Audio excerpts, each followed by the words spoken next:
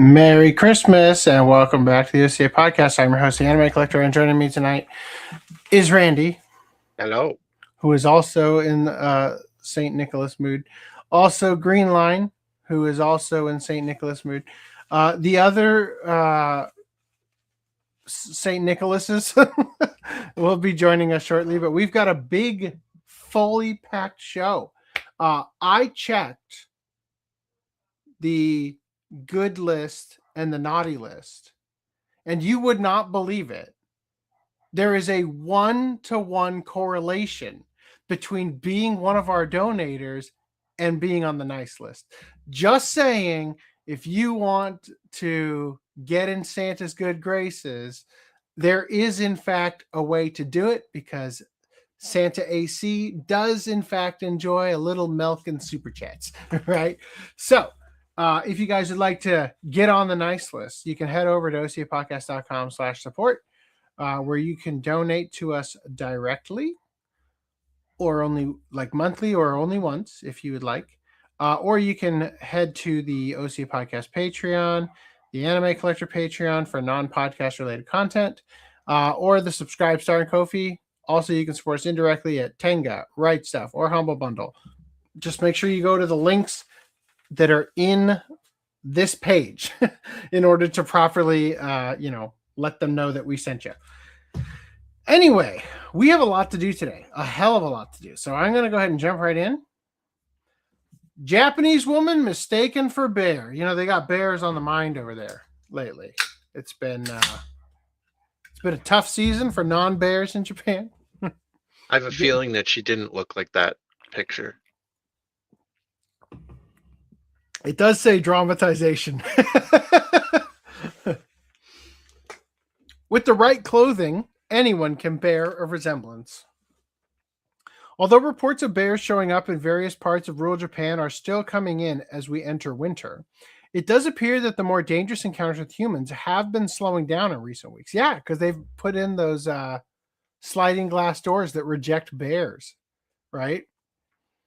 However, by the way, I did notice last time I went to a store that it is in fact a camera and not a pressure pad, like Toy Story 2 led me to believe. that I thought it would be a camera that causes the doors to open. So, because they open like sometimes even before you step on the platform. Mm-hmm. Right. And I happened to notice there were no platforms at some of the places I went to in the past week. So anyway, it says, so they've been slowing down in recent weeks. However, the months of seemingly nonstop news about bear attacks has left a lot of people on edge. At about 7:35 a.m. on the 15th of December, a motorist on National Route 13 in Yamagata City saw a bear sitting on the side of the road and reported it to the police. An alert was sent out to nearby facilities, advising everyone to be on guard for the wild animal. About 3 days later, one business contacted the Yamagata police and said that around the same time as the report, there was a woman having a cigarette and sitting with her back turned to the highway.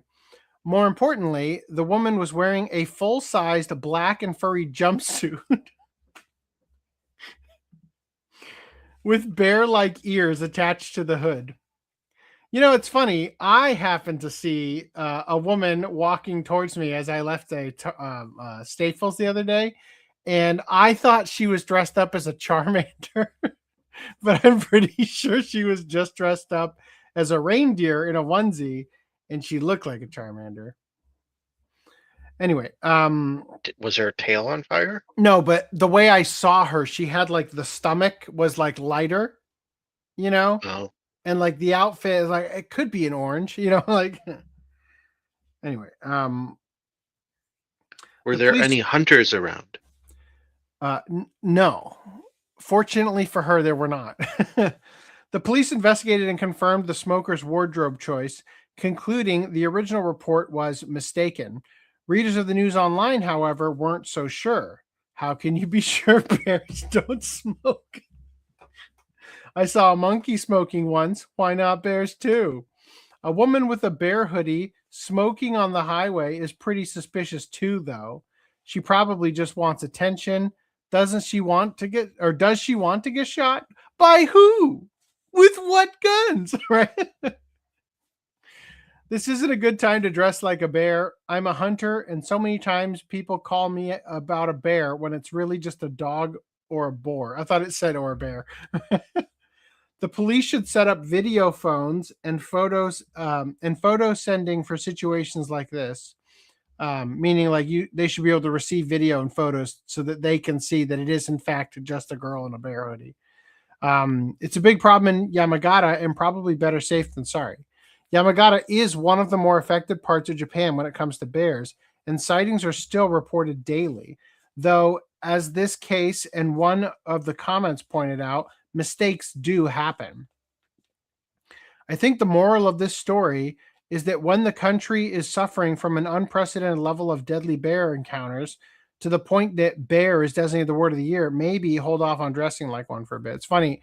As we were reading the article and I realized that it was in fact a girl dressed as a bear, I couldn't help but remember the hat my wife used to have,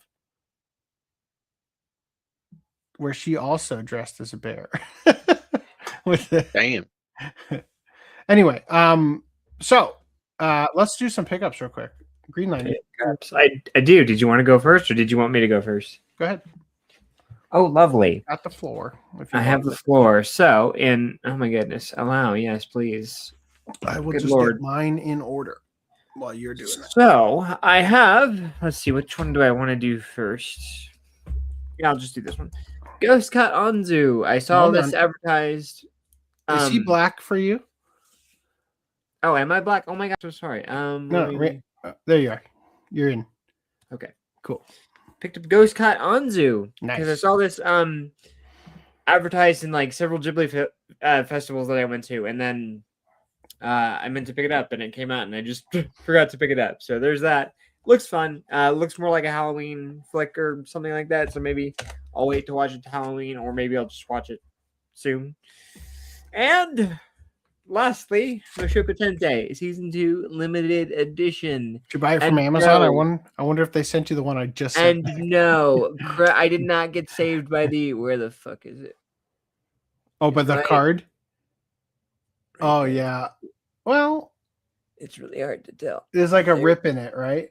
At the corner? Yeah, there's like a dent. They dented... I don't know if it's... Those bastards. My camera can't pick it up. It's not terrible, but it's still in the OCA podcast fashion of... I'm going to complain. Maybe if I put it from the side. Oh, shit. Oh. Yeah, it's a little bit better. Well, if you pull the anime, the Patreon exclusive anime collector tip, I hope that you don't get the one I just sent them. Right? Oh, dear Lord. I hope not either. Although, to be honest, the one I just sent them is in better condition than that. Yeah, like yours had what, like a cut in it or something like that? It had a cut in the shrink wrap that I couldn't actually determine was actually also a cut under the shrink wrap. And it was very like, small. This is actually like dented. Like, yeah, no, that's unsalvageable. Yeah, so cool. Is that all you got? You want me to? Yes. Okay. It is all I have. My turn.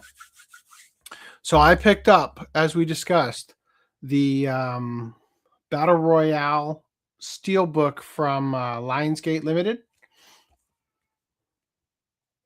All right.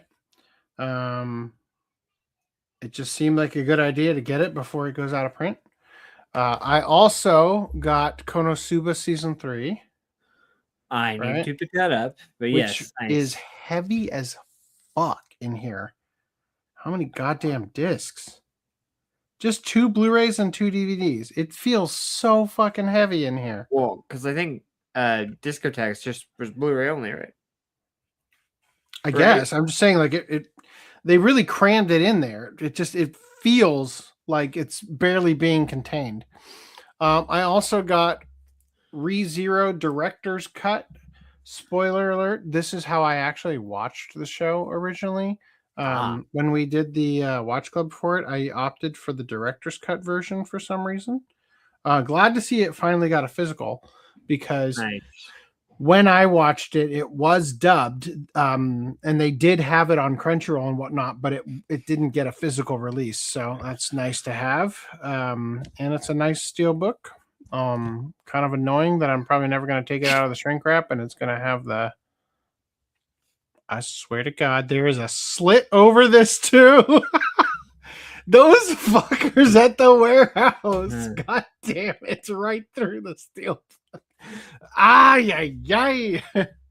Also, I got Spice and Wolf season 1 part 1. That's the limited, right? That Yeah. doesn't fit part 2. Yeah, the fuck you doing? Right? Yeah, season 1 part 1. Okay, season I can't 1 wait part to 2. get season 1 part 2 sitting right next. Like, why? So What's season that 1 part about? 2 doesn't have limited, right? We've Oh, covered yeah. I that. don't know. I think it's going to be in our Right Stuff segment tonight. Oh, is it? A listing for it. I don't Oh. know if it was Oh, thank God. specifically in LE or not, but I think I did Oh, see well, let's hope it came so. up. I also got a show that, quite frankly, I feel like I've done a disservice to in terms of coverage. There just hasn't been a lot that I wanted to visually show about it and say about it, but I've been very eager to actually check out, and I think that the fucking LE is pretty legit. Kaiju number 8, right? Pretty decent setup for the box set, right? Yeah. With the clear slip cover that has like the printed, warnings and shit on it. That looks pretty good. Has a nice parallaxing effect to it that I kind of think is good. I actually really like the print for the lightning too. It doesn't that just feel really electric on screen? Like, holy shit, would that hope looks so. so good, right? And then last and definitely least, but I will say some good things about it. Devilman Crybaby. Okay, this is the all the anime AIDS edition, right? So let me show you how AIDS it is.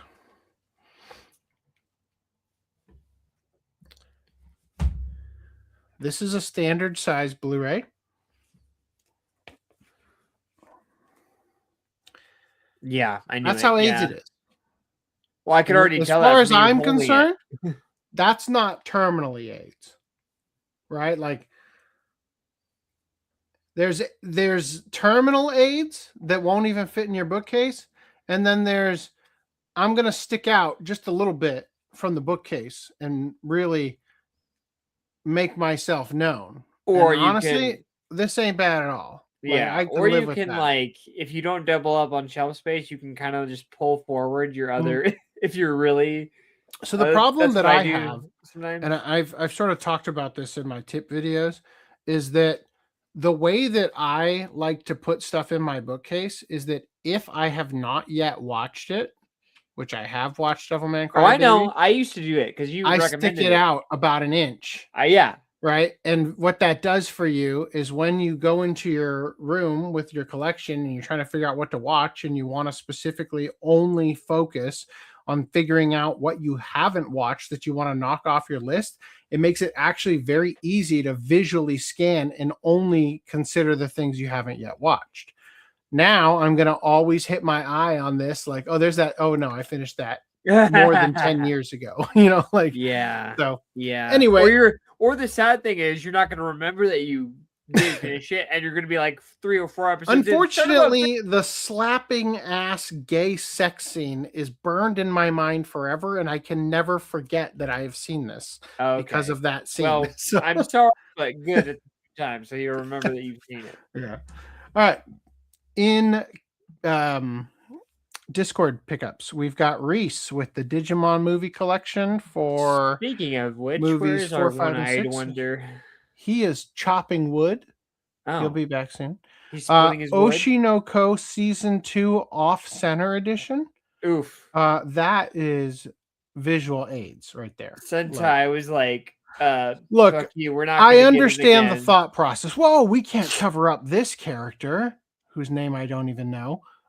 So let's put it off to the side. But boy, does that look visually unbalanced. Yeah.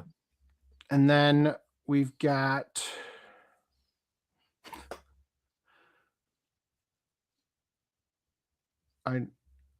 There was some confusion over the fact that that was the new movie release and not 1 through 3. Yeah. Okay. Okay, got it. So Danny picked up Full Moon Volume 1 and Blackjack Complete OVA series. Nice. Oh, another Full Moon Volume 2. Nice. All right. Reese picked up his Squirtle. Wow. That is off-putting as all hell. I hope he wears it to the show. Yeah. ChatGPT, put this on my avatar. Okay. Enriv, you picked up Ome Chanbara. This is that one. We looked at this a couple podcasts ago, like 100 podcasts ago. It's the one. I think it's the same podcast where we covered Superman getting sodomized with the rebar. Oh, geez. Right? This is the Cowgirl Samurai game, right? Yeah, and there's Or like is a it not? weird like black guy wearing a bikini top Oh, in the okay. trailer. Yeah, anyway, that's that one. Also Gungrave Core. Nice. I Wait, need to pick up no, the this can't Gungrave be anime. that. This can't be that game. Because this is on PS4. Is it a remaster or a sequel? Because it's Chaos. Oh, this is going to kill me now. Give him 5 minutes while he looks it up. Well, I remember what episode it's from at the very least because of the thumbnail I'm working on for it. Anyway, got this controller for my Game Boy Advance player on my GameCube. Seemed like it would be a better controller for those games. Huh. I suppose. Yeah. Got the Dagger of Kamui. Nice.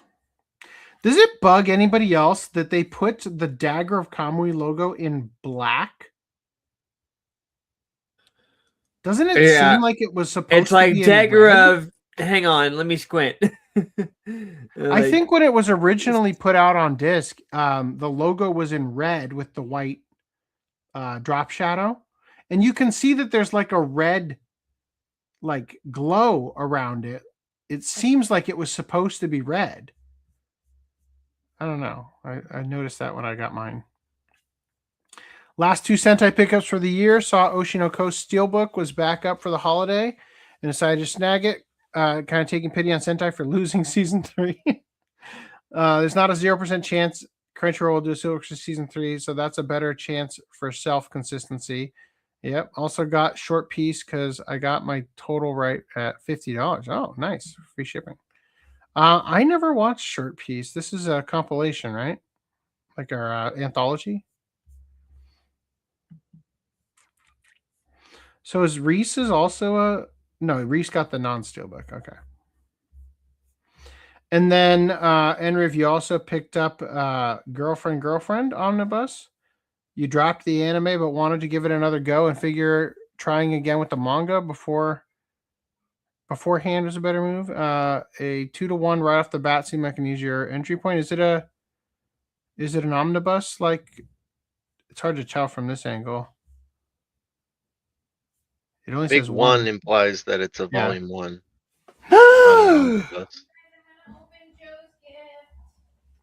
Hello. Welcome. Reese, you're not wearing your Squirtle hat. Merry Christmas. Oh, yeah, you like to. No, but he's wearing his baby shark get up.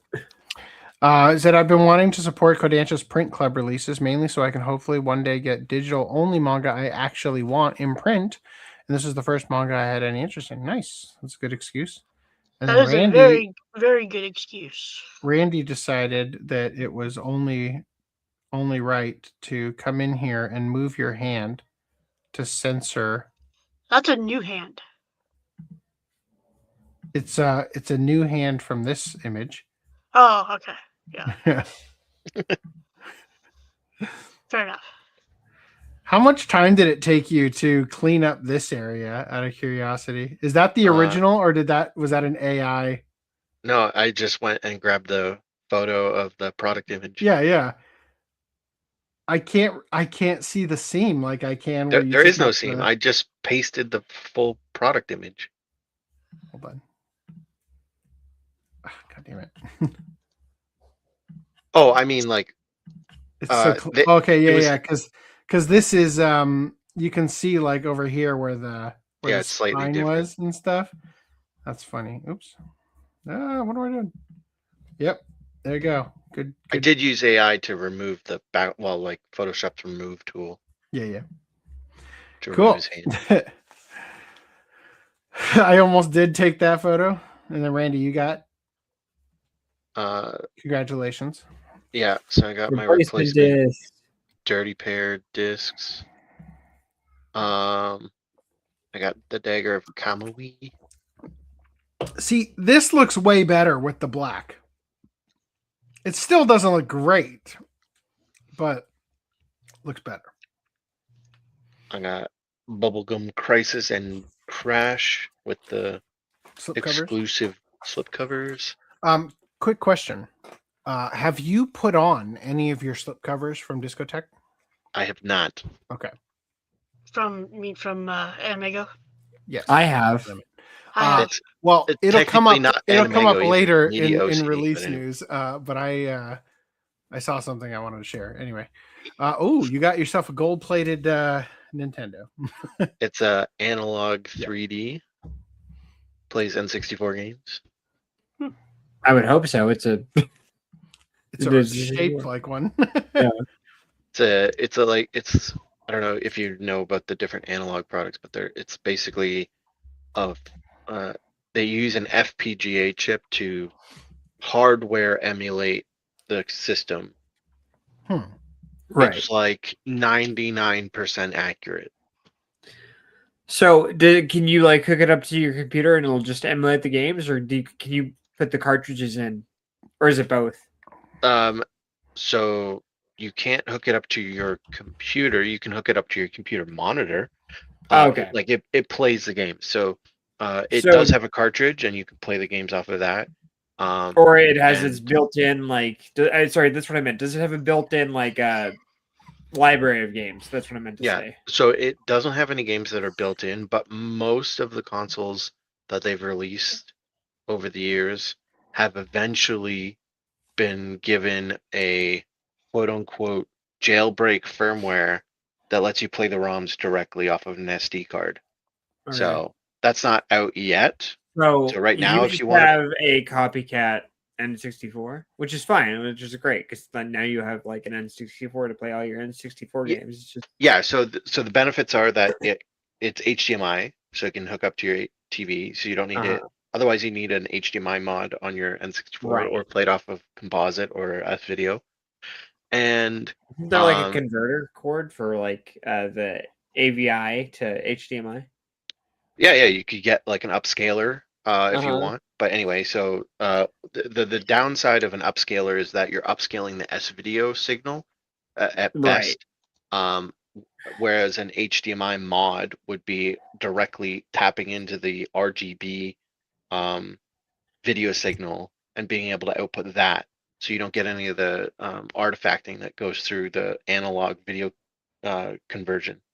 Because if you convert the analog signal to HDMI, you're going from digital to analog to digital, right? Whereas if you get the HDMI mod, you're going straight from digital to digital. But obviously, so HDMI it looks cleaner when you the way you have it set up. And this is essentially like having like an HDMI mod. $200 like N64 or whatever the fuck they are now. Yeah, I think the HDMI mods are like $100 ish, and then you got to install them. Okay. Although there might be cheaper ones now, but anyway. So the only thing you're missing out is like the authentic factor of not of it not actually being an N64, but for the most part, it's just an N64. For the most part, it's an N64. I mean, it looks like it. It looks like it takes N64s up the ass. Yeah. No, I'm just like triple checking because it's just like this is just an updated off-brand machine to take N64 games, which I'm sure you have quite a bit of. Mostly that is what this is. Okay. It allows you to... In monkey terms, I'm sorry, Green Line is a little slow when it comes to like retro fitting and retro gaming. So, and I'm trying to help also the audience follow along with. Appreciate that. The N64 has this thing that blurs the image that they built into the firmware of the graphics processing of the N64. So you bought in this order- to help me get the blur for that Bowser asset I need, huh? That was so nice of you.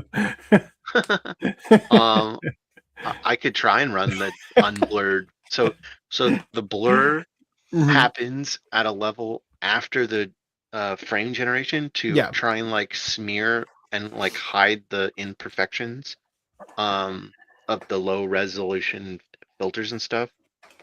So with this, you can like they added an option to turn that blurring off, so you don't get that because it doesn't look as good on HDMI. Obviously, it also gives you scanline options, that kind of. Cool. Catching up on the chat, you said I'd choose the bear all the time if they look like that. Oh, hope that was about the Japanese girl and not my wife. It was about the Japanese. JG Vegas says Man Bear Pig was real. How dare you say that about my wife?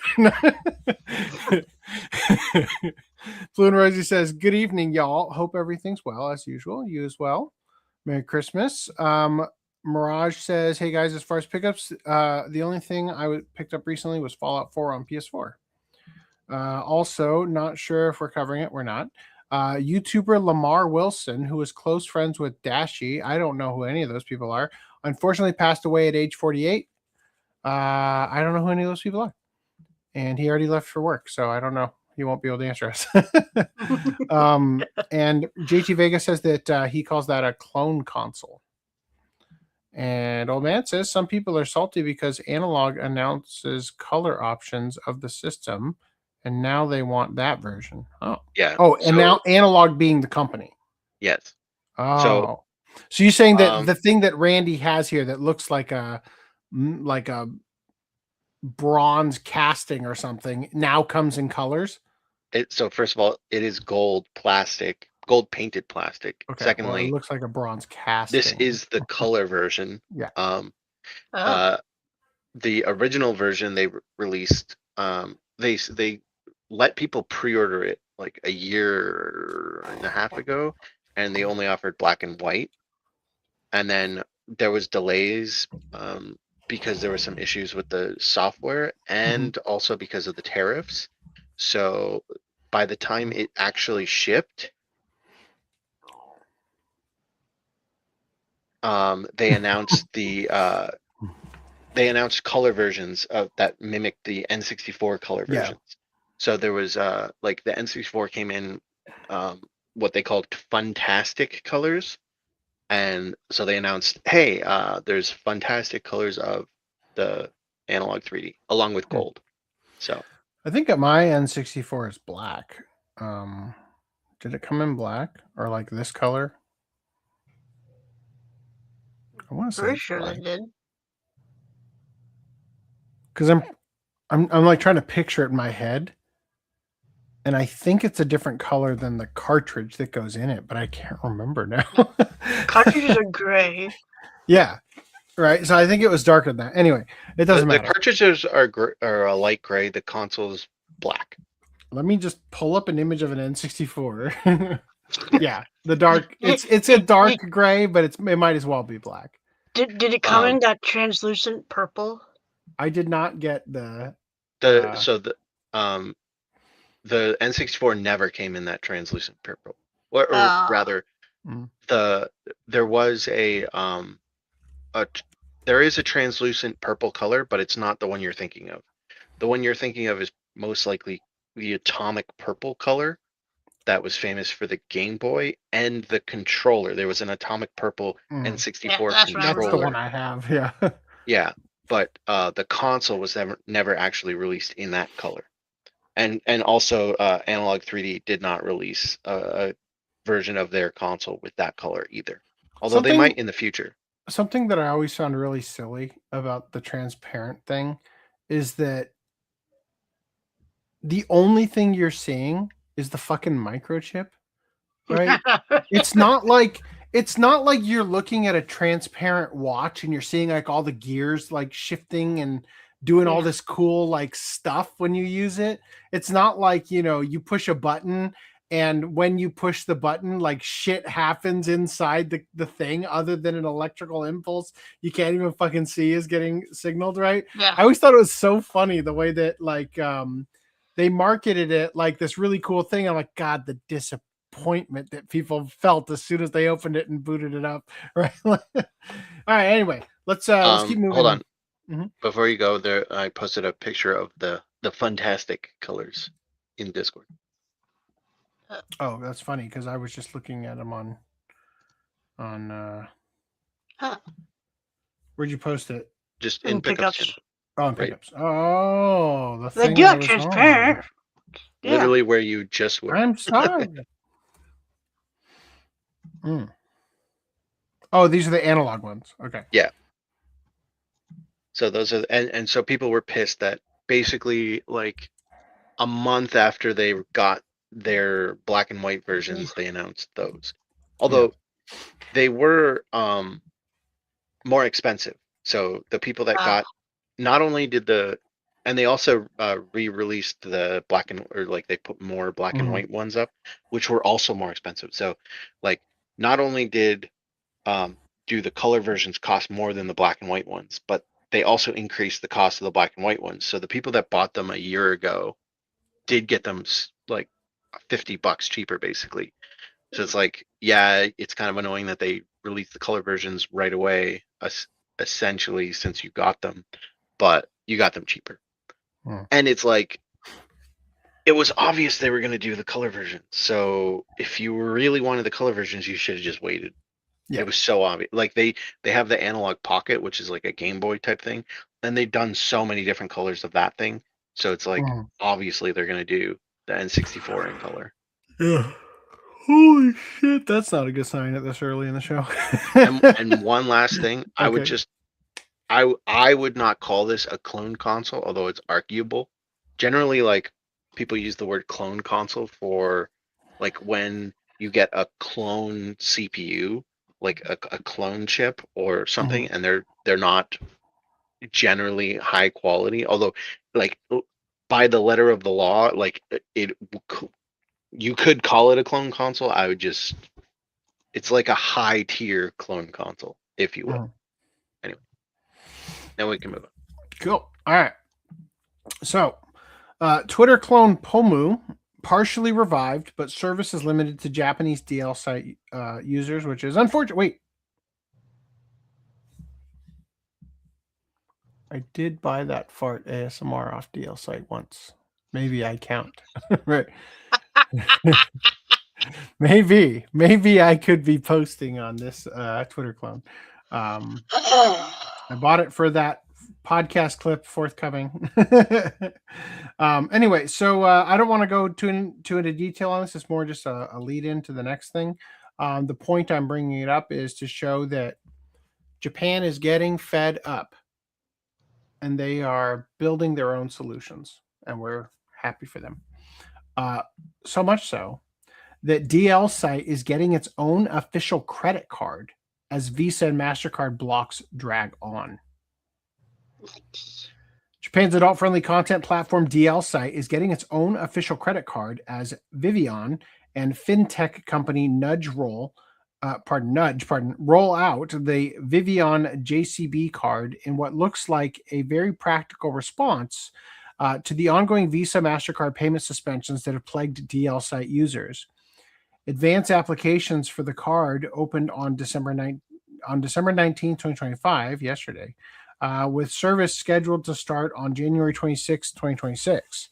The pitch is simple.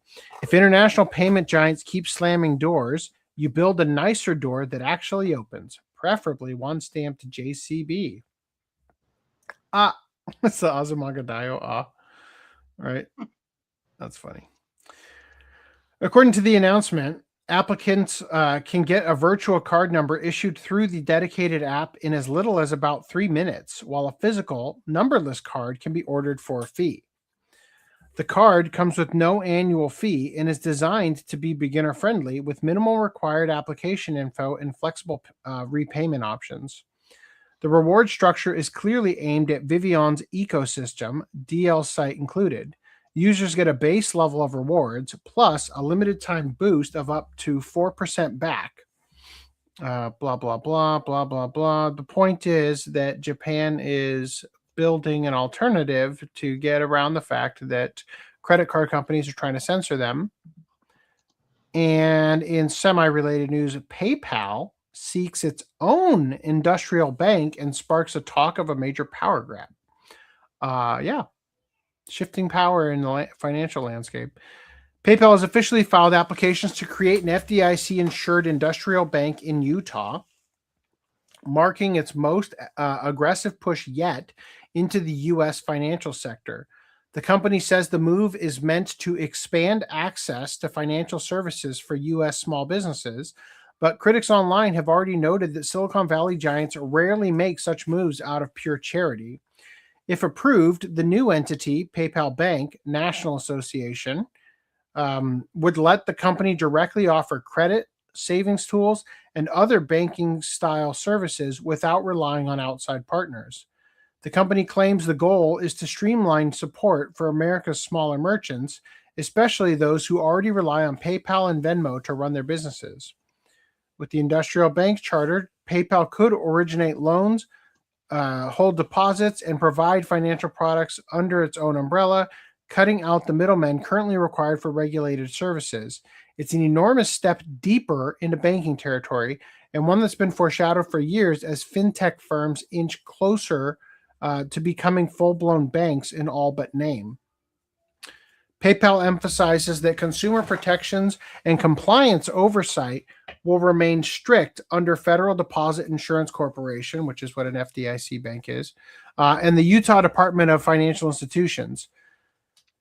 The proposed PayPal bank would operate independently from PayPal's existing business structure, at least on paper, but online reactions immediately highlighted how much influence tech platforms already exert across digital payments, loans, and financial behavior. For small businesses, the pitch is convenience, faster access to capital, smoother integrations with existing PayPal tools, and the possibility of lower fees. For critics, the concern is consolidation. Another massive tech company inserting itself into yet another critical segment of everyday economic life. Given how much PayPal already controls in the payment ecosystem, some users are wondering whether this new bank is genuinely about access or simply about locking merchants even deeper into PayPal's ecosystem than ever before. Whether regulators approve the charter remains to be seen, but one thing's clear: the line between fintech and traditional banking gets thinner every year, and PayPal looks eager to erase it entirely.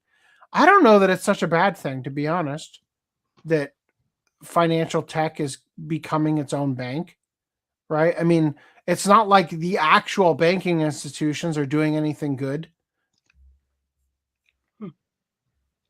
The only issue is if they also operate on fractional reserve lending, then we accelerate that problem. But that was kind of doomed to begin with.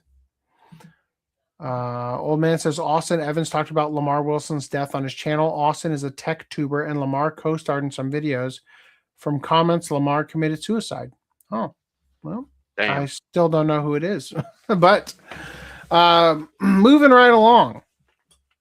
The Japanese sci-fi horror movie Subjugation, no CGI monster film, ended with only 60 backers, and it earned $11,949. Were they all seem right. top tier? Top tier. Something about that backers? seems a little fishy. Something about that seems like somebody backed their own fucking campaign, doesn't it? 11,900. That's like $200 per person divided by 60. Well, what were the tiers? 199 and 15. So I paid $100 for the Kickstarter exclusive More Nipples edition, right? As you do. What did we go from? We went from December 6th, $6,000, December 7th, $8,000. I think we found our our influx of cash. Yeah, so the tiers were, digital just downloads. focus on the big ones. 30, the big okay, ones? look at the big Were there ones. like whale ones? Yeah, okay. So there were a One few whale backer ones. as an executive producer. This is the stupidest grift ever. Who the fuck? I'm an executive producer. Like, you think this movie's gonna win awards? He's selling you the more nipples edition. Like, come on. This is the biggest grift ever.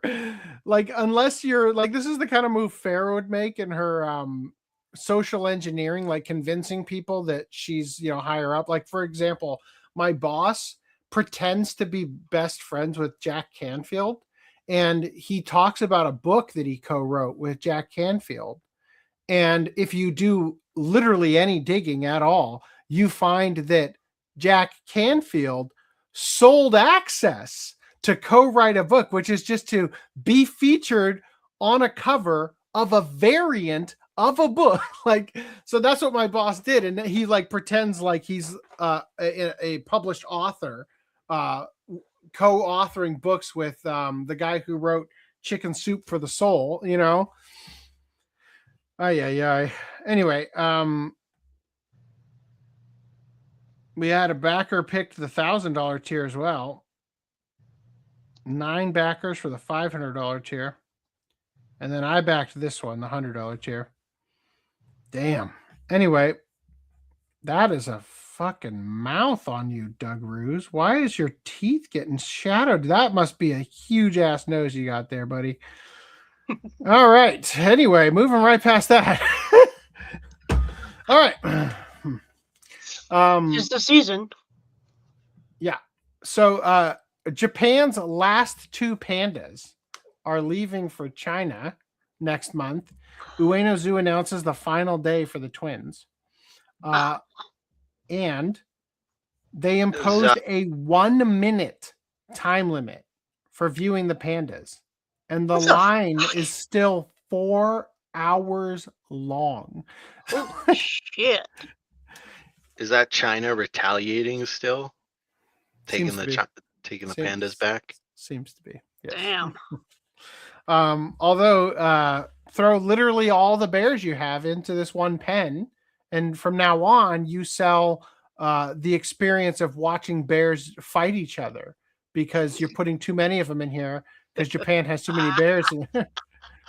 Hey, how'd that girl get in there? She becomes the king of the bears. All right, anyway. Japanese Idol sparks a viral editing frenzy after showing photo of her stomach. When I first read this, I thought it said eating frenzy, and it was even funnier. But editing frenzy does make sense. So this idol had an unfortunate photo incident happen where tight close up top, tight close up bottom, nowhere for the skin to go upon twerking or whatever. Right? Japanese idol Ayano Shirasu of Melty Bear. No way. Went viral after posting a stage performance photo in which her stomach folds slightly as she bends sideways. Rather than hiding it, she openly asked fans to retouch the image to make it look prettier. The post quickly gathered more than 44 million views and over 40,000 likes. Thousands of fans submitted their edited versions. Some made realistic touch-ups, smoothing out her stomach, but others took more humorous routes. I love that.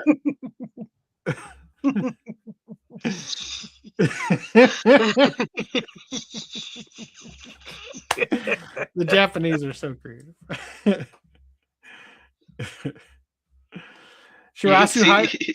You could see the Gemini logo in the bottom right there. Yeah. Gemini is pretty good. That uses Nano Banana. Shirasu highlighted some of her favorite ones, pinning the post and showcasing the creativity of her followers. The photo itself dates from a live performance, and the moment captured was simply a natural stage pose. Still, the request for fan edits turned into a surprisingly massive social media trend. while a handful of commenters criticized the original image, calling for Ayano to act more like an idol. The overwhelming reaction was playful, with fans treating the edit request as a communal art challenge. Nice. Everybody liked that. That was wonderful. Also, male staffer for HKT48 idol group treated after being stabbed. Now, I'm going to read you instead the Sankaku Conflicts article. HKT48 stabbing incident, fan arrested after calling police on himself. Because this one doesn't bury in the article that it wasn't just a staffer who got stabbed. An HKT48 groupie allegedly managed the rare feat of stabbing 2 people at an idol venue, then dialing the cops on himself. As Fukuoka police say, a 30-year-old unemployed man was arrested on suspicion of attempted murder after a bloody incident near the group's base of operations. The man, an Itoshima City resident and regular attendee of HKT48 events, is accused of stabbing a female concertgoer and a male event staff member at a commercial complex in Fukuoka City's Chuo ward on the evening of December 14th. Both victims were taken to a hospital with injuries, but thankfully none were reported to be life-threatening. Further reports from Japanese and international outlets state that the attack occurred at or near the complex housing the HKT48 theater by the Mizuho Peipei Dome / Boss Izo Fukuoka facility. Jesus Christ. The male victim, a 44-year-old staff member connected to HKT48's management or theater operations, reportedly confronted the suspect after finding him in a restricted area used by staff elevators. The suspect is then said to have stabbed him in the chest with what appeared to be a kitchen knife before fleeing.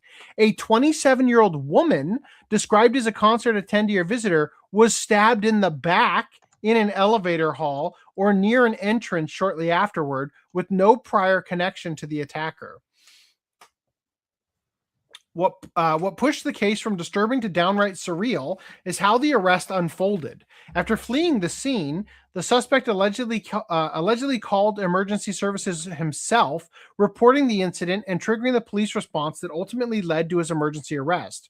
Authorities have since confirmed he is being investigated on suspicion of attempted murder, and that he was a frequent attendee at HKT48 related events. Some reports say he turned up as often as 5 or 6 times a month. HKT48 scheduled events at the venue were promptly canceled or suspended in the immediate aftermath, and management confirmed that members inside the theater were safely evacuated and unharmed. Police, meanwhile, are still digging into the suspect's motive and the exact sequence of events, though no clear reason for the attack has yet been made public. Japan's idol industry has unfortunately seen its share of violent incidents over the years, and each new case raises the same uncomfortable question about security, access, and the more obsessive corners of idol fandom. Damn. I like how it had to express that this person was unemployed. Come on now. We have to make sure that everyone knows he was a degenerate loser that didn't have a job. No, totally. Like, it just to give yourself a sense of safety, you have to know when you're around unemployed, homeless, or incel type individuals, because you could be next, right? All right. Mirage, I know you went back to work, but this is for you, buddy. Sorry it took me so long. Paramount scraps last Ronin Teenage Mutant Ninja Turtles movie, wants to Sonicify the Ninja Turtles. You'd be funny if they scrapped the last Ronin movie and then they literally put out a Teenage Mutant Ninja Turtles movie where the characters look as hideous as Ugly Sonic. Fast and Furious producer in talks for a new live-action take on Turtles. Interesting things are happening with the Teenage Mutant Ninja Turtles franchise, but it's going to leave some fans upset. It looks as though Paramount, the studio that owns the property and was recently acquired by Skydance. Okay, now we know it was Skydance who bought Paramount. Is ready to revitalize it again with that in mind, according to the Hollywood Reporter, the Teenage Mutant Ninja Turtles: The Last Ronin movie that was in development is seemingly dead for now. For anybody who is not familiar, Teenage Mutant Ninja Turtles: The Last Ronin is a story that follows one of the turtles after the rest have been murdered, and you don't learn which turtle it is until the end. Because the turtle uses the weapons previously only used by the brothers or whatever you call them. Yeah, the he uses litter. all of them. He uses all of them. And so you're not supposed to know which one it is. And part of the mystery is figuring it out as the series progresses. Per the Hollywood Reporter, Sonic the Hedgehog and Fast and Furious producer Neil H. Moritz is taking on the heroes in a half shell in an effort to what the reports call Sonicify the franchise. Given the immense success of the Sonic the Hedgehog trilogy of movies, this shouldn't come as a surprise. All I want to know is what race is April O'Neil going to be? And is she going to have that little zip with the, I just got to know. Given the immense success of the Sonic the Hedgehog trilogy of movies, this shouldn't come as a surprise for adults who grew up with the Turtles and followed the story through its ultimate conclusion in The Last Ronin, though. This might be a hard pill to swallow. The Last Ronin film was going to be an R-rated adaptation of the 5-issue IDW comic book that follows the story of the last Ninja Turtle standing after years of battles. It's set in a future where New York has become something of a cyberpunk totalitarian society run with a bladed fist by the grandson of the Shredder. The lone turtle joins forces with an older April O'Neil. Now I don't even want to know. and her daughter, maybe. Casey Marie Jones. Guess who her father is? In an attempt to save the city one last time. It's a wildly popular story with longtime Teenage Mutant Ninja Turtle fans. Enduring 2, it's managed to be the top-selling graphic novel for the last 2 years. Still, while a wonderful tale, an R-rated Ninja Turtles movie might not be the best way for Paramount to bring Teenage Mutant Ninja Turtles back to the live-action space. I mean, every single Batman movie, except for the Adam West Batman, is at least PG-13, isn't it? Yeah. I don't think the 1980 Batman is. Well, yeah, that one probably PG. Yeah. The first two probably were PG. Yeah, let's be honest. They might as well be PG-13. Yeah. Yes. They were darker toned. They're definitely, yes. And like PG in the 80s is at least PG-13 in the 90s, right? Yeah. At least. Yeah. They were getting away with a lot of stuff with PGs. And PG means parental guidance. And in the 70s, almost porn was just like PG, as in like, you know what? Lady, I'm not telling you how to raise your kids, but it ain't sunshine and rainbows in this flick. You know, like I'll never forget renting Logan's Run and there being full-on sex scenes and nudity in it, and it being rated PG. Right? According to Google, it was rated PG-13. Haha. I would like to. I'm kind of shocked that it's rated PG-13. So, I also find it annoying that it's hard to figure out what the fucking rating is on old movies now. Like Google's AI says it's PG-13, but I don't trust Google's AI. You have to look at a movie poster or something. IMDb doesn't. The VHS on eBay and look what the pictures of the back of it look like. Yeah. Anyway, I will say two things. Oh yeah. What did you find it? IMDb says PG-13 as well. So. Yeah. Okay. IMDb AI. What about the one with Poison Ivy and Batman Forever? Or no, Yeah. Batman and Robin? Yeah. That was PG-13. Yeah. That was also PG-13?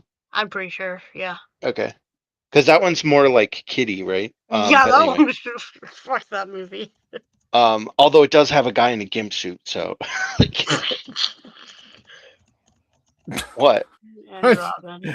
The Whiplash I'm getting. That's that what you. movie. That's what you remember, Randy. Yeah. That was also PG-13 for sure. Yeah. Okay, so two things. One, we've had this conversation before, I suppose, but like when we were kids, we would watch TV or movies that were rated like R on TV because they had They would TV cut out all the good edits. stuff. Yeah. Yeah. And so like Trading Places has full frontal like boobies and lots of swearing, clear R rated movie. I watched that when I was a kid because you can cut out those parts and make it like a PG movie. Like depending on even if you want to include some swearing, maybe PG-13. But like you can cut that down to a PG movie, right? So now you don't have access to those things. So as parents, like if you show your kid those movies, you're gonna get screwed. You're gonna be like, you're oh, this. Like, I watched this movie when I was your age. Yeah, it's like, oh shit, I don't remember that scene. I don't remember. I don't remember the bouncing dildo and flubber. and it's also like, if you want to show your kid those movies, like let's There's say no you way want to show them the it's censored like version. It's like, okay, I want to show them Die Hard because it's a Christmas movie, but like I need to now go find the TV edit somewhere to show my kid that, because it's like, well, I'm not showing them I'm not showing them the uncut version with the boobies in the office tower scene. What does he say in the censored version instead of yippee ki motherfucker? Something cowboy? No. Yeehaw, cowboy. Anyway. That is awful. It doesn't say that. I don't know what it says. I've only ever watched the R-rated version. The second thing I wanted to bring up is we now have also like a mini generation of kids that grew up through COVID and the whole like like a whole high school generation, right? 4 years in high school, grew up with COVID. So they're not going to, and just in general, movie theaters are kind of on the decline. So they're not going to movie theaters. And I saw a person on TikTok post this video talking about, and this person was like claiming they were like psychologists or I don't know, fucking whatever. But in the edited version, it's just yippee-ki-yay. That's all. They just leave out the motherfucker part. I'm over here noticing that there's a Die Hard porn parody. There's definitely versions where they sub in other words. Yeah. But there's anyway, I found an edited for television wiki, or the Die Hard wiki that shows like all the TV edits for all the Die Hard movies. But so this TikTok person was talking about how it's very irresponsible of parents bringing their kids to PG-13 rated movies. And she insists, like, no, PG-13 means that it's parental guidance if they're 13.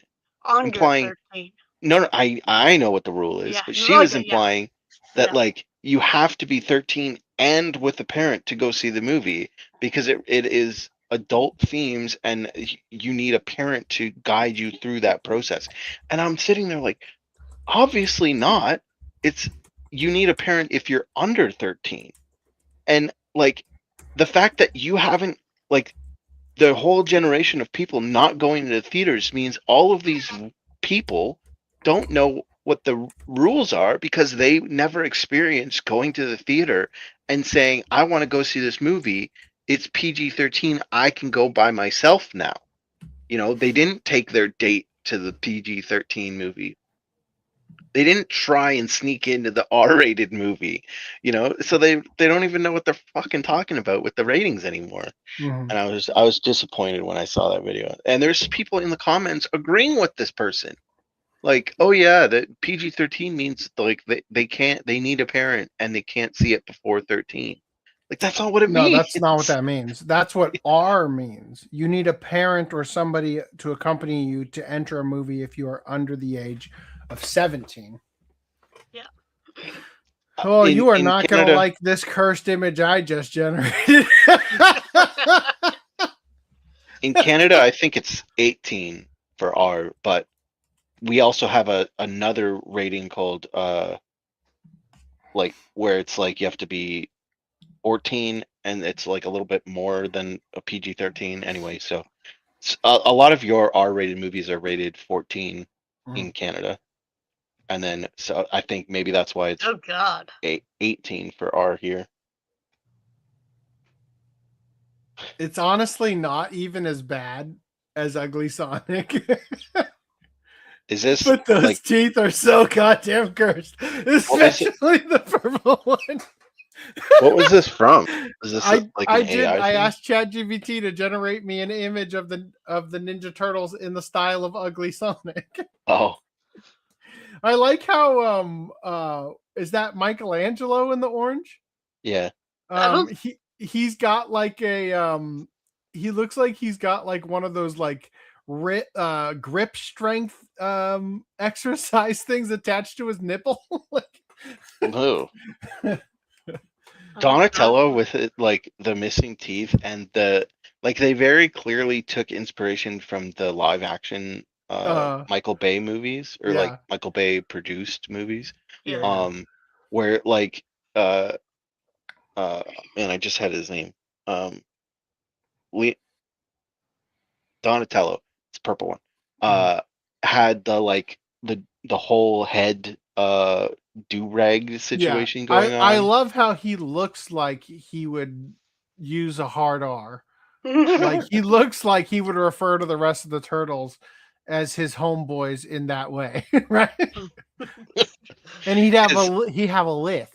Right? His mask isn't even like a mask though in this image. It's just like a painting painted on purple head. But wait, no, but there's a part coming down. His hair's turned. His hair's turned. Where does the head end and the rag begin?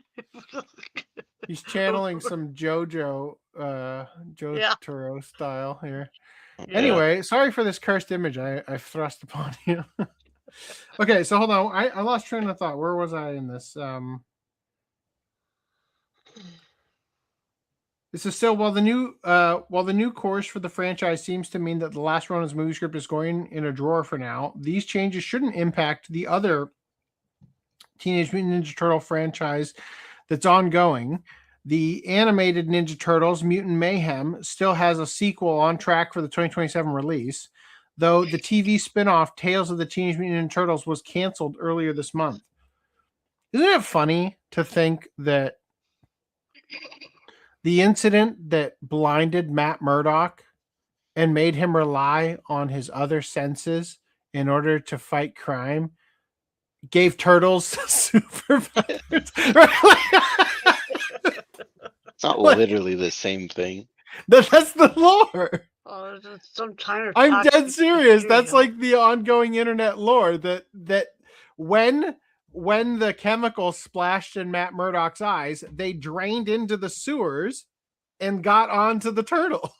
Okay, but canonically, even though they're not part of Marvel. Right? Yeah, it's not the same. I just love that though, because it's like Matt Murdock really got the shit end of the deal. You know?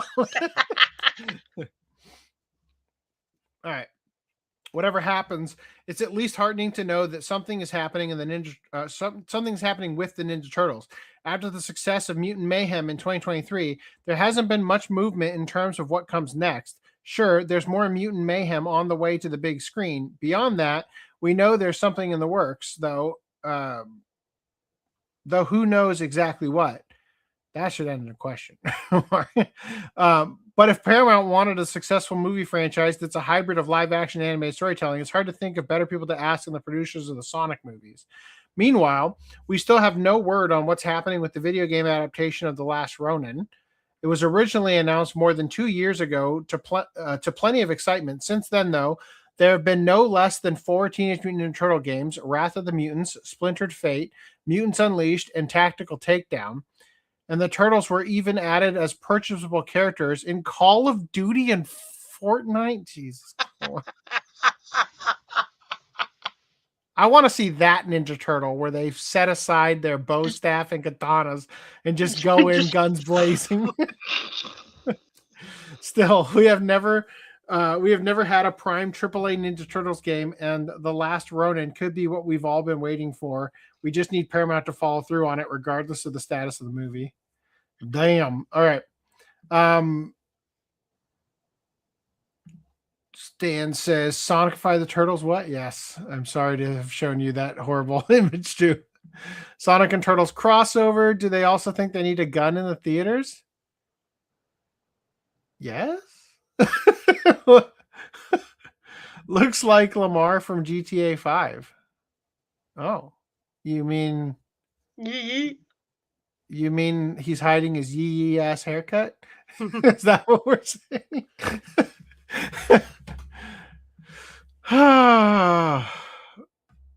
Wasn't the Turtles originally a parody? It might be. I don't know. I'm not a big fan. Moving past this. This is also for you, Mirage. Space Godzilla is confirmed for Godzilla Kong Supernova. In Dreams Come True and Worst Kept Secret news, it looks as if the villain at the top of the list of potentials will be the big bad of Godzilla Kong Supernova. It looks as if the villain at the top of the list of potentials will be the big bad of Godzilla Kong Super. Okay. Space Godzilla is coming to the Monsterverse, is what they're saying. I'm sorry. I just glanced over. Are those Godzilla's tits? No. Okay. I think they're his shoulders.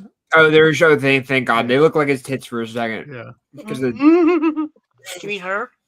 Her tits? yeah, her tits. A listing courtesy of the Writers Guild of America, the Union for Screenwriters, gives away the already spoiled surprise.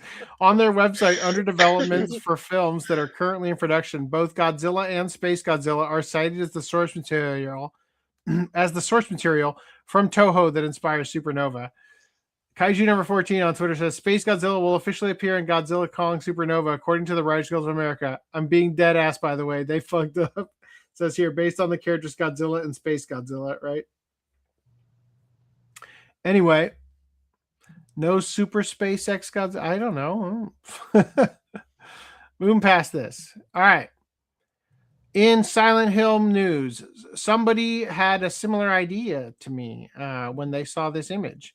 They're saying, I'm convinced now we will get a Silent Hill 2 merged with Silent Hill the arcade movie, which doesn't need to be a big thing, honestly. I'm excited for the movie even more now.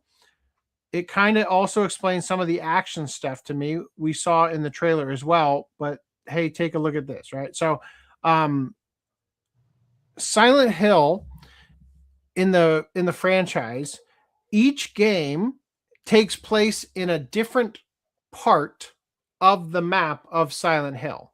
And a couple of the games overlap just ever so slightly, so you see things that you experienced in a previous game. Okay? Silent Hill 2 takes place in like the same part of Silent Hill as Silent Hill the arcade does. Okay?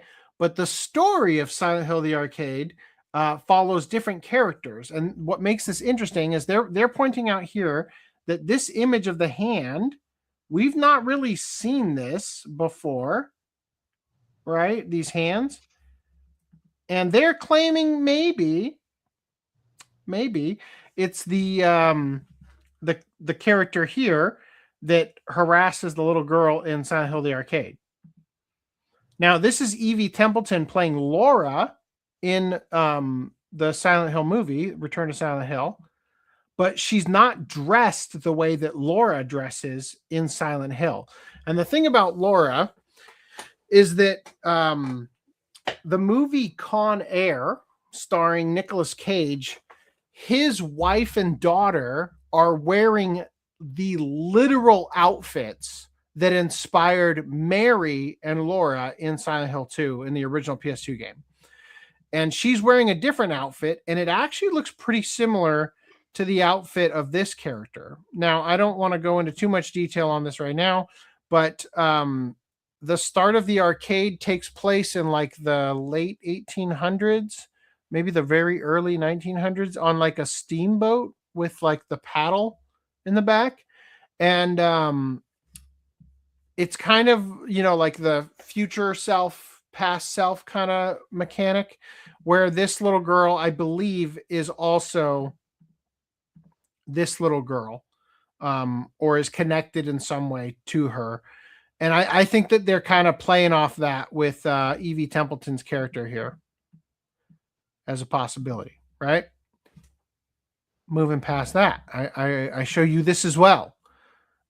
New look to Return to Silent Hill. So they got this new website. I'm not going to bother showing it to you right now, but they have these like things you can find on this old, like early 2000s style, almost like Flash website kind of thing where you interact with a bunch of shit. And in them, you will see this image of James's character with a painting of the Red Pyramid on top, right, with his name here.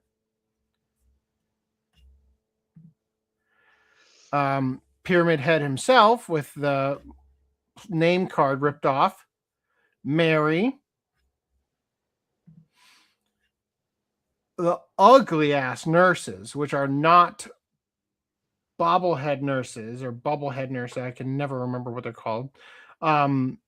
It's not one of those. They have a different mask that actually we talked about before. It kind of looks like the Terrifier makeup from the franchise Terrifier, which is made same producers or whatever. And then of course, Evie Templeton's character, Laura, right? And just as a reminder, Laura in the Silent Hill 2 remake was also played by this actress, Evie Templeton. So when I saw this, I did a double take because I was already planning to talk about the influence from Silent Hill the arcade. And then I started to see these and I thought, okay, now look, I think everybody is going to think, well, yeah, Silent Hill Homecoming. But no, actually, mentally here, Silent Hill Book of Memories. These are the loading screens between different levels. And if you ask me, that's what they're going for here. Now, are they adapting Book of Memories? I fucking doubt it because there's like no goddamn story in that game. But could be. I don't know. So I thought I'd toss that out there. Any thoughts before I move past this? Nope. Didn't think so. Hold on. It's a ma'am gorilla with tits. I'm glad to be up to expectations. All right. Now, I am dumbfounded. I am floored. Sankaku Complex, Bounding into Comics, Crunchyroll, Niche Gamer, That Park Play. None of them seem to have written an article about this. We should have covered this last week. And I had to go look for an article to put in here. Street Fighter movie drops a kick-ass first footage of 50 Cent, Jason Momoa, and Noah Centineo. Have you guys seen this? I know Randy has. Holy shit. Hold on to your fucking pants. I don't have any pants. That's right. It is the No Pants Podcast. Here it is. I'm going to play it for you. Motherfucker, is this incredible looking.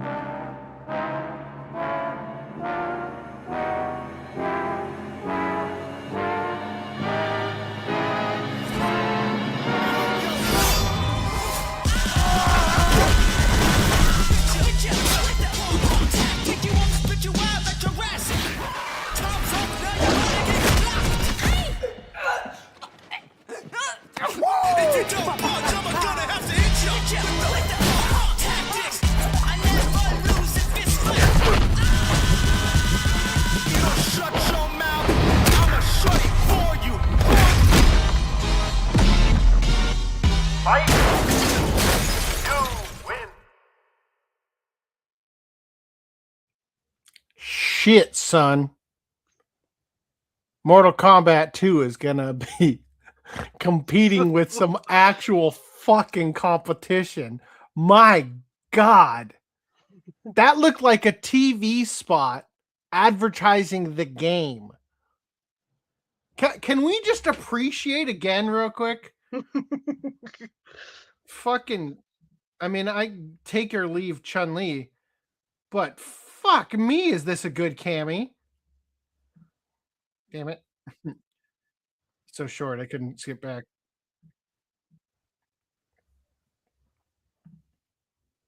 Damn. Effort. Attitude. The characters all have a presence. Oh, wasn't that? Oh, yeah, that guy. I don't know if I like I don't M. like- Bison personally. He's not. M. Bison stands out. He has some big shoes to fill, and I'm not seeing it. Yeah, seriously. Nobody could have filled Raul Julia. But shit, man. What a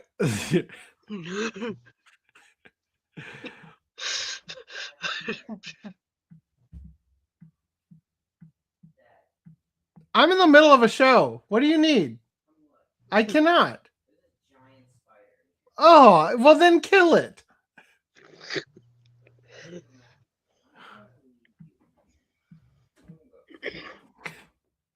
My kid's like, there's a Get out of my room! spider in I'm the playing Street bathroom." Fighter. Wait a minute.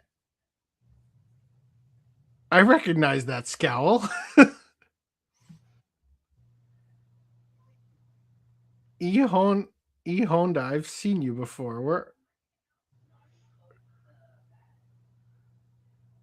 wasn't he in the beginning? Anyway, we don't need to stay on this forever, but I'm a little annoyed there isn't like a release date associated with this. He was right before Cammy. I thought so, right? There. Who is that? He looks so fucking familiar.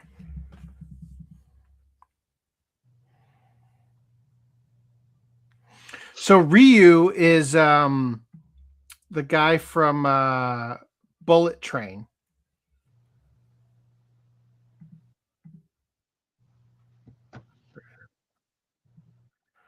Andrew Koji.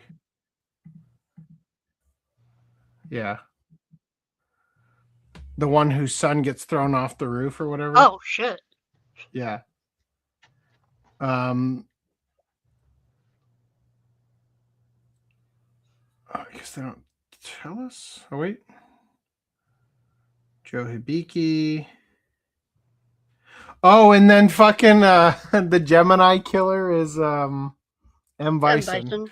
Yeah. Yeah, that's who that was. That's what I was thinking. Wait, isn't that? Yeah. Wait. It is Joe Hibiki, right? Dan Hibiki? Are they related? I'm sorry. Joe as Akuma. Dear God. Isn't the guy fighting the car at the end of the thing? Isn't his name Joe though? Isn't that?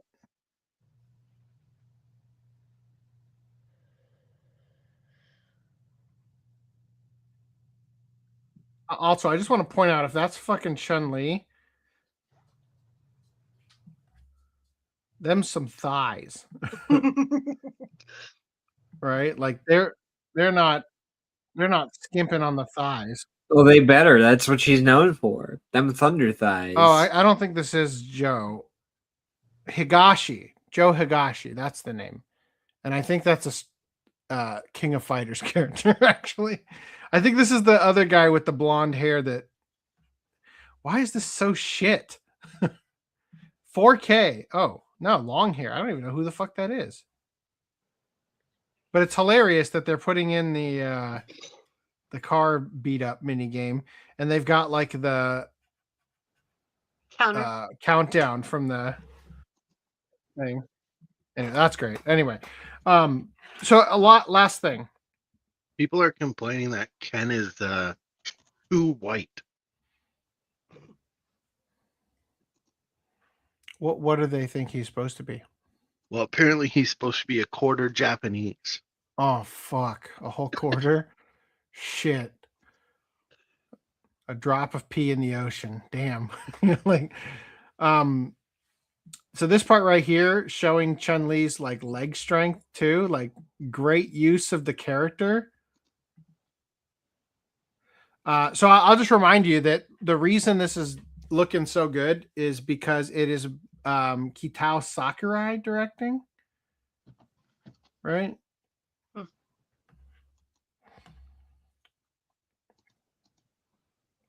Of course, Jason Momoa is Blanca.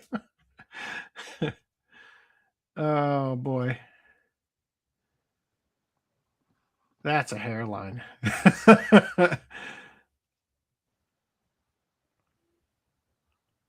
Wow. I feel like it's too forward. Like they could have taken it back a little bit. I don't know, man. I feel like it's going to be interesting. You know, like if you compare that character to which one? The 50 Cent's character Mm-hmm.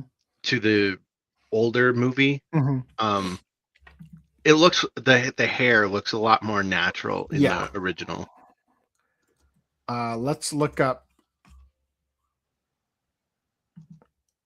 I mean, let's be honest. We're not expecting acting prowess and whatnot from 50 Cent, right? Like, let's be real here. Street Fighter Balrog. What's the Street Fighter movie? 96? 94? 94. Yeah, I don't know, man. What you said, yes, accurate. But also, let me pull open this image real quick and screen share it or whatever.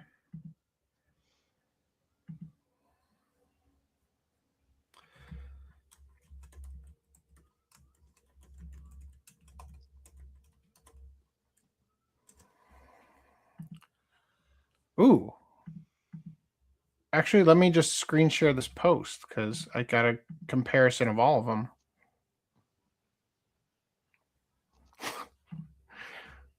Okay, that was weird. Let me make sure I stop where I should because, yeah, okay. So there's 1, 2, 3, 4. All right, let's just do these.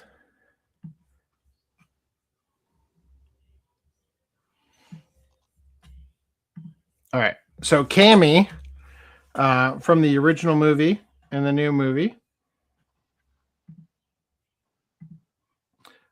E Honda. I like the old one better. Yeah. And then there you go. Is it more realistic? Yes. You know why? Because it's subtractive and not additive, right? But let's be honest. That looks weird. It could be better. It might be a little bit too much, but it's still, I don't know.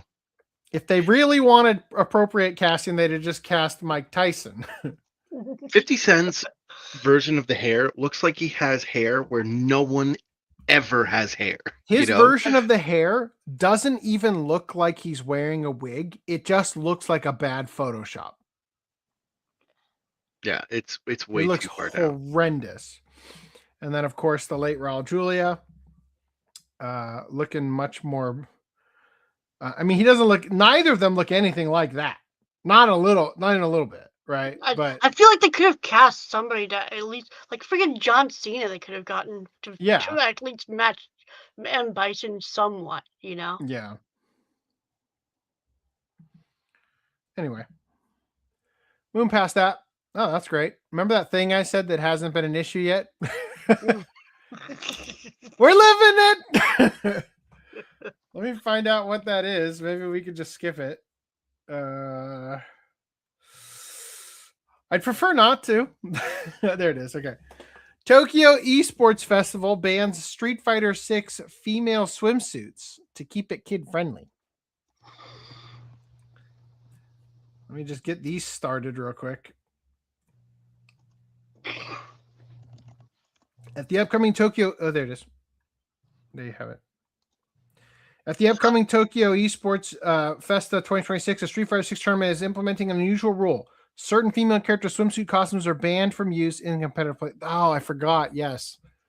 I forgot that beaches don't allow children. That makes sense, right? Because kids can't go on beaches and see this exact same thing. Probably worse. Let's be honest, ladies. Like, you don't go to the beach for anything else except to have your whole asshole hanging out. The festival, organized by the Tokyo Metropolitan Government alongside the Japan Esports Association, will take place January 9th through 11th at Tokyo Big Site. And to ensure the environment is suitable for all ages, the rule prohibits specific swimsuit outfits for participating fighters. I mean, let's be honest. The reason they're implementing this is because last year or whatever, that nude mod got through.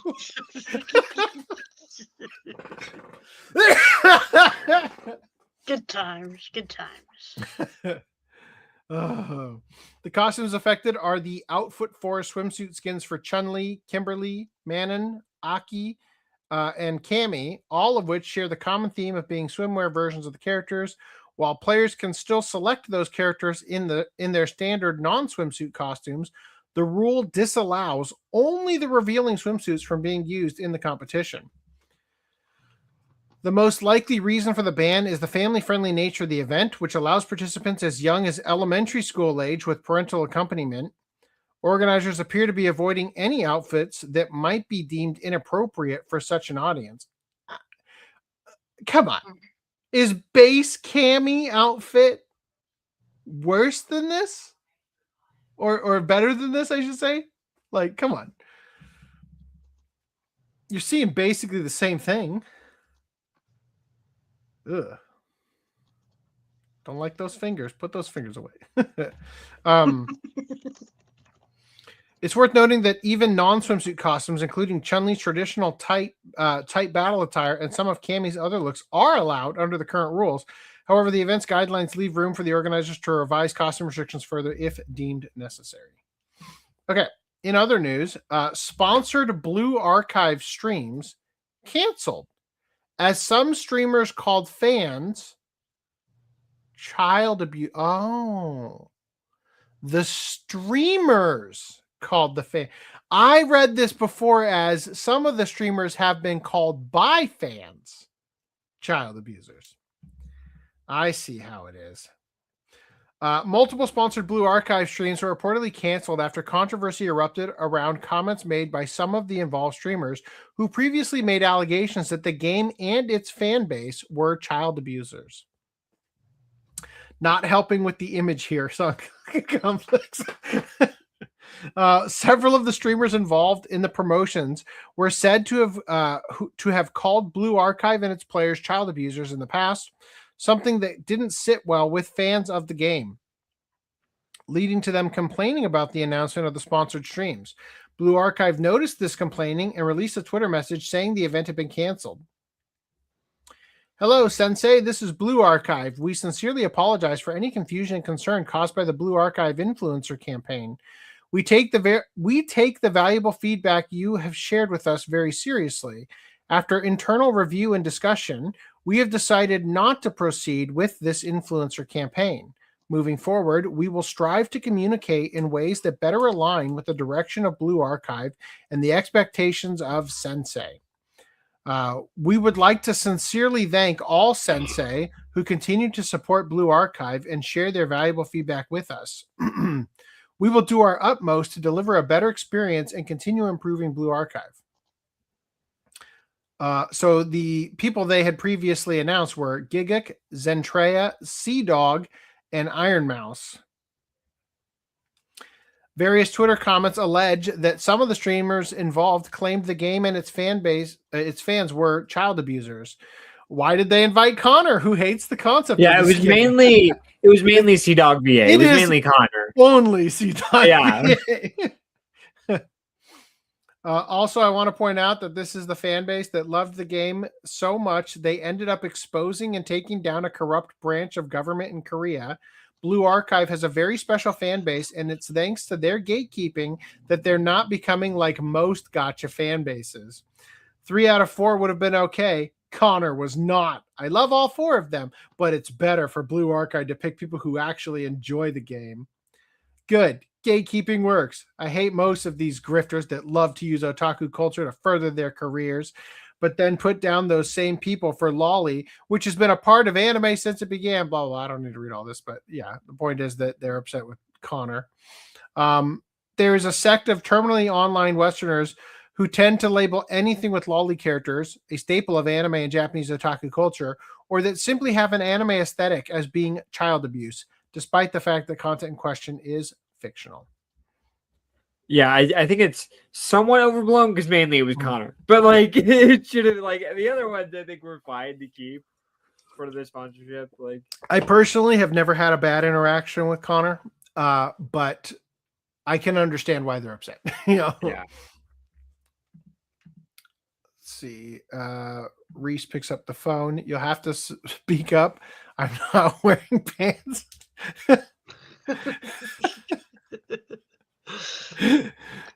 Sea Dog I vaguely remember the reference, but I don't know what it's from.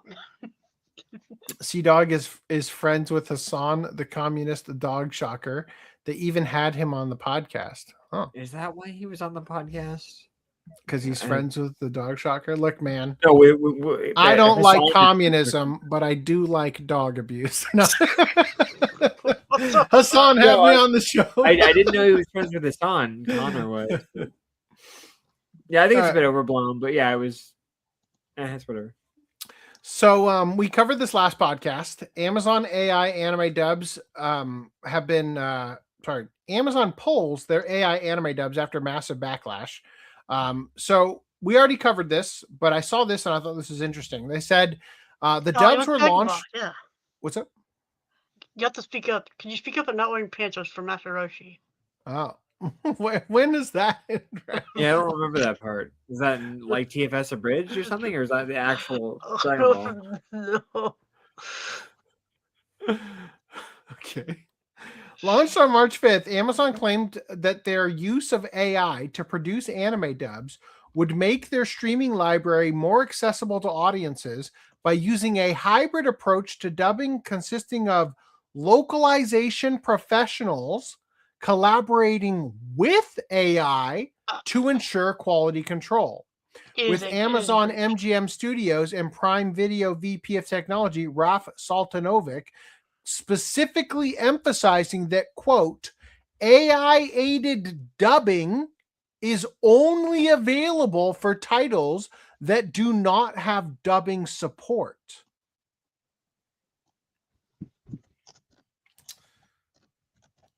This was determined to be a lie. I mean, define dubbing support, right? Like, a dub exists for it, at least. Like, yeah. See, No Game No Life. We were talking about this behind goes the against scenes, that, and we were saying like Amazon has the dub, right? Like that's their definition of dubbing support. They already have it, therefore they're not going to dub one. We didn't cover it, but they also did Vinland Saga, which again has a dub. Like, come on. So it's a little bit hard to confirm because I think that yes, it does have 2 dubs. I think that Vinland Saga was only dubbed in Spanish. Yeah. And there isn't a Spanish dub. So the AI dub wasn't used to make an English dub. It just used for the Spanish one. Oh, okay. From what I understand. But these appear to be after the fact. So it's hard to know if there was an English dub for Vinland Saga on Amazon, and what's left is only this one has English AI. The Pet. This one does English AI. No Game No Life English AI. Oh yeah, so I think it is accurate then. How come Vinland Saga has Espanol, Nihongo, and Nihongo Original? Right? Like, does Japan have 2 dubs too? Right? Like, anyway. All right, moving past this. No need to wait. Cosmic Princess Kaguya anime film unveils a new trailer and visual. So Netflix is putting out this movie, and I hate to say it, but it looks a lot better than the Ghibli movie. A lot more watchable.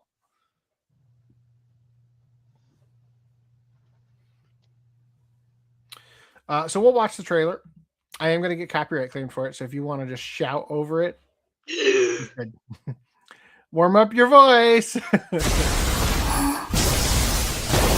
Ah! あなた、どこから来たの？ Ah! 月？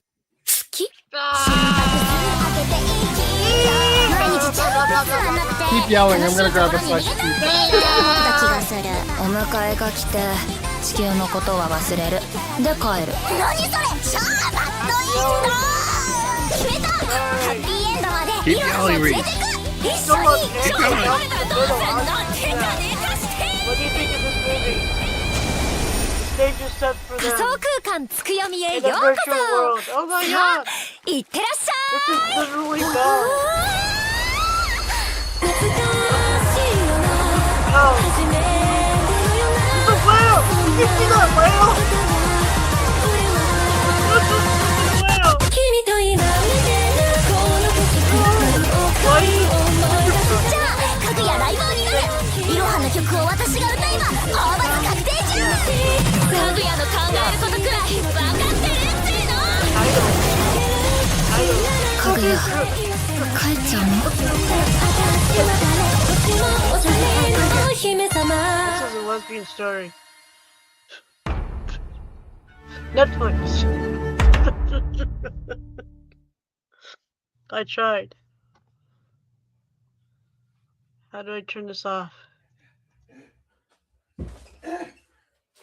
Oh shit, that shit's way done. Oh no.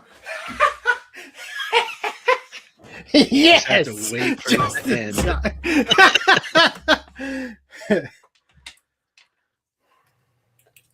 I tried. I probably failed. Oh, you can't hear me. What? I said I tried. I probably failed. Oh. Well, oh well. Oh, I just noticed your new outfit there, Reese. Nice. Nice. Looking snaz, boy. Grandma gotta pinch those eyeballs. I've been All right, wearing what'd you it for guys a think of the while. trailer? I said all my comments in the trailer, so you have Good. to watch the VOD. Good. I watched the VOD. Thanks for giving me. You a won't be able to second hear to eat. Reese at all. A good thing I got the local recordings. Mmm. Damn, it's good. All right. Cool. I'm hungry now too. I haven't eaten. Fuck me. I have to read these. Are there any comments? Hey, see, I got the quote of the room. Still no pants. So it's from The Simpsons, not from. No, the Dragon Ball? Simpsons. He was saying the references from the Simpsons, but the Simpsons one was "Speak Up, I'm Wearing a Towel." The one he says "Speak Up, I'm Wearing Pants" was from Master Roshi in the Team 4-Star Dragon Ball Z Bridge.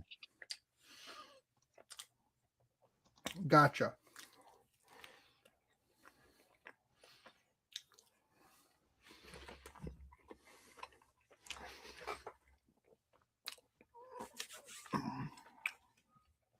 Screen share engage. Yes. Hands free. In a follow-up from last week, the Warner Brothers board unanimously rejects Paramount hostile $30 share takeover bid. But the fight isn't over. Gandare. Well,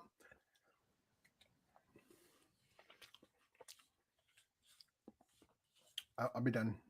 The meal is not over either. This pizza is my birthright. I need to finish it.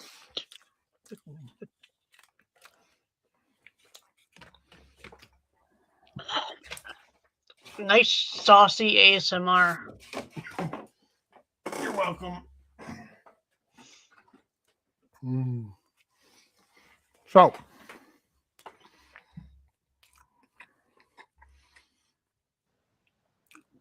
for fuck's sake.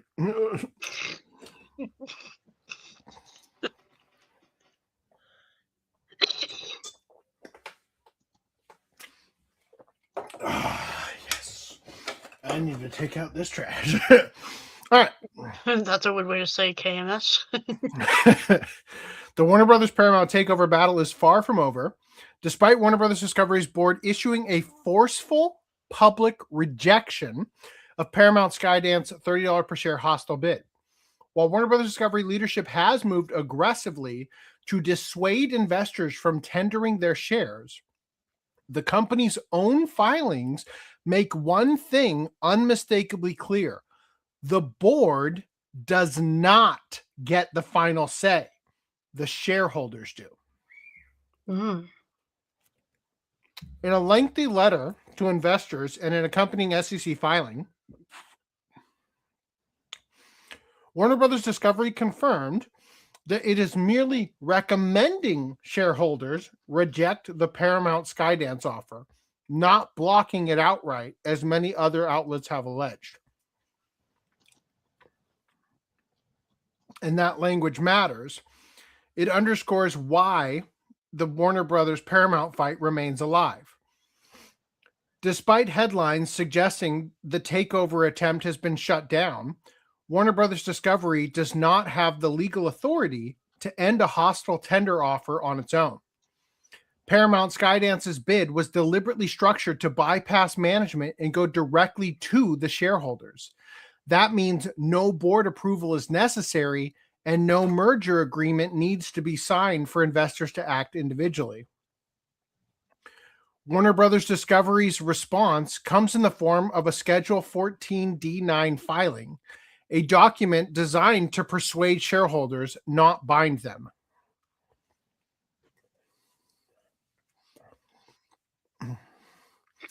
Still, the board pulled no punches. I think PSKY is the stock symbol for Paramount Skydance.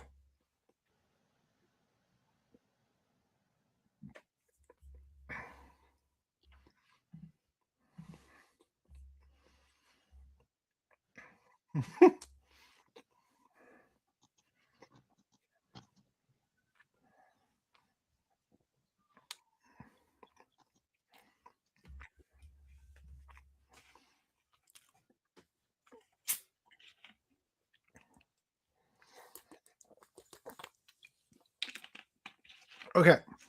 The Paramount Skydance offer provides inadequate value and imposes numerous significant risks and costs on Warner Brothers Discovery. The board wrote in its letter to shareholders, the sheer intensity of the language reflects just how seriously leadership views the threat posed by Paramount's bid. Wild side thought. You know, like I always wanted to believe that when you get to heaven, you get to look at the stats of your life. It'd be interesting to find out what percentage of the podcast was spent eating. This podcast could have been done 4 hours ago. Throughout the letter, Warner Bros. Discovery repeatedly frames the Netflix transactions as untouchable, declaring the terms of the Netflix merger are superior. That assertion is paired with a sweeping condemnation of Paramount's financing structure, which the board claims lacks a full backstop from the Ellison family. They claim Paramount has consistently misled Warner Brothers Discovery shareholders that its proposed transaction has a full backstop from the Ellison family. It does not, and it never has. The board further warned investors that Paramount's equity commitment relies on what it called an unknown and opaque revocable trust, arguing that such a structure offers little certainty if the deal were to collapse. A revocable trust is no replacement for secured commitment by a controlling stockholder, they said. This language is clearly designed to instill doubt and hesitation among shareholders, a defensive move aimed at preserving the Netflix deal rather than opening the door to renewed negotiations. Perhaps the most striking phrase in the entire letter comes from when Warner Brothers Discovery labels the takeover attempt outright fiction. The Paramount Sky offer is illusory, they said. Jesus, man. Can you frame it any more desperately?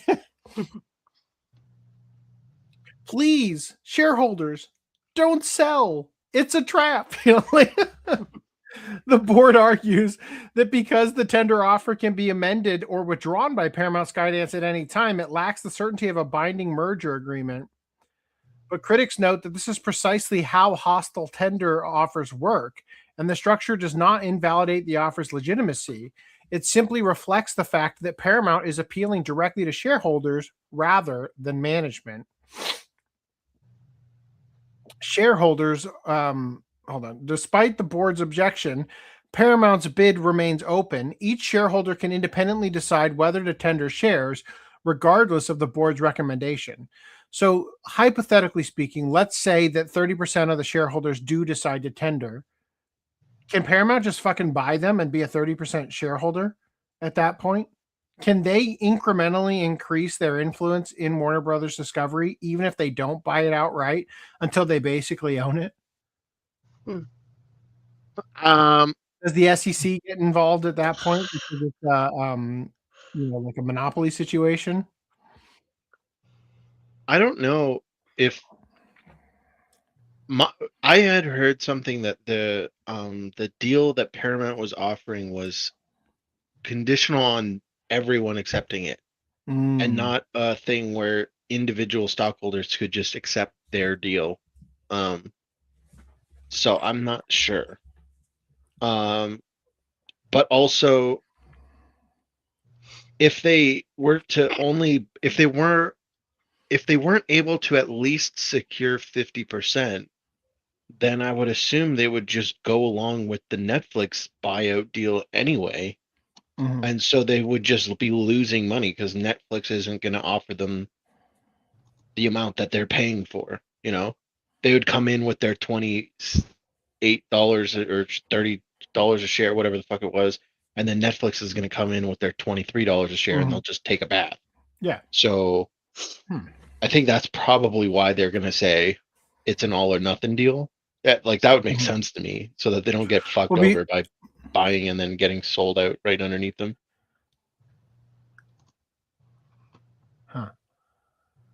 It'd be funny when Paramount gets some of the shares and then Netflix ends up buying and they just buy them from Paramount. Right. That's what I'm saying. They want to avoid that, right? Because Netflix is already because then you spent more and only you're basically giving Netflix $3 for every share you buy. Right. Yeah. Well, that's great. Okay. If Paramount secures a controlling stake, it would gain the power to replace the board, renegotiate existing agreements, or restructure the Netflix transaction entirely. That reality explains the unusually aggressive tone of Warner Brothers Discovery's response. Yeah, they're scared they're going to get pulled off the board. The board even warned shareholders that accepting the Paramount offer could trigger billions in costs tied to the Netflix deal. This additional $4.3 billion in potential costs represents approximately $1.66 per share to be borne by Warner Brothers Discovery shareholders if the offer does not close. Critics argue that this framing places responsibility on shareholders for penalties created by a deal they never voted on in the first place. I heard that, maybe you sent this to me, Randy. They were saying that if Warner Brothers was acquired by Netflix, Netflix's viewer share in the United States only goes up 1%, from 8% to 9%. Whereas if Paramount acquires it, they go all the way up to 14%, which is still behind of the market, the market share. Yeah, which is still behind YouTube, because YouTube is largely free, right? I didn't say that, but I saw it somewhere. I don't know. Yeah, I'm just saying. I thought that was really strange, and honestly, I just think that everybody in America that's gonna get Netflix already fucking has it. Yeah. The bigger issue is the pricing. What is it going to do to the pricing in both aspects, right? Yes. Because if Paramount buys it, they have their own Paramount Plus. There's the HBO subscription still. What's going to happen when all of a sudden Studio Ghibli went out of their way to make sure that Netflix didn't have their properties in the US, and then they buy HBO, right? HBO Max is a thing. So it's like if Paramount and HBO merge, what happens? So far, Disney and Hulu is still kind of separate, but they're starting to merge more, right? So like I think now or at least I don't know in the States, but in Canada, like Hulu is like a channel inside the Disney Plus app. You know? Sure. It's not really a channel, a category, I should say. So like would they merge them? Does Netflix merge them? I would assume Netflix would merge instantly. All of the HBO shit, just put it on Netflix. Disney also did have a slightly different situation because a lot of people in the market, like their audience, are expecting to buy Disney Plus and have kids content, and then so if they merged in all the Hulu stuff, it's now getting like R-rated stuff, and it's like, okay, so I can see, at least in that respect, them wanting to keep it slightly separate, whereas Netflix and Paramount both don't have that issue, right? So they could just that tension isn't there on their clientele. I can't say it doesn't exist, but I wonder how much like Game of Thrones level sex scenes exist in Netflix's online catalog. You know what I mean? Like, I feel like I've not ever seen, something that was gratuitous like that on Netflix. I feel like I've never seen it. I feel like I've never seen a man's dick on Netflix. Meanwhile, Westworld and Game of Thrones, it's just they're free balling left and right. The Witcher had his ass. I don't know. That doesn't count.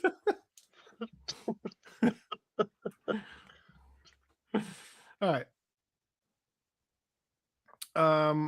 I can't imagine this article is going to say anything more than just rehashing the same points. So I'm going to skip the rest of this article and we're going to look at this one.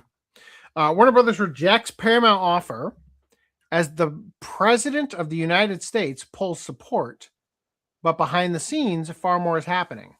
So you'll recall that last podcast, we talked about how one of the investors in Paramount funding it's weird to call them Paramount when they were bought by Skydance, isn't it? Isn't that a little weird? Right. It feels as though, one of the people backing that investment where they were going to make that purchase was Jared Kushner's group, right? Jared Kushner's Affinity Partners exited its role as a financial backer of Paramount Skydance's aggressive bid for Warner Brothers Discovery. So I forgot what the exact number was, but we looked at how much they were contributing to their offer last podcast, and it was a substantial amount, right? So if you pull the billions that they were going to offer, where does that leave the deal? You can't fucking do the $30 per share anymore, right? The news landed on the same info cycle as renewed public criticism from President Donald Trump aimed at Paramount's new Ellison-led ownership orbit, an overlap that reads less like coincidence and more like a pressure point in a rapidly politicizing mega deal environment. On December 17, 2025, Warner Brothers Discovery's board signaled rejection of Paramount Skydance's hostile offer, pointing to what it characterized as inadequate, non-binding financing assurances and elevated execution risk, while reiterating its preference for a binding Netflix transaction. In parallel, reporting indicates Affinity Partners withdrew its backing from Paramount Skydance's posture in the takeover fight, a move widely interpreted as both a financial and political setback because Kushner's presence functioned as an implicit bridge into the Trump administration's ecosystem. So they've got a tweet here that says, breaking, as reported by the New York Post yesterday, Warner Brothers Discovery could file as early as today its rationale explaining why shareholders should reject the latest hostile offer. for the big media company. We already read that article about that. At the center of the political cross currents is the Ellison family. Larry Ellison is a major power broker for an Oracle founder, and David Ellison is the executive driving Paramount Skydance. They're in the crosshairs of the White House that has signaled its views consolidation in media and streaming, not merely as antitrust math, but as leverage-bearing terrain. Warner's board, in rejecting Paramount's bid, explicitly pushed back on the notion that Paramount's proposal carried superior regulatory certainty through political connections, undercutting a key selling point that hostile bidders often rely on when attempting to dislodge an already signed merger agreement. Meanwhile, Trump's own rhetoric about Paramount/CBS, particularly in the context of grievances tied to 60 Minutes, has been publicly negative toward the Ellison-associated Paramount regime, adding volatility to any narrative that political certainty is inherently additive for the Ellisons right now. They also have to pay like $2 billion to Netflix if they cancel the deal. Oh, do they? Yeah. Oh, shit. I think Netflix has to pay $5 billion if they cancel the deal, and if Warner Brothers cancels the deal to go with Paramount, they have to pay Netflix $2 billion. I think that was what I read. And I think that triggers even if the cancellation happens because of the FTC. Mm-hmm. So if the FTC says that Netflix can't buy them because oh shit, really? So they got to pay each other billions. Well, I think Netflix is on the hook in that sense. The only time that the only time Warner Brothers would be on the hook is if they are the ones that voluntarily withdraw the thing, as opposed to it just being canceled because of the FTC. So I think this is just a guess, but I would think the idea is like, if you're a big company and you're going to buy us out, we're going to be stalled out for these years as it takes to like go through the process of selling the company and making sure it fits with all the regulations and all that shit. And so we want to be paid for our time. If it ends up that the FTC comes in and says, no, you can't do that. The company would have been like stalled out for that long of time, not doing anything. And I think it was Sony buying Crunchyroll, or maybe it was Sony buying Funimation. I don't remember. One of them. It was Crunchyroll where the SEC was getting involved, and they were claiming that they didn't even have a market share of adult animation because Family Guy wasn't owned by them. And bullshit. No, well, I'm sure that's true. I'm just saying when they bought Funimation, they didn't even have any of those arguments because they didn't own a streaming service that was like, it hadn't gotten into that game yet. Okay, I'll just say it. It was either one of them, I'm pretty sure. And what happened was they basically bought the company, and they were like, the FTC was like, well, we got to look into it. And they were like, well, we're going to operate as if you've okayed it, and they just ignore you. Yeah. And then like nothing kind of. I think that was Crunchyroll. Yeah. They were moving forward as though it was going to go through, like they weren't concerned. Yeah. Yeah. Yep. So I mean, in theory, they could do the same thing and just be like, fuck it, Netflix owns us. And also Microsoft kind of did the same thing with Activision. Like Activision did get put in like a little bit of like you're in timeout while we deal with this, but there were a lot of things that like Microsoft was like, we're just going to put this on Xbox right away. We're going to put it on our streaming service, like the Game Pass, because we know like we're going to own this company. Well, So it might feel a little abrupt, but we actually covered the parts of these two articles that I wanted to make sure we talked about. I personally don't want to cover every single update about this. I just wanted to cover these because they correct or update things we talked about last week. Hopefully this just gets resolved and we can cover the finality of it instead of adjusting it every week. moving past this for the sake of time, Steel Ball Run, JoJo's Bizarre Adventure reveals a March 19th, 2026 premiere in the new trailer. The race will commence with a 47-minute first episode on Netflix. And then take a 6-week break. Yeah. So we've got here... that was a joke, people. We've got here their announcement thing that says, only on Netflix, March 19th, first stage. So the guess is that just like with Stranger Things and other properties, they're going to do a drop where you get a couple episodes, and then they're going to make you wait, and then they're going to give you a couple more episodes and make you wait, and they're going to do like the crack whore model of getting you addicted and then withholding the sweet crack from you. So that's how they're going to go about this, it seems. Which honestly, have you heard that guess from people? That's what it appears to be when they say that they're going to do stage 1, first stage. Okay, well, so you have a different interpretation? My assumption is that they're going to do the same release model as the last, Isn't where that they how had do that? 12 episodes, and 12 episodes, and then 12 episodes, and then 12 Yeah. episodes. That isn't that not what I'm describing?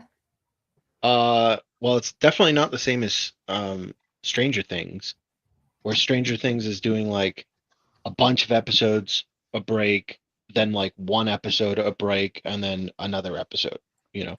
I was under the impression that Stranger Things did a 4-episode drop, and then on Christmas you're going to get like another 4 episodes, and then on New Year's you get a finale, like 2-hour episode or something. I think it's like whatever they've released up until now, and then Christmas is going to be like, I think 2 episodes, and then New Year's is 1 episode. Whatever the number of episodes, the point still stands. A couple episodes at a time, drop, not week to week. Yeah. And also the gaps between each drop are not standard for Stranger Things, whereas with Stone Ocean, I believe they were standard. Like they were like, we're going to take a 6-month break. We're going to take another 6-month break. Anyway. It could be nitpicking, but it's got to be standing straight up. It does seem slightly different to me. It's my erect hat. Yeah. Stone Ocean. Oh, that's a great look. Hats go back on, even though it's cutting off the circulation and making it hard to read. Yeah, so I just feel like it's gonna hurt. Like we were so it's so weird the way that the shit is, right? I mean, we were so gung ho with JoJo, and then Stone Ocean drops on Netflix, and it's like, get to it. Yeah, I still haven't even watched it. Yeah, like I just. Does March 19th even line up with the normal Cour release schedule? No. Yeah, that's a big issue for me. Like the seemingly random release dates of like that's like the second to last week of the winter season. Yeah, so it's like it's so hard to keep up with when these fucking shows are dropping with the Cour system of like the seasonal cores, and now we're throwing in like just random drops of like arbitrary numbers of episodes, and like I hate to be. I'm sorry. Yeah. No, keep going, Random. I just no. I was pretty much out. It's pretty much. I interrupted you. I apologize. No, I just think that like I can't help but agree with like when the people say like Netflix just killed the momentum of like JoJo's. I didn't even care about Golden Wind all that much, but like Netflix just fucking just killed any like discussion or momentum that JoJo's had. Like you know, it went there to die, sadly. All right, let's talk about That Time I Got Reincarnated as a Slime Season 4. Which me and Reese talked about. Which will be split across a 5-core broadcast starting in April 2026. 5. A split 5-core. It is going to run for more than a year. Yes. And split implies there's going to be gaps. Yeah, the first 2 will run from April to October, and then the last 3 we don't have dates for yet. Hopefully they just take one core gaps at a time. Like, god damn it. I just Reese can't told wait me to that see this was like a long arc my, or something. my box set Yeah. shit is gonna look. Oh the way man, That's also like this is just going to be season 4. It's going to Yeah. be like 100 episodes. Like, you know. 60, like basically season 60 1, season 2, season 3, season 4. You know, like, This is basically season 4, 5, and 6.5. I mean, that's what why? it should have been. That's Yeah. what it should have been. I mean, the only reason I could fathom that they're doing it this way is that the specific arc It's a that they're big going to fucking arc. is going to take a big chunk of time Yeah. to properly do it justice and develop all the backstory and everything. There's like five novels or 5 or 6 novels to cover. Look, Which- it might sound like I'm complaining, but more slime is great. Don't get me wrong. I just see the hurdles that are going to come with the other aspects of enjoying a show, which are collecting it and all of that kind of stuff. This feels like Attack on Titan, the final season. Like that part just 2, never ended. Very final. Yeah, this Well, time for real final.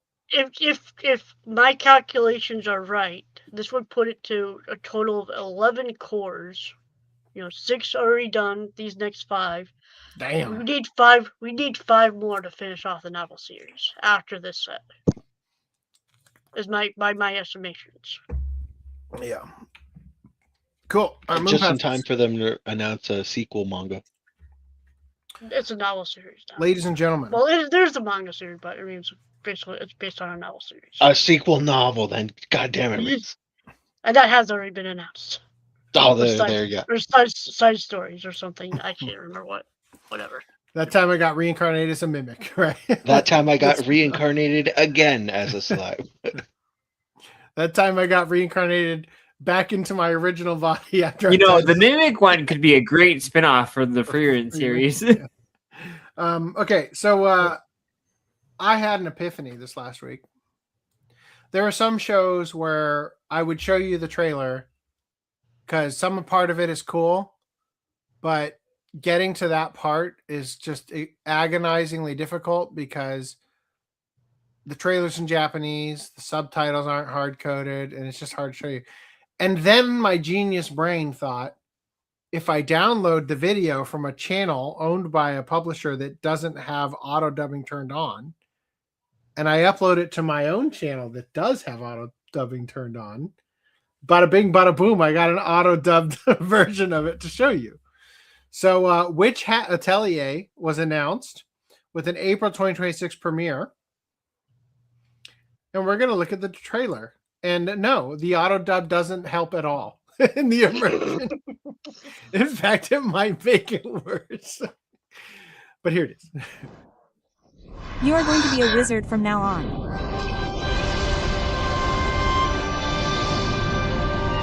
Magic is a convenient miracle that is overflowing in the world and is indispensable. Only wizards can cast magic. Ordinary humans can only receive magic as a blessing. My name is Kefri, a wizard. Magic is mysterious, sparkly, and a toy. You really love magic, don't you? When you grow up, you will become a wizard who will rule the world. You are drawing magic with a pen. Struggle to take that little kid voice out. Magic is not drawn, it is written. Can you turn it down slightly? I can't. What did you draw? What kind of magic did you draw? I'm sorry. I didn't know anything, and I can't. Erase the fact that I have learned it. Then you will be the one who keeps the secret. The pointy hat is watching your magic. The pointy hat is watching. New It's so new loud. website identity. Stringer needs a way of yes, I agree. Volume control. Volume control. Goddamn. Yes. All right, so that's Witch Hat Atelier. Also, the My Hero Academia anime has revealed an extra episode for the 10th anniversary celebrations. Crunchyroll, I swear to fucking God, I don't you just fuck us on this. this is not an extra episode for the 10th anniversary celebration specifically. And this is a terrible headline. It's just the last chapter of the manga getting animated. It was rumored to be It happens released. to be the 10th anniversary. Yeah, and they're doing an extra bonus episode the same coincidentally. year. Coincidentally, yes. It just so happens to have ended the anime right at the right time. Yeah. Special episode More is now in production, premiering worldwide on May 2nd, 2026. The More extra episode will adapt to chapter 431 of the original manga series. Excuse me. The chapter serves as an epilogue to the entire series 8 years after the conclusion of the main story and shows where Deku and his friends are on their adult hero journeys. Climbing that corporate ladder. The episode will also stream on Crunchyroll when it premieres next year. Yeah. Anyway, that's it. That's the news there. Okay, moving past that. Mission. So hold on. So that's separate from the extra episode that's going to be on the Blu-ray? No, it is. This is the same one. That is the episode that we're hoping will be on the Blu-ray, right? Yeah. And it's adapting a chapter, though? Yes. The last chapter. That's stupid. Why didn't they adapt it as part of the main series? I know. Because it's a bonus epilogue chapter. Yeah, they should. The final season's 11 episodes. They should have been just right there after, episode 12 of the season. Yeah. If it was a situation Don't fuck us on that Blu-ray. It says it's premiere on. They said it's going to premiere on Crunchyroll, right? They said it will also be on. It'll also air on Crunchyroll when it premieres. Yeah. Okay. So it's going to be on the Blu-rays.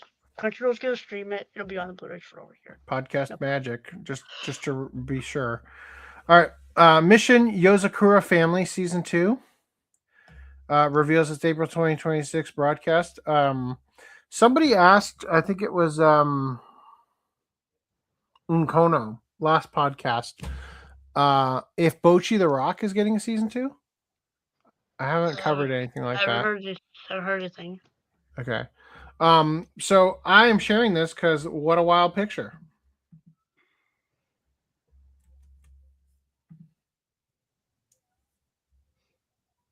The car looks like it belongs in Dragon Ball.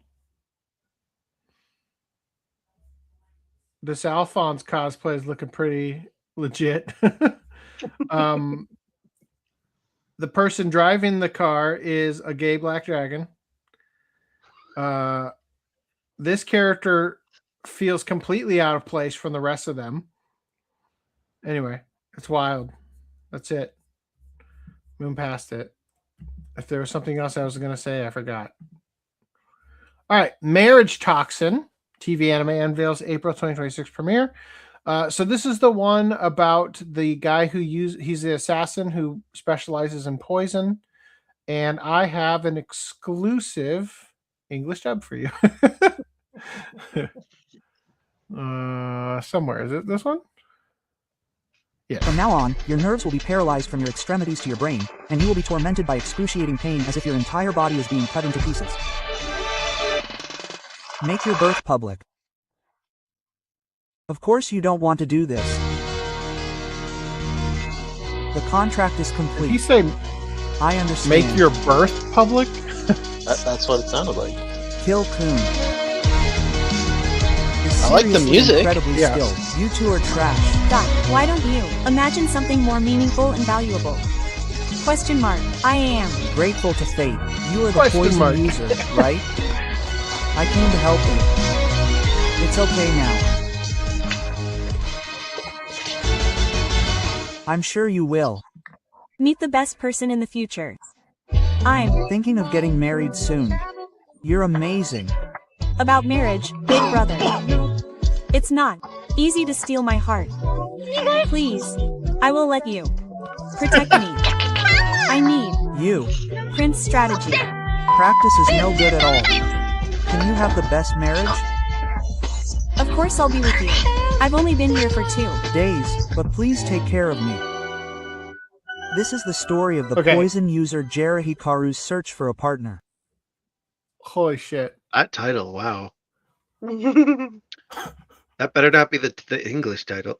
Like, So- Jesus. So first of all, when we watched this before putting it in the doc, I died at this part. It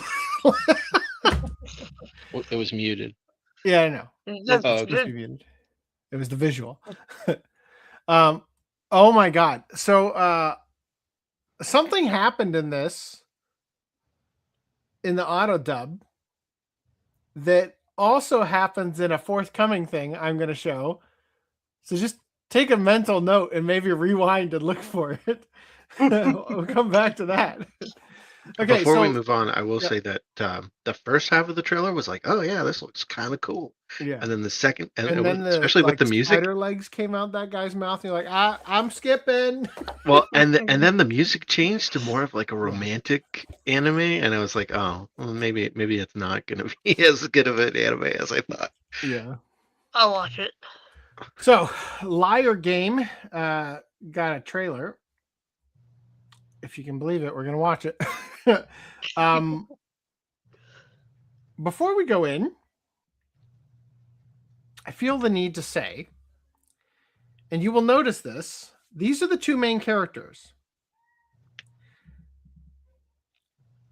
The art style for just these two characters looks like the character design was to draw them normally and then stretch vertically just a bit.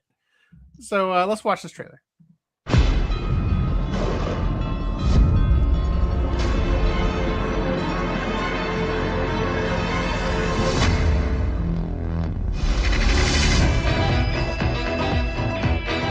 What is this? A diamond game? It's all about. Money. Isn't. It like a scam? I'm going to. Put all my effort into finding Their a way heads out look of this normal shape. stupid game. Hers is look at this stretch. Can't I just be honest? Question mark. There's a surefire way to win this game. What is this? I don't know. I've been fooled. I get. Fooled because I'm too honest. Am. I going to lose? There is.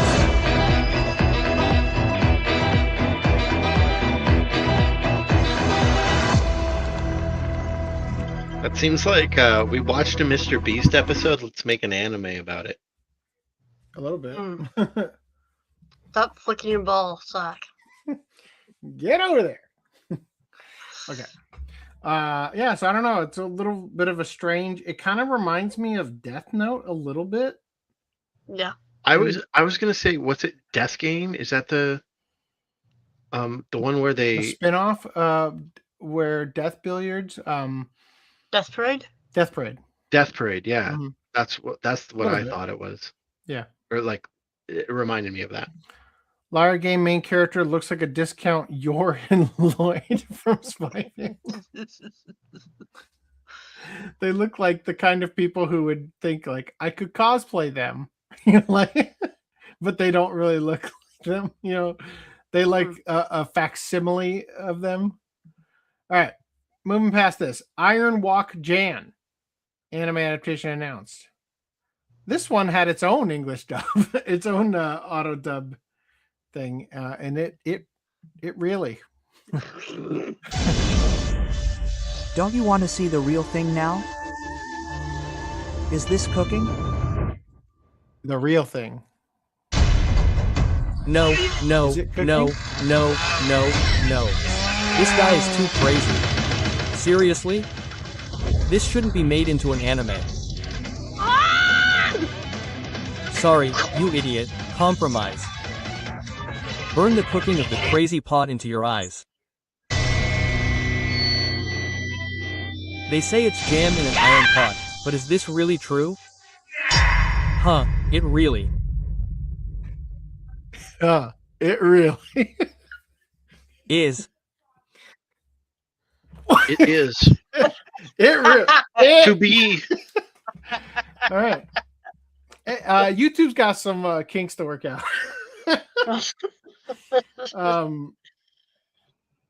Do we have The story of Iron Wok Jan follows an arrogant high school chef who views cooking as a battle, contrasting his rival who cooks from the heart. Which one cooks from the heart? I wonder. I didn't realize the first time. Hold on. No, stop it. Why is the audio thing way up here? It's like up in the upper right corner. You can't see it right now. I didn't realize that he like murders small animals. Did you notice that? I don't know how else are you gonna get squirrel meat in a dish. With a chainsaw though? I just saw like, where was it? Right there. Like, that's a big yikes. No, seriously. Do you see what's happening here? He's holding the wings and like, like that is a little bit graphic there, right?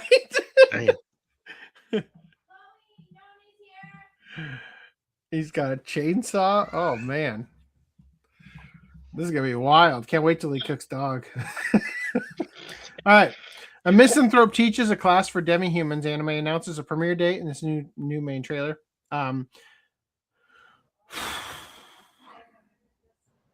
This is the show where you screw the evolutions. That joke has gotten harder and harder to keep going as the new characters have been revealed. And now I don't even know what's going on. Whoa. This guy feels like the mascot to a theme park designed around 1800s robber barons, right? Like, that's quite the outfit you've got too. All right, moving past that. The Classroom of a Black Cat and a Witch anime reveals April 2026 premiere in a new trailer. And there's a bunch of girls. One of them is not like the others. Is this going to be another Harry Potter clone? Did your Harry Potter have this? I don't like it. Mm-mm. She's got knee butts. That's the magic. That's like the Poop fourth from the and fifth kneecap. hole right there. Oh God.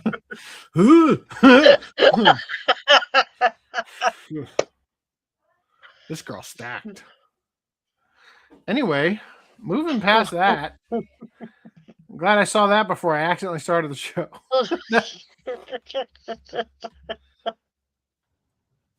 I just hope we find something in this podcast to incorporate going into her mouth for the thumbnail. Kirio Fan Club anime reveals an April 2026 broadcast.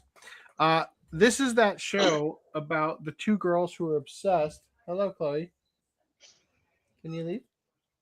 I can hear. Thank you. Yep. I heard we have company over.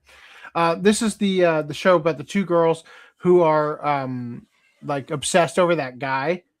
Who the hentai protagonist? Yeah, with no eyes. Yeah.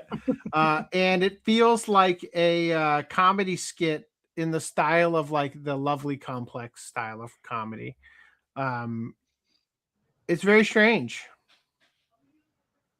It's very strange.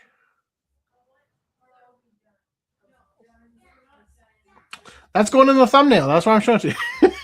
Go moving past that. I want to end this love game anime plays to win hearts in teaser trailer. Okay, so this teaser trailer is not available outside of Japan, but it is on Twitter. So good on Crunchyroll for putting that there. We are going to now watch this. Oh, maybe this is the one. Okay, hold on. Sharing a video file. Hold on. There is a part of this where I swear to God, she is saying "Watashi no sex," but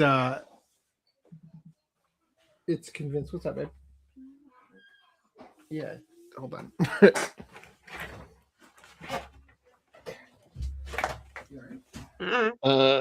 Uki can go over some comments. Netflix was trying to expand into India. I don't know how well that is going. Not I sure, don't know. but they do have internet now, so the only guarantee is that Netflix prices will go up if the merger goes through.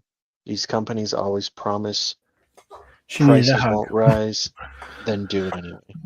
Yes. The prices will definitely go up. I mean, Disney, after they're all I mergers love with, you, like, Miku. with like Fox and stuff, their Disney Plus went through the roof. It started at like $80 a year. Now it's $200 a year. Like, Good lord. That Yeah. wasn't Prime. Prime you get I don't think so. No, it is. It is. My Prime subscription is $150 or something for a year. US. Yeah. 200 Canadian. Oh, okay. That's so. A misanthrope teaches a class for demi-humans. Isn't that just public school? All right, I want to share this with you. So this is the story about the characters who have been they've been playing like a pretend love game since childhood, and now that they're aging into like serious like time to get busy levels, it's getting weird. So we're gonna watch this. This auto dub is brought to you by me. You're welcome.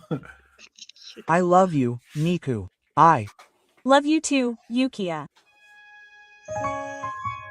We started playing the game of I love you when we were little, and now we're high school students. Which one We're are still you playing- playing? What? I said, which one are you playing? The girl, of course. Oh, you mean my bashfulness? Your voice, clearly. One of these is you, right? Oh, you you dubbed say it? because I brought it to you? Yeah, yeah. Yeah, I brought it to you with the AI. Dang it.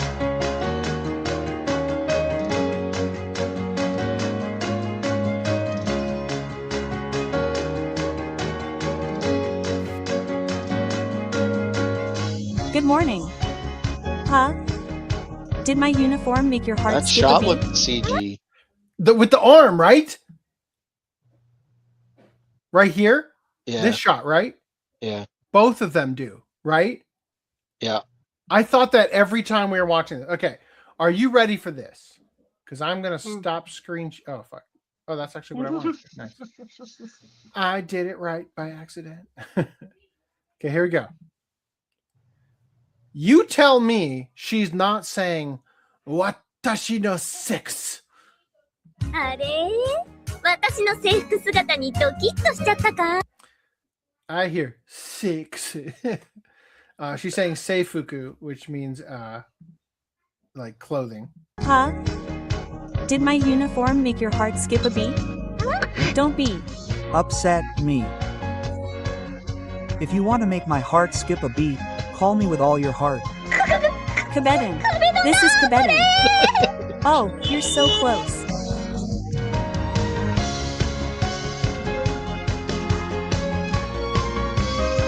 Shit, it was that other one. Stop being stubborn and admit that you were embarrassed. You should. Admit defeat already. I Want to end the game of I love you. What did you mean? What is the other one? I'll pull it up in a minute. Hold on. All right. I failed you all. I was wondering whether you were going to show the one with the. I thought it was this one. God damn it. All right, we're going to have to take a step back. Hold on. Fucking up Randy's timestamps once again. No. We're just going to cover it now. It's okay. Fuck me. Wrong button. This button, video file.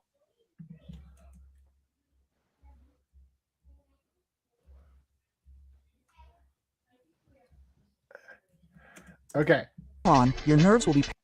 I didn't realize it, but it was this trailer, and I did hear it during the thing and thought, oh, it's in this trailer too? Question mark. I am Grateful to fate. I think it's like... You are the poison user, right? I came to help you. It's okay now. I'm sure you will. meet the best person in the future. Okay, so there is a part in this trailer where the character says, Onegai shimasu, which is like, if you please, or would you please, right? And for some reason, the auto dub didn't know how to translate that. And it took out only part of Onegai shimasu. I'm thinking of getting married soon. You're amazing. About marriage, big brother. It's not easy to steal my heart. Please. That was it. Tell me she's not saying a hard R right now. Please. Right? I was waiting for you to mention that. So like, YouTube, what are you doing? Please. I can't wait to see what the YouTube auto subtitles think at this part of the show. Whoa, anyway, all right. Oh, yes. Okay, Neon Genesis Evangelion announces a new 13-minute short anime. While Rebuild of Evangelion served as a firm finale to Hideaki Anno's much-loved series, it looks like there's more new animated Evangelion to come, at least in short form. A new 13-minute animated short set to premiere exclusively at the upcoming 30th anniversary event. And I got some more details here that I thought was interesting. It said the announcement clearly states that this will be a new short animation. So it's not just going to be a montage of memorable scenes spliced together from the Eva TV anime and movies, nor is it going to be a quickie, hi, welcome to Evangelion 30 plus 30th anniversary of Evangelion greeting or music video, as the announcement says it will be approximately 13 minutes in length. 13 minutes is long enough where it's like, remember when they baited us, bait and switched us with the Transformer one, where they're like, oh yeah, we're gonna do a Transformer animation by Studio Trigger, and it was like a 2-minute just bullshit animation. It's like, I didn't want that. 13 minutes is also exactly the length where you're like, fuck, I hope it's on the Blu-ray, right? It's just over that threshold where you're like, you grinding my gears. Whenever they announce these, though, I always think to myself, like, okay, are we actually going to get this, or is this going to be like those 4 episodes of Naruto that still have not come out? Right. It's supposed to air at the 30th anniversary event. The Naruto episodes were also supposed to be for an anniversary. We're on the next cycle of anniversary now.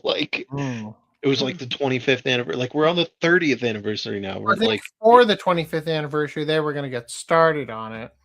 TBD. It was supposed to come out for that anniversary. I don't know. Or the 20th anniversary, maybe. I don't remember exactly what it was, but we're at least 5 years away from it, so we can advertise it for the next anniversary celebration. It'll probably be aired before the Boruto sequel series. And they're having to edit it so that it says Boruto's dad. All right. In shows, topics we were supposed to cover last podcast that we didn't. Evangelion original anime studio Gainax is now completely dissolved. Ava's creator mourns ruined friendships. So this is going to be a bit long, and it's going to have a lot of backstory on things we've covered in the past. So this is going to be our sort of mental refresher. If we ever need to remember any of this stuff, it'll be in this episode. Yeah. Gainax goes out in a very Gainax-like way, like this. right? Right? That pose? That's the Gainax way. Anime studio Gainax is a great example of how you don't necessarily have to be prolific in order to be prodigious. Best known for the original Evangelion TV anime and its earlier associated theatrical features, Gainax would sometimes go years between high-profile projects, but with works such as Eva, Royal Space Force, The Wings of the Hone Amis, Gunbuster, and Gurren Lagann, its ratio of landmark hits is enviably high. And yet, all has not been well with Gainax, and now it's all over, as revealed in a statement by one of the studio's original founders, Evangelion creator Hideaki Anno. Anno posted about the development on December 11th on the official website of Kara, the studio he established in 2006 after leaving Gainax. According to the statement, as of December 10th, Gainax no longer exists as a corporation, having been completely dissolved and liquidated. It's a sad but not shocking end to Gainax, which was formally founded on Christmas Eve in 1984, meaning it's just barely missed making it to its 41st birthday. Over the years, instability was one of the few near constants for Gainax, established by college-age amateur artists who produced the fabled Daikon Festival opening animation student films. Most of the Gainax staff was always clearly more interested in the artistry of making anime than managing the economic realities and responsibilities of operating on a professional scale. Shady accounting and tax evasion, whether to prop up the company's perennially shaky financial foundation or simply for personal greed, got Gainax's then president Yasuhiro Takeda and the company's tax accountant arrested in 1999. At a time when Evangelion was a huge hit and had revenue pouring into the company.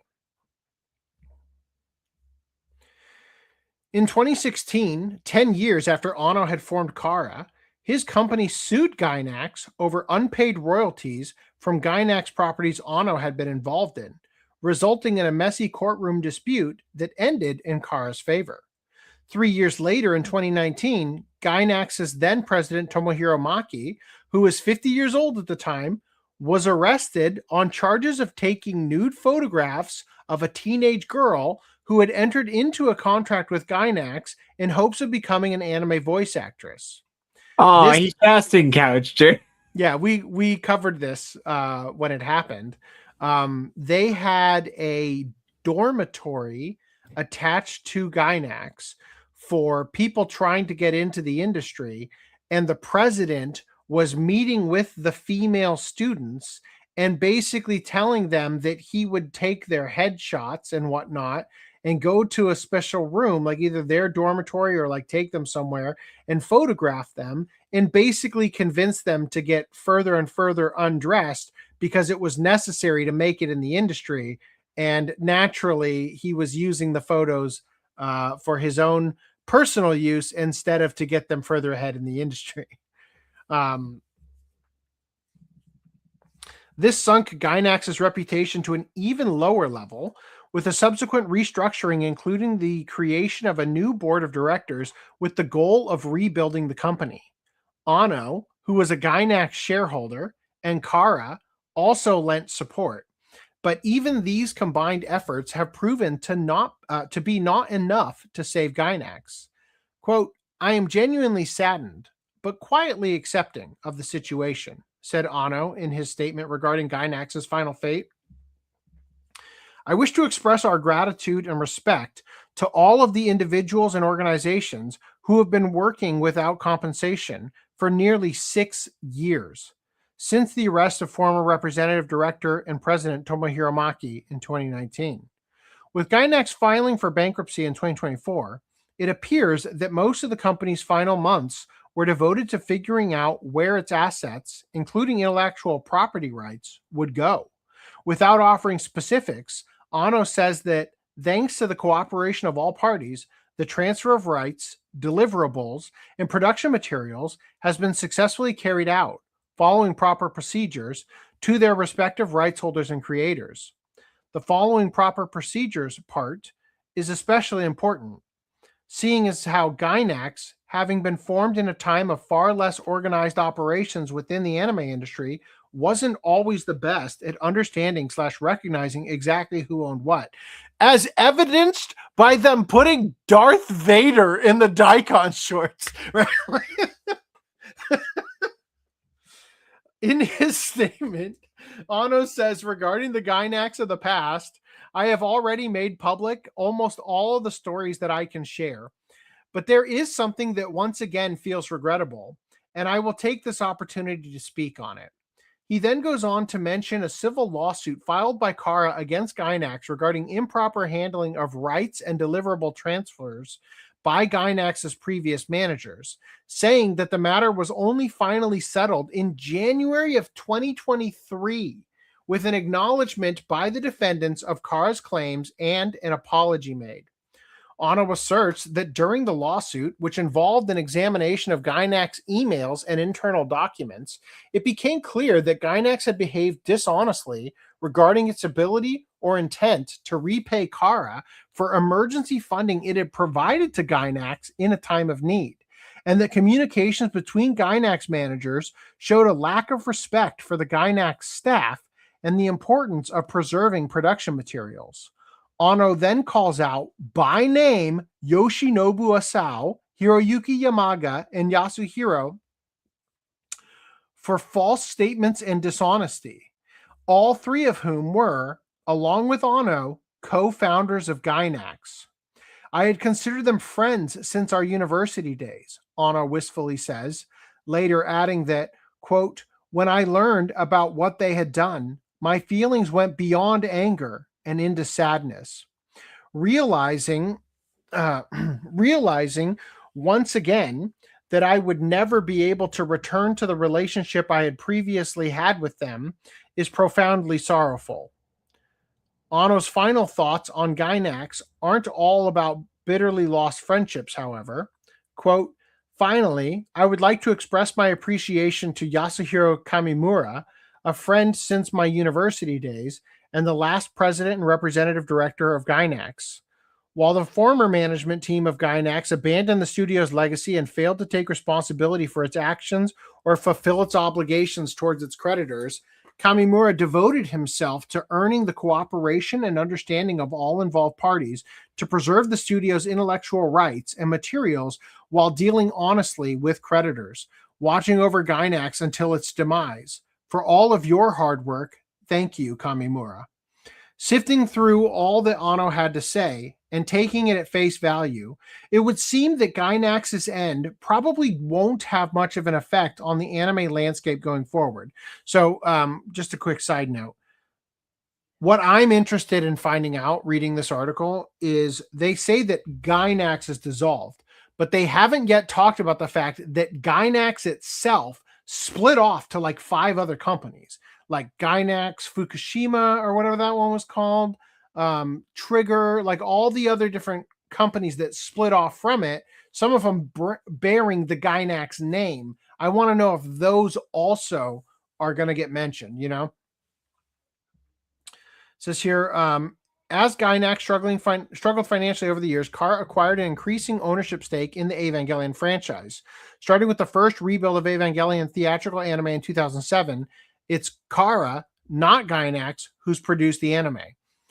Cour has also been handling distribution and international licensing of EVA for more than a decade at this point, and following Gainax's bankruptcy filing last year, Cour acquired complete control of the Evangelion franchise copyright. One can also make the argument that Gainax had already become one of the anime industry's ships of Theseus, with its brightest creative stars having moved on some time ago. So we've talked about this many times in the past, but the ship of Theseus is like a Greek thought experiment from like ancient Greece that is the concept of if you took a boat and each port it went to, you pulled off one of the pieces of the boat and replaced it with a fresh piece. Okay. Eventually, I always thought it was a go ahead. Like it was injured in like battle and stuff, or like just regular repairs. But yeah, either way. The point is that over time, if you replace every piece, every single piece, every nail, every board of wood, every single piece of it, eventually it's a whole new ship, right? And it's kind of like the concept of what it means to have consciousness, right? Being a ghost in a shell, so to speak, right? The idea that you are more than your thoughts, but you're less than your body as a whole, in the sense that if you get your arm cut off, you look at the arm on the ground and you don't say, that's me. You say, that's my arm, right? And so the ship of Theseus is sort of like an inanimate abstraction of that philosophical dilemma, right? And here they're talking about it in the sense, obviously, of everybody who once occupied a role at Gainax left. And so now Gainax is Gainax in name only, right? It doesn't have the sum of its parts that made it. Well, yeah, same thing that we were talking about with Crunchyroll, you and I. Like, yeah. And I've also used the example of at one point, I think every member of KISS has been swapped out. Maybe Gene Simmons has been there the whole time, but the idea is like the band is still called KISS. And I'm sure there's other examples of bands like this where like the band is known by its name, but at a certain point, it's like, it's not even the same band anymore. Like when Chester Bennington died, Linkin Park ceased to be Linkin Park. It's still called Linkin Park. And to be honest, the girl they replaced him with sounds a lot like him, but it's just not the same.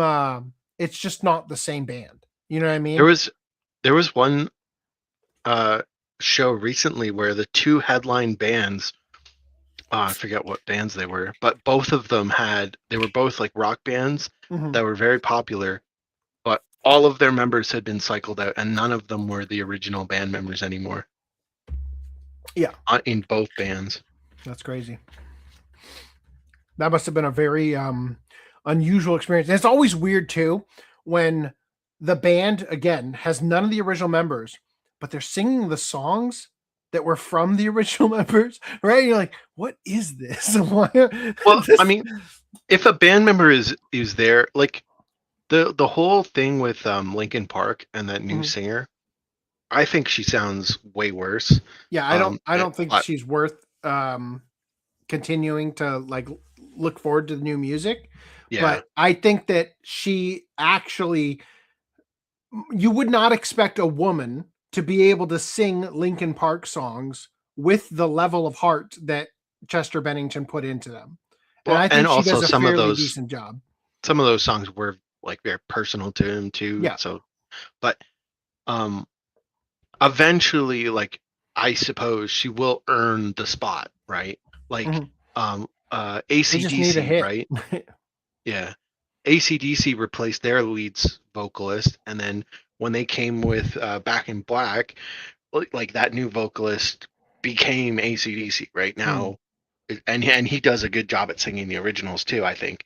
So that also helps. But like there's a like an adjustment period with any new piece, and then eventually it's like, okay, now you get like the new. It's like have you ever had an old deck or anything made of wood, really? When you buy a new 2x4, right, the wood is generally like an orangey yellow color, but if you leave it sit, it gets weathered. Yeah, most of it turns grayish. Well, if it's not treated.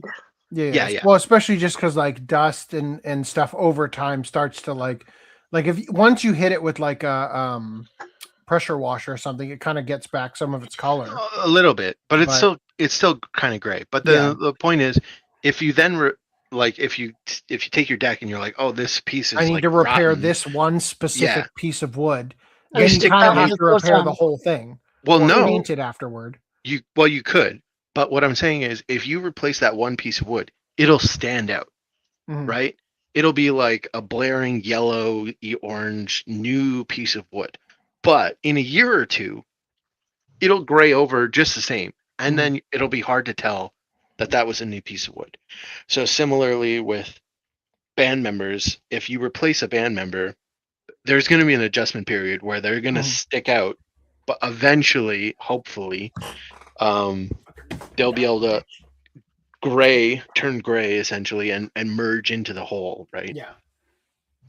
Or the quality gets so bad that you stop noticing that they stick out because you also stopped listening. Right? Yeah. Okay.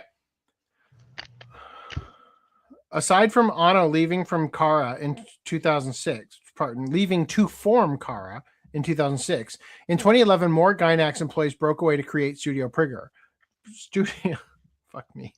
Studio Trigger, whose growing list of hits include Kill la Kill, Little Witch Academia, Delicious in Dungeon, and new Pantheon stocking with Garter Belt.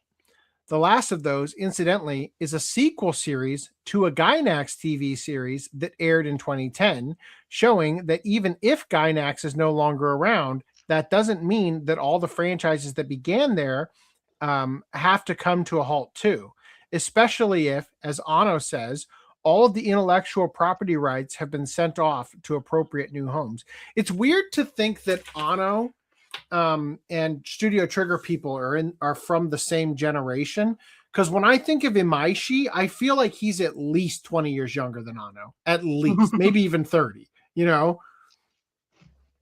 I mean, Gurren Lagann, that was like what, 2007? Yeah. That's So only in like the end, 12 it's years hard to after say Evangelion. what's up. It's only like 12 years after Evangelion. I know, but I'm saying that like the concept of people leaving Gainax and Gainax being formed as, you know, like a group of friends and stuff that knew each other from university. Imaishi, it's weird to think of how he could have gotten involved, right? Because I don't know how old the guy is, to be honest, but he seems way younger. Like when I look at Anno, I see the fucking enormous ears and the old man face and everything. Yeah. But when I see Imaishi, he's got like that semi-fit, bald Asian kind of look going on that I just can't tell. You know, like he's got zest to him. So in the end, it's hard to say whether Gainax closing down for good is something that should be met with fond remembrance of its glory days, sadness for how it all fell apart, bitterness at the friendships lost along the way, pride at the careers it launched, or just a shrug of the shoulders at how maybe the company coming to an end doesn't really matter, given the number of Gainax anime series that finished on a complex, emotionally messy, inconclusive note, where just about the only clearly discernible message seemed to be that you'll have to figure out how you feel about it for yourself. That is probably the most Gainax-like way Gainax itself could have ended. That was a fucking brilliant ending. I almost nailed it. Imaishi is 11 years younger than Anno. Wow. I almost Anno definitely carried the stress of the company then, because he looks old as shit compared to Imaishi. He was born in 1960. Imaishi was born in 1971. Huh. All right. Great. So you guys remember a couple podcasts ago, we covered that as soon as the Rent-A-Girlfriend manga changed the main character to get a haircut, and now he resembles the author, and then immediately Ruka's like, please have sex with me. Remember that? Remember that scene? Remember how I had to read the chapter for myself and say, yep, it is Ruka. The tweet was wrong. Beautiful Ruka here.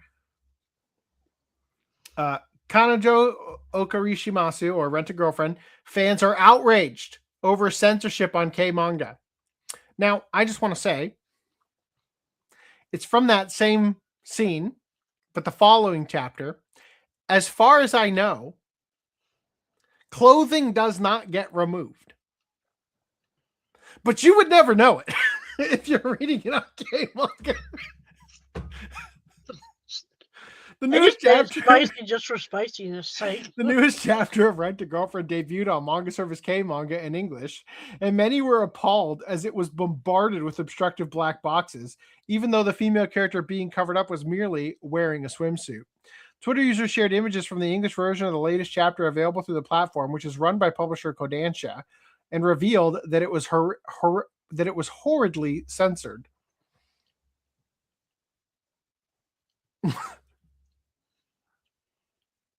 The only things that I can see lead me to believe that everything else is so lewd.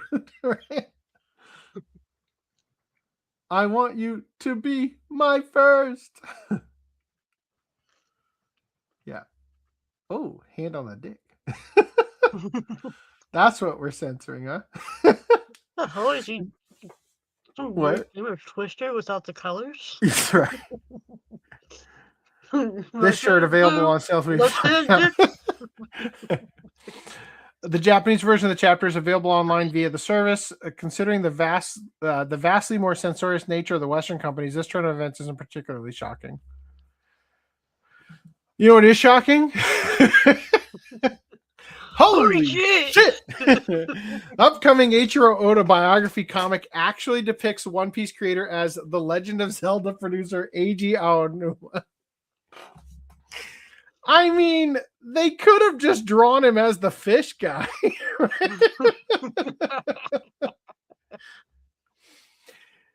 In case their publication of a likewise one-shot whitewashing Power Rangers creator Haim Saban's scumbag business tactics left any doubt regarding the low-effort cash grab nature of Tidal Wave Productions' line of comic book biographies, their upcoming take on One Piece creator Eiichiro Oda actually falls for a classic internet mix-up and depicts the esteemed mangaka as none other than Nintendo producer and current The Legend of Zelda series steward Eiji Aonuma.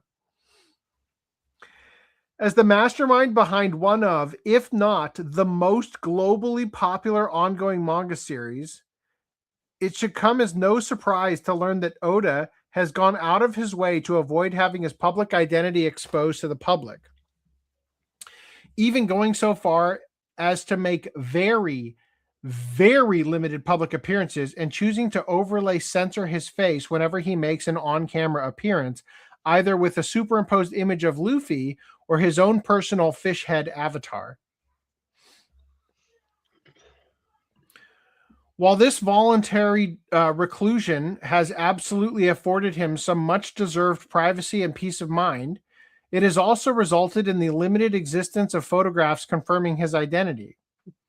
With the handful that have found their way to the internet dating back roughly 2 decades ago to the start of One Piece's serialization. And it is thanks to this lack of recent photographs that in the early days of integrating opening summaries into their search results, the ever-confusing nature of early search engine optimization algorithms resisted in Google searches for Oda's name being forever associated with the aforementioned Aonuma. Right? An ongoing misfire, likely based on the search engine's trawling of a misinformed fan's random YouTube upload or blog post, this Oda/Aonuma mix-up has long since become a meme among One Piece fans. It's used by anyone claiming authority on the series that they have little, if any, familiarity with its actual content. On that note, please feast your eyes on artist Pablo Martinena's cover for Tidal Wave Productions' next entry into their signature line of biographical comics, Fame, Eiichiro Oda, as due out next week on December 10th. Well, I didn't cover it last podcast, sorry. Wow. Not only does the art suck ass, right? For reference, here's an image of Aonuma as taken from the first installment of Nintendo's 2016 retrospective on The Legend of Zelda Twilight Princess. Unless they're either blind or through and through racist, there's no way in hell anyone could look at that cover and mistake it for anyone other than Aonuma, or at the very least, not Oda, who, as the public knows, doesn't wear glasses. Got him. I mean, for all we know, he does wear glasses now. That must be He the real didn't, but he might now. Yeah, he had to do an eye surgery at one point, so well, if it actually is Aonuma, like I think that'd be the funniest timeline. I will just say that Oda's picture, assuming that is Oda, because I mean I believe that is Oda, that one that you circled. Mhm. Like you add glasses to that and a beard, and you look at that art on like, and you compare that picture to the art. The artist isn't good enough for me to care. Like, you know, it's like, Now, if he doesn't wear glasses, that's a big thing, obviously. But that would be what they should have done is they should have had him holding the straw hat up.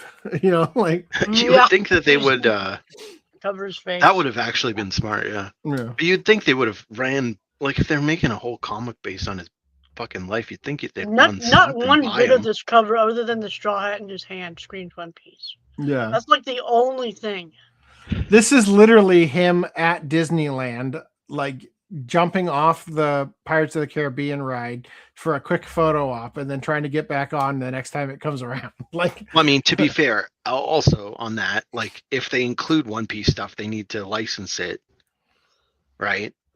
And presumably this is an they didn't get any license to make this. This is just a thing they made. They can make a thing about a person, but they can't include, like, they don't have to have permission about it. Yeah, well, I mean, it'd be funny. I can write a book about a person, but I can't use their copyrighted characters that they made.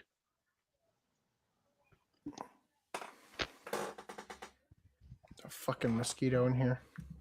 It'd be funny, like all the pictures in it of One Piece stuff are like drawn as like SpongeBob characters or something. Like,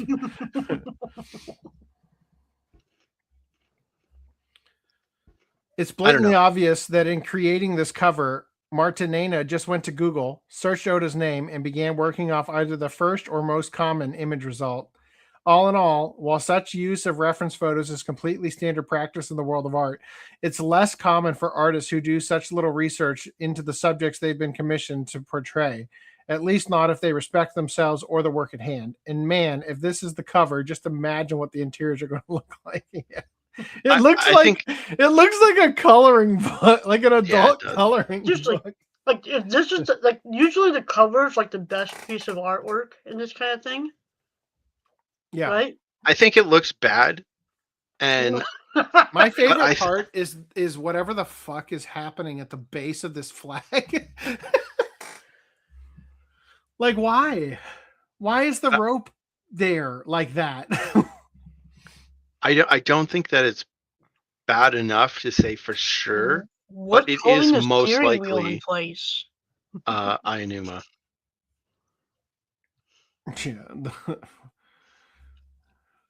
I mean, the steering wheel is just there for vibes, Reese. I love this image up here of Zoro as Link. Like, where did this come from? Super Grand Battle? One Piece Super Grand Battle? Wow. His one sword style. Nice. All right, anyway. I am now going to share with you perhaps my favorite segment to date. Allow me to translate this to English. On a Korean website, they are reeling because they have decided with their internet sleuthing, get out of here. No, get out. This is an adult-only section. They are the internet sleuths in Korea land have decided that Chainsaw Man's Reze was in fact inspired by a 2013 porn video. And I am right there with them. Like, above is a 2013 BDSM Western porn that involves sadistic torture on women. The costumes are exactly the same. Exactly the same. Exactly. Like, because that porn actor's name is Rose, Roze.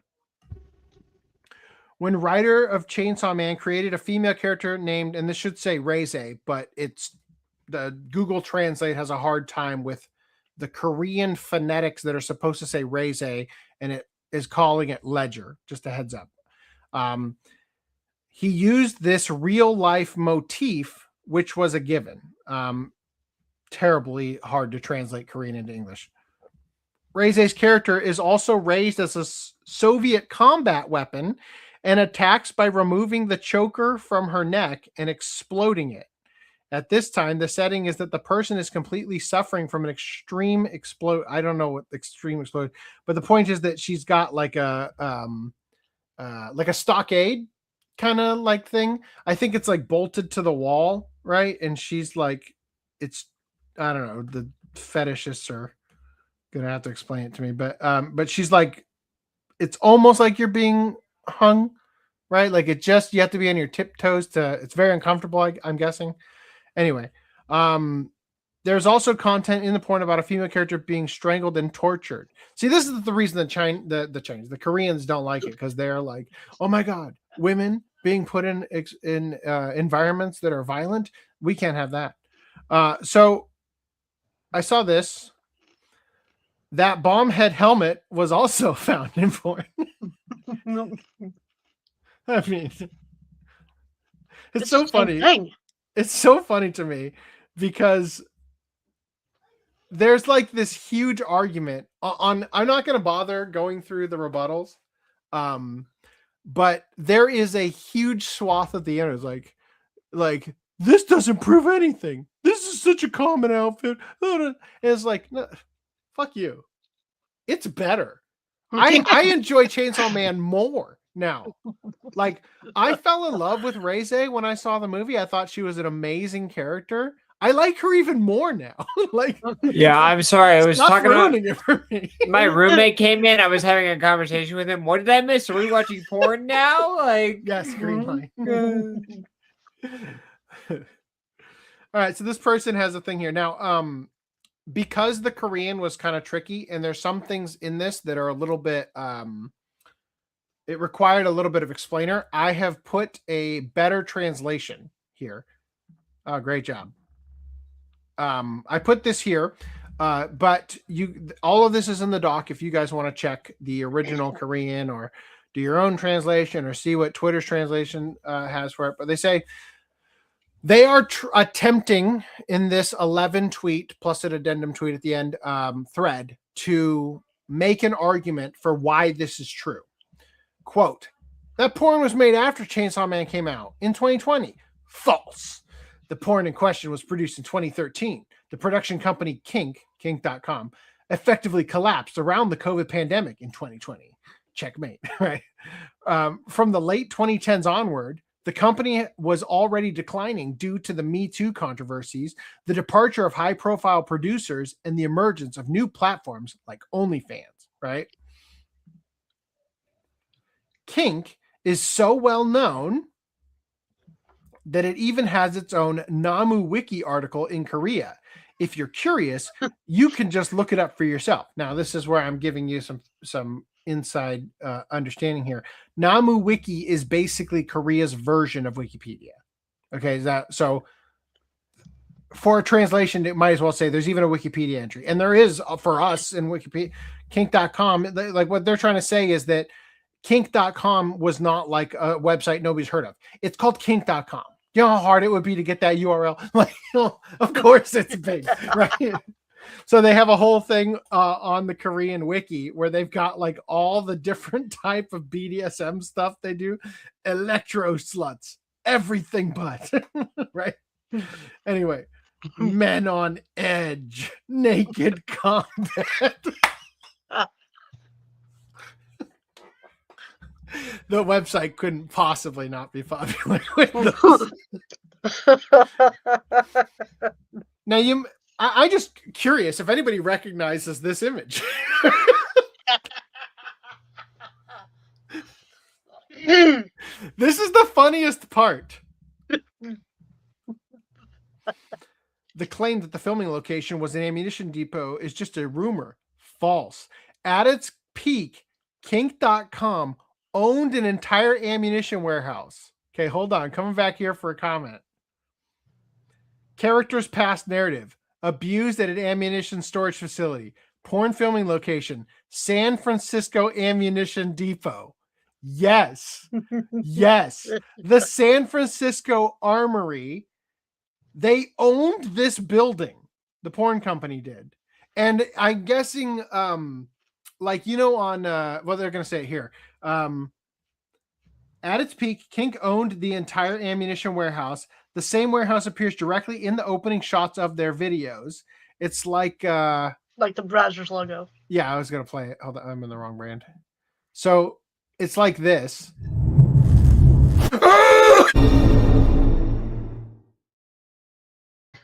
Forgot that was on there. Thanks.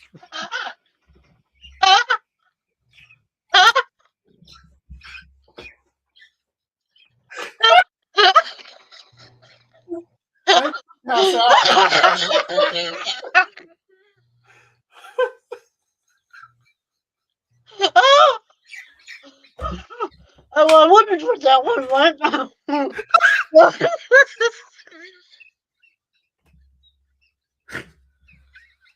All right, it's not exactly like that. Anyway.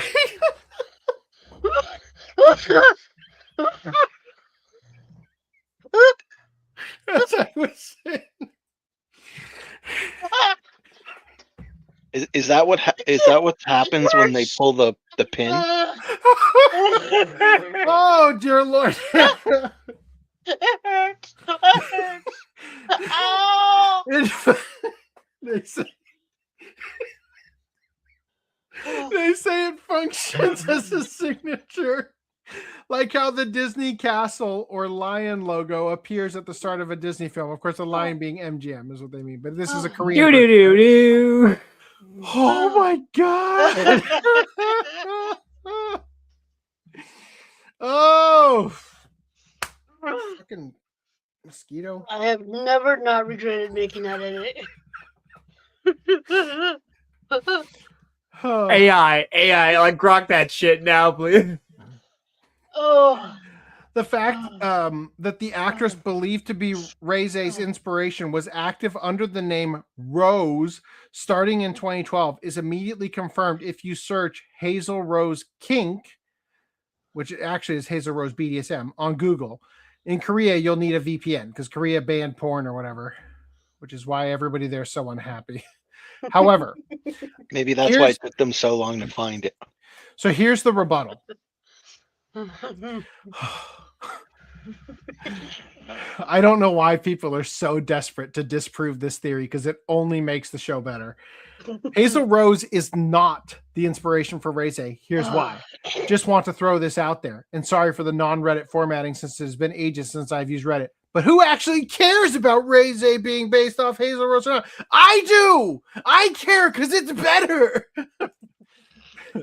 I also did some digging, just like that one woman who was trying to crucify Fujimoto for watching porn. Here's what I found. Number one, her stage name wasn't even Hazel Rose. It was Hazel Hypnotic. And she featured on different kink shows, such as Hard Tide and Infernal Restraints. If anyone was into kink in the early 2010s, you will 100% remember the reports on the Hub and other more public access websites. The only thing I managed to find tied to Hazel Rose was 2 episodes of Kink Live. So my question is, if Fujimoto wanted to homage this woman specifically, never mind the fact that a black dolphin short and a white sleeveless shirt are the most basic combo, why would he have called her Reze and not something related to hypnotism? Okay, so I'll just read the rest, I guess. Additional research. Actually, I'll come back to that. Hold on. So first of all, Reese, because of course he does, introduced me to a website called IAFD. It's the IMDb for porn, right?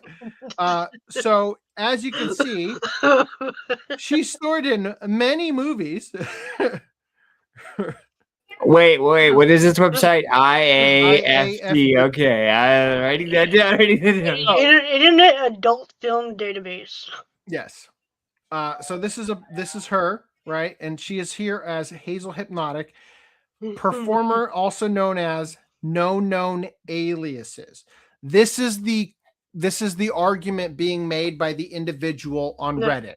This is basically still like a wiki website. User submitted. Okay. Yeah. If you aren't hot shit, then they don't even know or care, right? I'm sure there's plenty of mistakes on the website as well. Mm-hmm. Years active. 2011 and 2013. Right there goes that narrative that it was from a more recent form from 2020, right? I don't know, when did he write the chapters for Reze? I wonder. Oh God.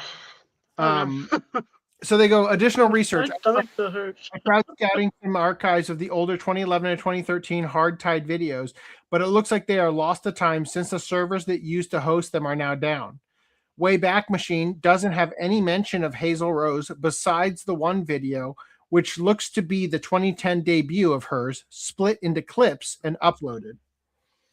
No mention of her, not even on the kink.com website. I am 100% convinced this just happens to be a coincidence. Think before you think, people, please. I'm betting Kink just removed that entire lineup of both of those series. No mention of her, not even on the kink.com website. You know why? Because you are searching Hazel Hypnotic. But in this tweet, this woman is here as Hazel Rose. And we looked it up yesterday. On kink.com. We did. But those videos from early, I'm betting they just completely yeeted the entire line. Who knows? People have found them. Of course. I mean, we will not be watching them, but we will read the live tweets of a person who did momentarily. So the point is that she is actually featured on the website as Hazel Rose BDSM. That's the name for the actress or whatever on the website. Now, if we continue past here,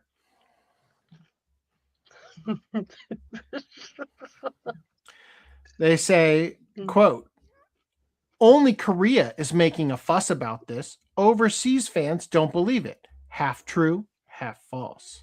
Most overseas reactions actually take the form of mockery, such as, this is basically confirmed. So the first love inspiration turned out to be a porn actress? Was the porn actress a time traveler who went back in time to cosplay Reze? Thought he was into femdom content. Turns out he likes fem sub stuff, right? Hold on. So Denji's first love was a porn actress, and like half the was like, he's like me for real. Yeah. Yeah. So my favorite thing about this is that Reze has the grenade pin. Yeah. And here we see Hazel Rose with the collar pin, right? Yeah. She's got a long fucking neck, though. Jesus. I think Freedom's not here. I think it only looks like that because it's pushing up what would normally be like a more natural slope into a more. It's really emphasizing. You know what I mean? She looks like a giraffe. How dare you say that? Then they go on to rationalize that the only reason why nobody cares is because it hasn't become a major international controversy due to this reason. Chainsaw Man may be popular overseas, but it isn't a mainstream family-friendly franchise. If this were something like Demon Slayer, I love that Demon Slayer is somehow family-friendly. Yeah. If this were something like Demon Slayer or Spy Family, it would have exploded. But Reze is the heroine of a niche, edgy work, so Spy people Family's joke not about that it. Popular either. Like, what's up? Spy Family's not really all that popular either. Yeah. I mean, But We the got point merch, that the but point it's not to like be a fair, the juggernaut. point that they're making is that Chainsaw Man is a little bit more of an adult Yeah. entertainment, right? And TVMA so all the being way. inspired by something pornographic, like adults are like, and I don't care. Like, I'm here for the mature themes. Yeah. What do you want from me? so then the next thing they say, the porn featuring the actress doesn't include helmets, chokers, or similar items. False. Those elements appear multiple times. Streaming sites like Pornhub often upload short clips instead of full videos for monetization reasons, which causes viewers to mistakenly believe those items never appear. But what do we got here? Yep. Pretty much confirmed, right? All right, now this is my favorite one. Some people point out that even the eye design is identical.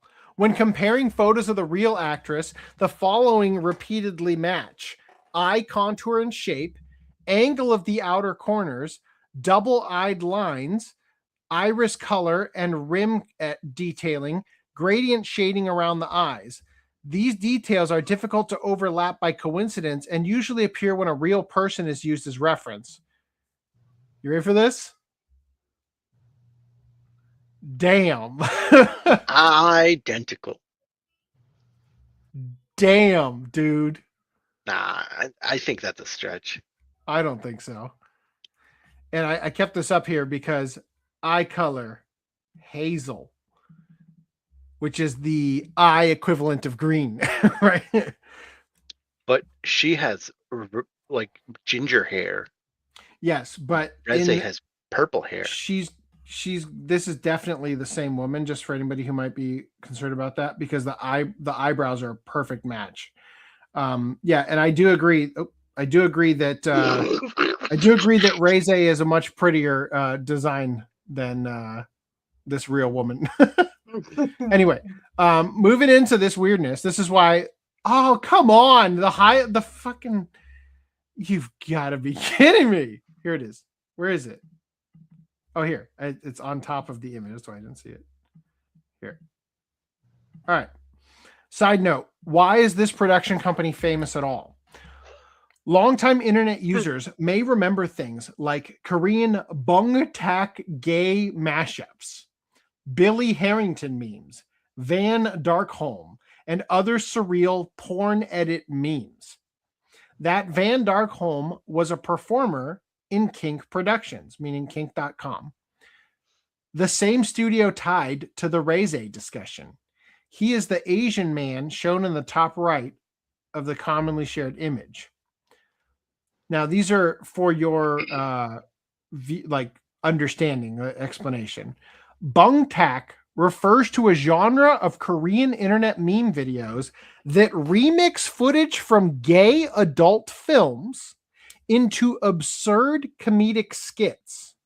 The humor comes from extreme contrast, serious or exaggerated masculinity paired with intentionally silly music, sound effects, subtitles, or mashups. It's for a joke. These videos were not meant as pornography. They were ironic, surreal meme content, similar in spirit to YouTube poop or early Nico Nico remix culture. Importantly, Bongtak did not originate in Korea. It was imported from Japan. We'll get to that in a minute.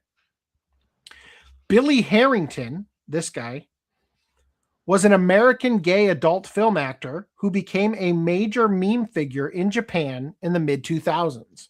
Clips of his adult films were repeatedly remixed on Japanese video sites, especially Nico Nico Doga, and he became a legendary internet meme icon, often treated with ironic reverence. For many Japanese internet users, Billy Harrington is less remembered as a porn actor and more as a symbol of early remix meme culture. Van Darkholm is another American gay adult film actor who followed a similar path into meme fame. He appeared in kink-produced adult films, and his footage became heavily reused in the same Japanese meme ecosystem as Billy Harrington's. Van Darkholm is frequently referenced alongside Billy Harrington in both Japanese gachi-muchi culture and Korean bungtak memes. So previously I mentioned here that it was imported from Japan. Gachi-muchi, which means like lots of muscles or something in Japanese, is the Japanese version of bungtak that they imported and spun off. So here you go. Here are the memes. It's just irony. It's for the lulz. These are the memes. And then this is Van Darkholm over here, right? Now,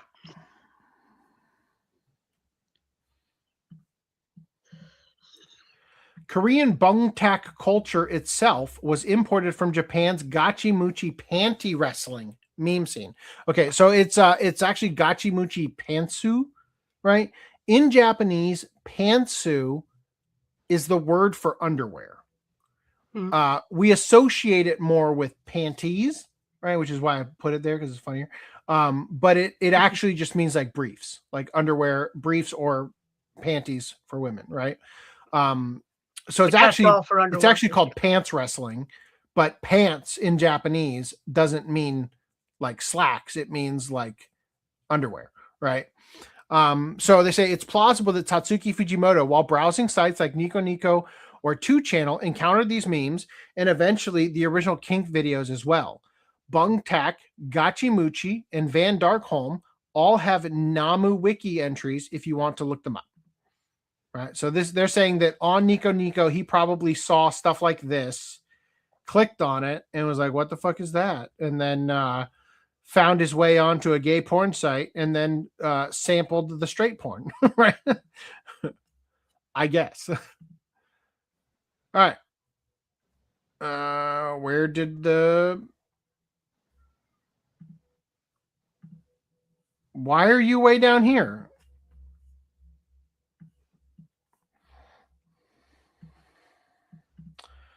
All right. Why am I writing this thread? The Reze controversy shows signs of being deliberately amplified within male-dominated online communities and group chats. The opposing side consists largely of women unfamiliar with porn culture, making effective rebuttal difficult. This sounds to me like they are saying that women are saying, no, it's a coincidence. That's not true. Randy, are you muted? Are you eating? You trying to talk to us? Do you need to tell us something? He's over looking at the bung pack.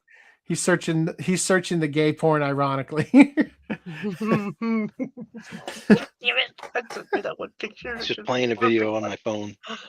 I sent you that one picture. I see that would be the perfect time to put that on screen. God damn it. Why didn't you put it in the brand? Fuck.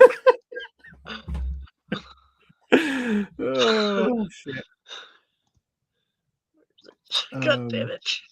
As a result, public opinion is often seized early and then fades out, which is frustrating enough that I felt compelled to write this thread. I don't know what the person's entire point of writing the thread was. Are you trying to say that like he should be crucified? I don't get it. As far as I'm concerned, my headcanon is that she's inspired by the BDSM porn, and that just makes it 1,000 times better. I mean, it's like the guy that made the degenerate anime watches porn. Like, what? Like, you know, like, I don't know. It just seems like it ain't so. Yeah, it's like, no, don't say. I don't know where this he is. watched porn. No. Okay, so I don't know where the sticky note went. When I'm clicking on it, it's not. It's right it's down there at the bottom, very bottom. I see it. Oh, is it? Oh, it's fucking. For me, it says StreamYard.com is sharing window. Let me just hide that because it's underneath it. I couldn't see it. Okay. Perfect camouflage. For fuck's sake. There it goes. Okay. Some say the actress isn't Russian, but American. That's beside the point. It's similar to how a Western creator might reference Japanese adult media, then assign the resulting character a different nationality. I don't know any Western creators who have referenced Japanese adult videos ever. I can't think of a single time that's happened. Then assign the resulting character a different nationality. The key issue is where the inspiration came from, not the performer's real nationality. I am also convinced. See, I think that they're mistaken. American means you have American nationality. But where does she hail from? Because that bitch looks Russian to me. I'm just saying. And I love this new headcanon. And I will take it to my grave as the greatest inspirational work in anime forever. I was going to show you her face again, but they blurred her out on the Korean site. I saw this. Emasculated Koreans getting mogged by the enlightened Nipponese grand masturbator right now. All right, I'm going to read this in a minute. Chainsaw Man manga being inspired by porn is reminding me of Riri Williams was a Japanese porn before being created. Even the first costume was the same. No, Japan made a porn parody called Ironheart, and they had the trademark or whatever for the name before Marvel then made Ironheart the name of Riri Williams. And yes, I think you're right that there is a heart or motif or something that looks very similar, but it's largely a coincidence on that one. But it is funny, right? I'm curious how Marvel got the name back, or is it just? I just don't think it mattered because it's a different market. Yeah, I don't think it mattered. All right, so this person, I love this. I fucking love this next thread.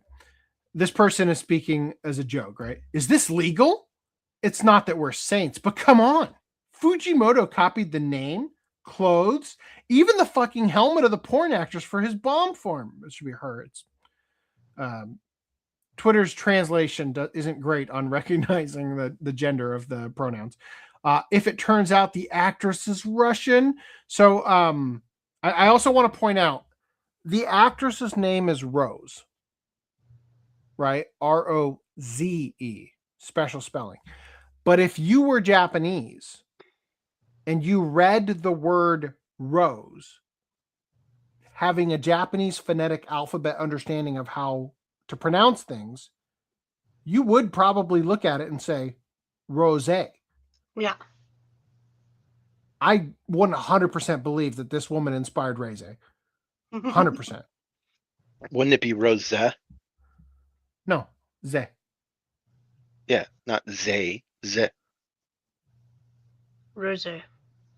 Rose. Ze. Rose. No. Reze. Rose. Reze. Reze. Rose. Rose. Reze. Yeah. Okay. Rose. Yeah. Reze. Anyway, so it killed me. This is so fucking funny. I'm analyzing the video that inspired Tatsuki Fujimoto for the creation of Reze, as well as all her contribution to Chainsaw Man and how true everything is. Guys, the folds, they're even the same. Yep. All the wrinkles. The first thing we notice is that the video is about walking in a straight line. Literally, the porn video is a man is making her walk on a line in high heels. That is the porn. The first thing we notice is that the video does is Chainsaw about Man have a person in a cage though? Is about walking in a straight line. It has a slow pace. It's boring, and for a long time, nothing happens. Obvious inspiration for part 2 of Chainsaw Man. Of course, we'll notice that the outfit is clearly the same. I understand that Rose was pretending to be Russian at the time using a pseudonym, according to what I saw in some sources. A girl who pretended to be from another country to achieve her goal? Wow, that reminds me of someone. Right.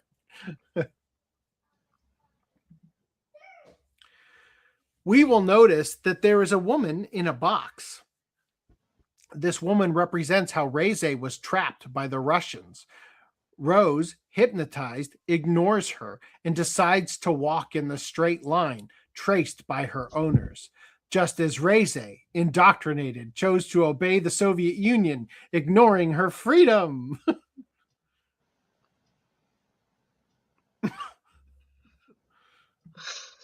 It's the same thing, guys. It's the same. The mask is real, but it's from another video.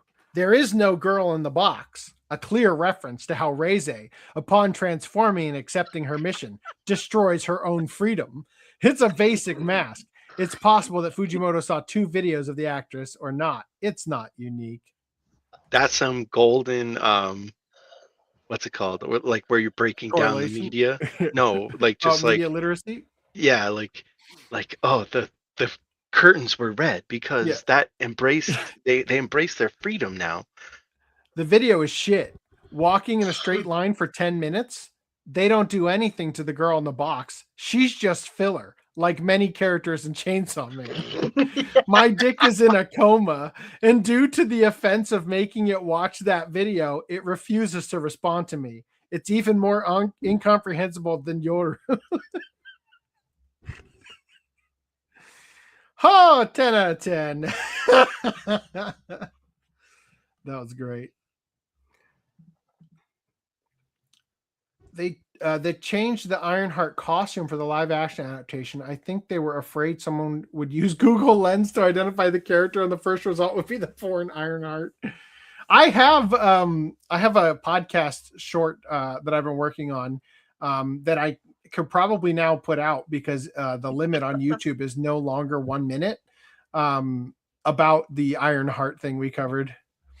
All right, let's keep going now. We got to catch up on some time here. Oh, that's great. I love that. Let's get these started. Let's just go ahead and make sure that all these are working towards. Yep, there's only a lot of them. So. Carefully got okay, good. One. Still dying. Oh, shit. Can you tell there's a lot of Sankaku Complex articles in our future? Maybe. Okay, here we go. What the fuck is this? Pretend we put that up there when you were watching the video on your phone or whatever, and your mouth is going.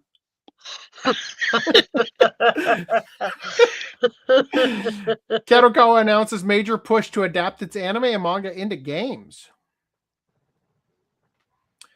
Kadokawa is gearing up for a large-scale expansion of its gaming output, announcing that it is actively recruiting experienced game development staff to work on new titles based on its vast catalog of anime and manga IP. The company has opened multiple positions for planners, directors, programmers, designers, and producers, all aimed at strengthening Kadokawa's ability to create high-quality game adaptations internally rather than relying solely on external collaborations. So I was just thinking about that guy, Harada, who just left Tecmo, Koei Tecmo, the Tekken guy. Yep.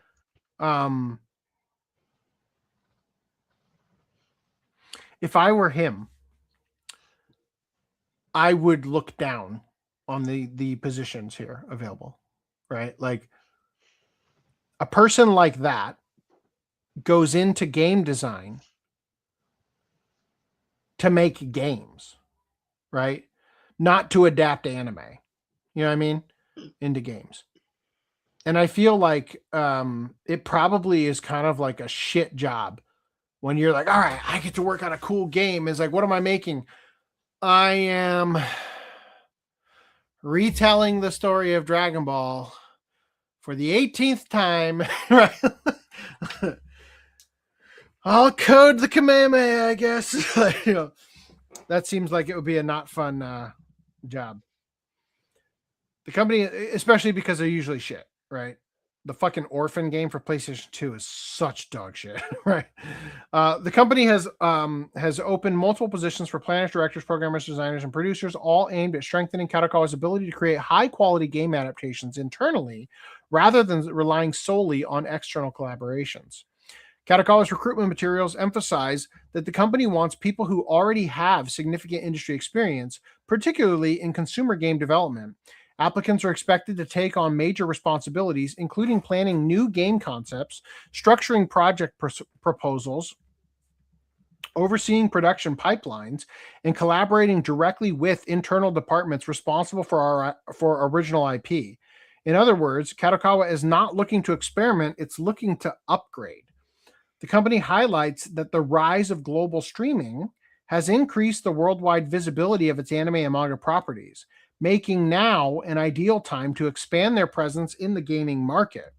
The plan is to more aggressively leverage brands under its umbrella, which includes hits such as ReZero, Konosuba, Sword Art Online, Overlord, and many more, into games for consoles, PC, and potentially mobile platforms. I can't imagine turning any of those into a game that's fun. Unless the game is zap the panties off of Aqua, right? That could be a real fun game. That's a mini game. That's going to be a mini game. While Kadokawa has long been involved in game publishing, its in-house development efforts have historically been limited, often partnering with outside studios like From Software for massively successful titles. This new hiring push signals a desire to build a sustainable internal production pipeline capable of generating frequent, high-quality adaptations of its own entertainment properties.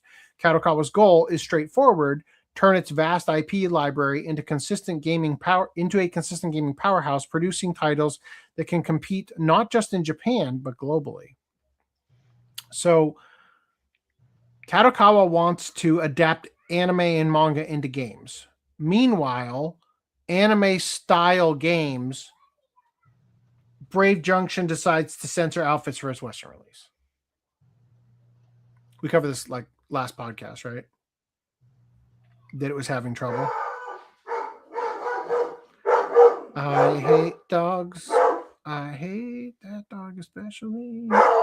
So Chibi shared. Shut up! If you got a Reze costume for your dog, would that help? No.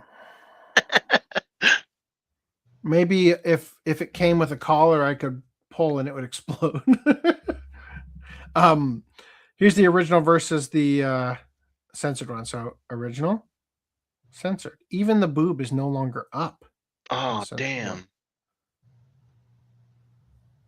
Oh, and they added a whole skirt? Mm.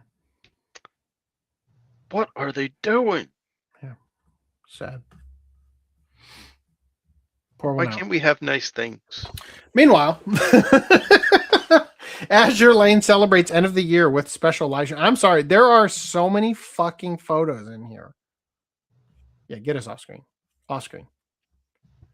Full screen that bitch.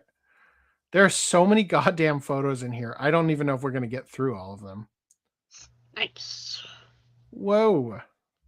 When are these getting figures? When are we going to find the porn influences for these? Mm. Those are probably all JAVs. It'd probably be easier for them to locate.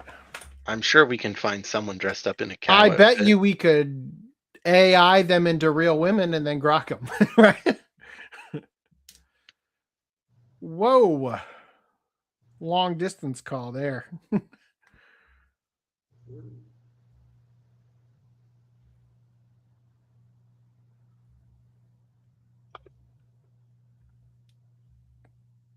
Now, come on.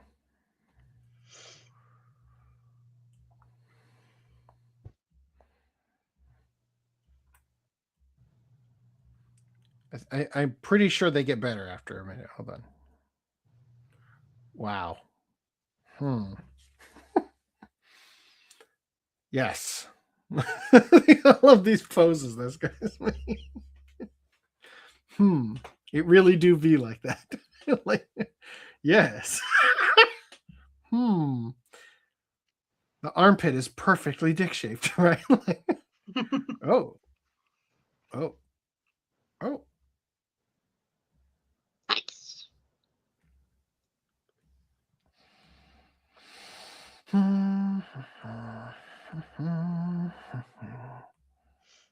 Whoa.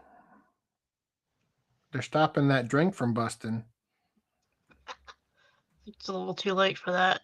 Yeah. Way too late. I swear there's something else in here. Oh. Nice. Maybe we just stop while we're ahead. How many are there? Oh, that's the end. Okay. All right. There you have it. Okay, now look, ladies and gentlemen.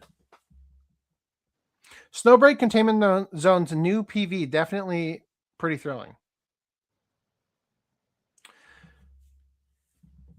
We'll start with the second part. It revealed that some of the female characters can also get massages in the update.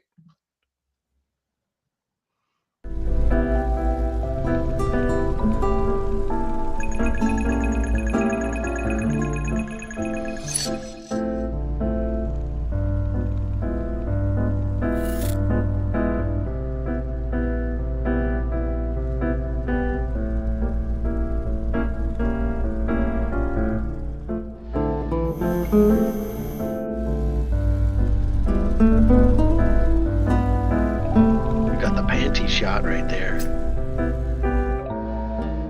Cameraman, go down. That massage arm is missing the target every single time.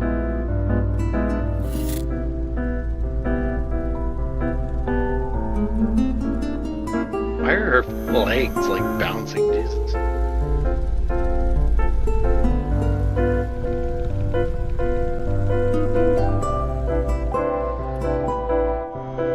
Is the chair also massaging her, like, and bouncing, or are those like tremors that she's having? I think it's the back is massaging her too. Guys, this other video is 11 minutes long. Ooh. I'm gonna let you tell me when you get bored, and we can end it. Okay.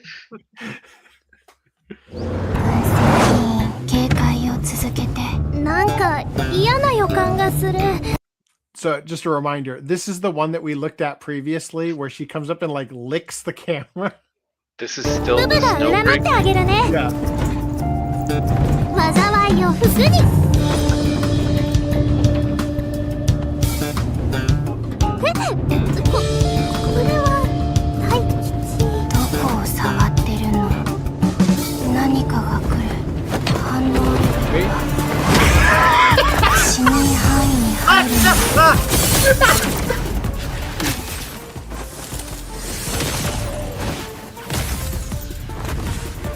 Is that truck going on self-driving mode now, or what? Yeah. Meanwhile, they crashed, right? While she was in a particularly dangerous position. The truck goes off a cliff in the background.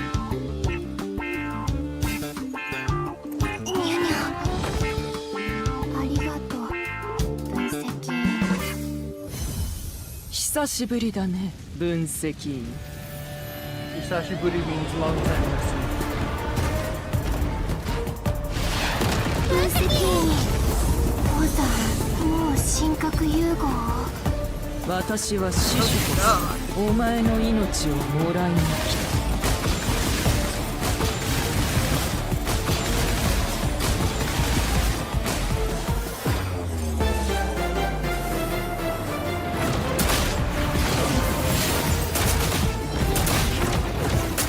That's a bouncy chest right there.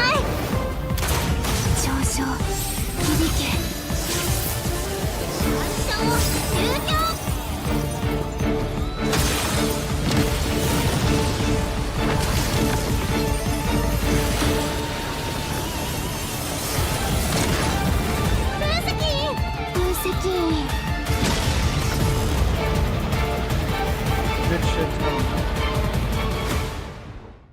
Why does that feel like a Pokemon battle? Like capturing his new next waifu.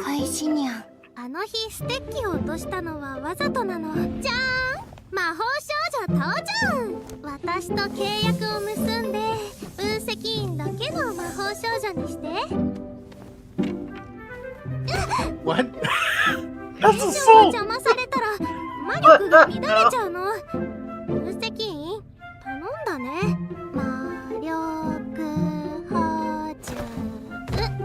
Whoa. Nice. The magic's really happening here.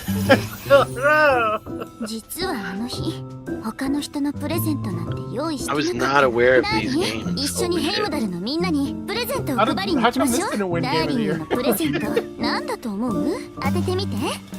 じゃじゃーん。かわいいベルよ。え？こんなのもらっても嬉しくないって？ I fucking love the Japanese. I じゃ love あ this part. これはどうかしら？なーに？ The like プレゼントは fucking トナカイに乗 Christmas って配 inspired らなきゃ weapons ダメな coming の up. よ。でもその前に私をうまく手なずけられるかしら。 Was there a little deer tail there? ダーリンだけはルドルフよ。 過ちを犯したの。実はあの日感覚リハビリに付き合ってくれた時痛くないよ。ここも感じない。もっと強くして痛いのってこんなに気持ちいいんだね。 Can we skip forward? You want to skip forward through this? What? I mean, like, is it just gonna be all of the characters doing that? It's... Here we go. すべてがうまくいく方法を Oh, 占 they っ didn't て do the- あげるね。 They didn't do the thing I was talking about. Yeah, hold on. I'm ブ looking ブ for it. から Okay, hold on. I want to see the Christmas weapons again.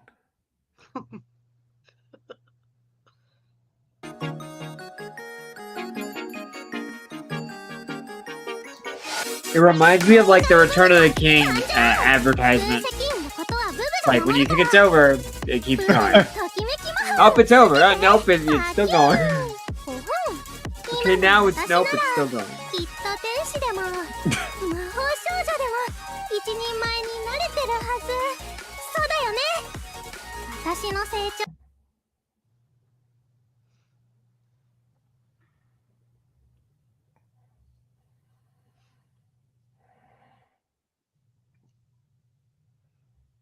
Man, where the fuck did I see this Christmas Probably gun?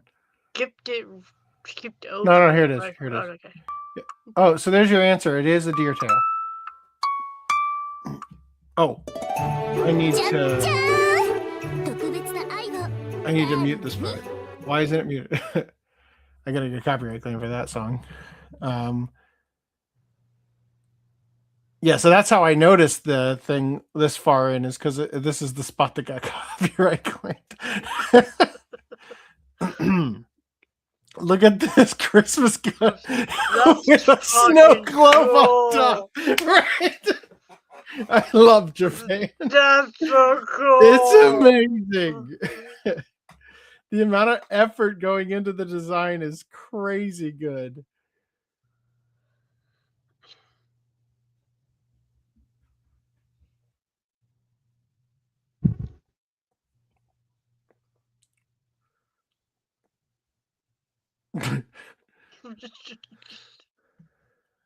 What else we got?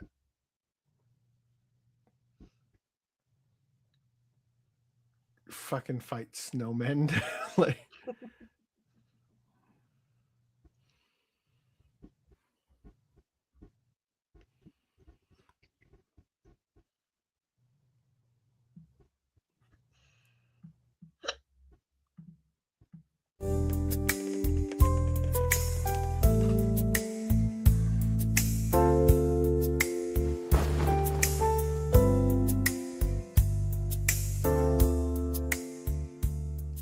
damn.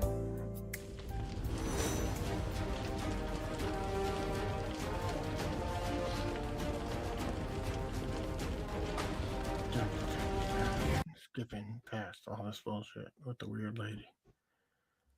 Oh yeah, definitely showcase the environments. Everybody cares about that. Oh, there you go. All right, that was it. Thank you. I'm a little curious to look at the YouTube video and find out where its peak watch attention is. All right. 10 out of 10, game of the year. Meanwhile, Lara's design in Tomb Raider Legacy of Atlantis attracts the usual complaints. Really? From who? So one side says, why did they make her sexy? And the other side says, she isn't even hot. Like, yeah, Tomb Raider Legacy of Atlantis, an upcoming remake for the classic dungeon diving series, has generated ire on social media from the usual feminist types and such due to Lara Croft's design, which opted to give her more traditional beauty, unlike the remake in 2015 that made her more realistic. There were a handful of individuals complaining about Lara's return to traditional sex appeal in the remake, claiming it was catering to incels. This person says, is it woke to say I find 2015 Lara Croft more attractive because she looks like a real human instead of a supermodel? To be honest, I also find her a little bit more attractive. Although I would say that they could have put just a teensy bit more of a curvaceous, incline here. But this looks a little weird to me. Yeah, I like the body on 2025, but the face I'm not a fan of for whatever reason. Yeah, I definitely don't care for the face. The face is the safe hot we were talking about. It was like, all right, I guess. Right. But something about it looks disproportionate to me. I'm not quite sure what it is off the top of my head here, but something about it just feels a little disproportionate to me.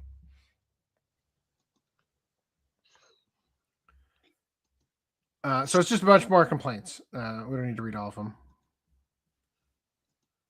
But I do find it funny that, like, it's a step in the right direction. Don't get me wrong, right?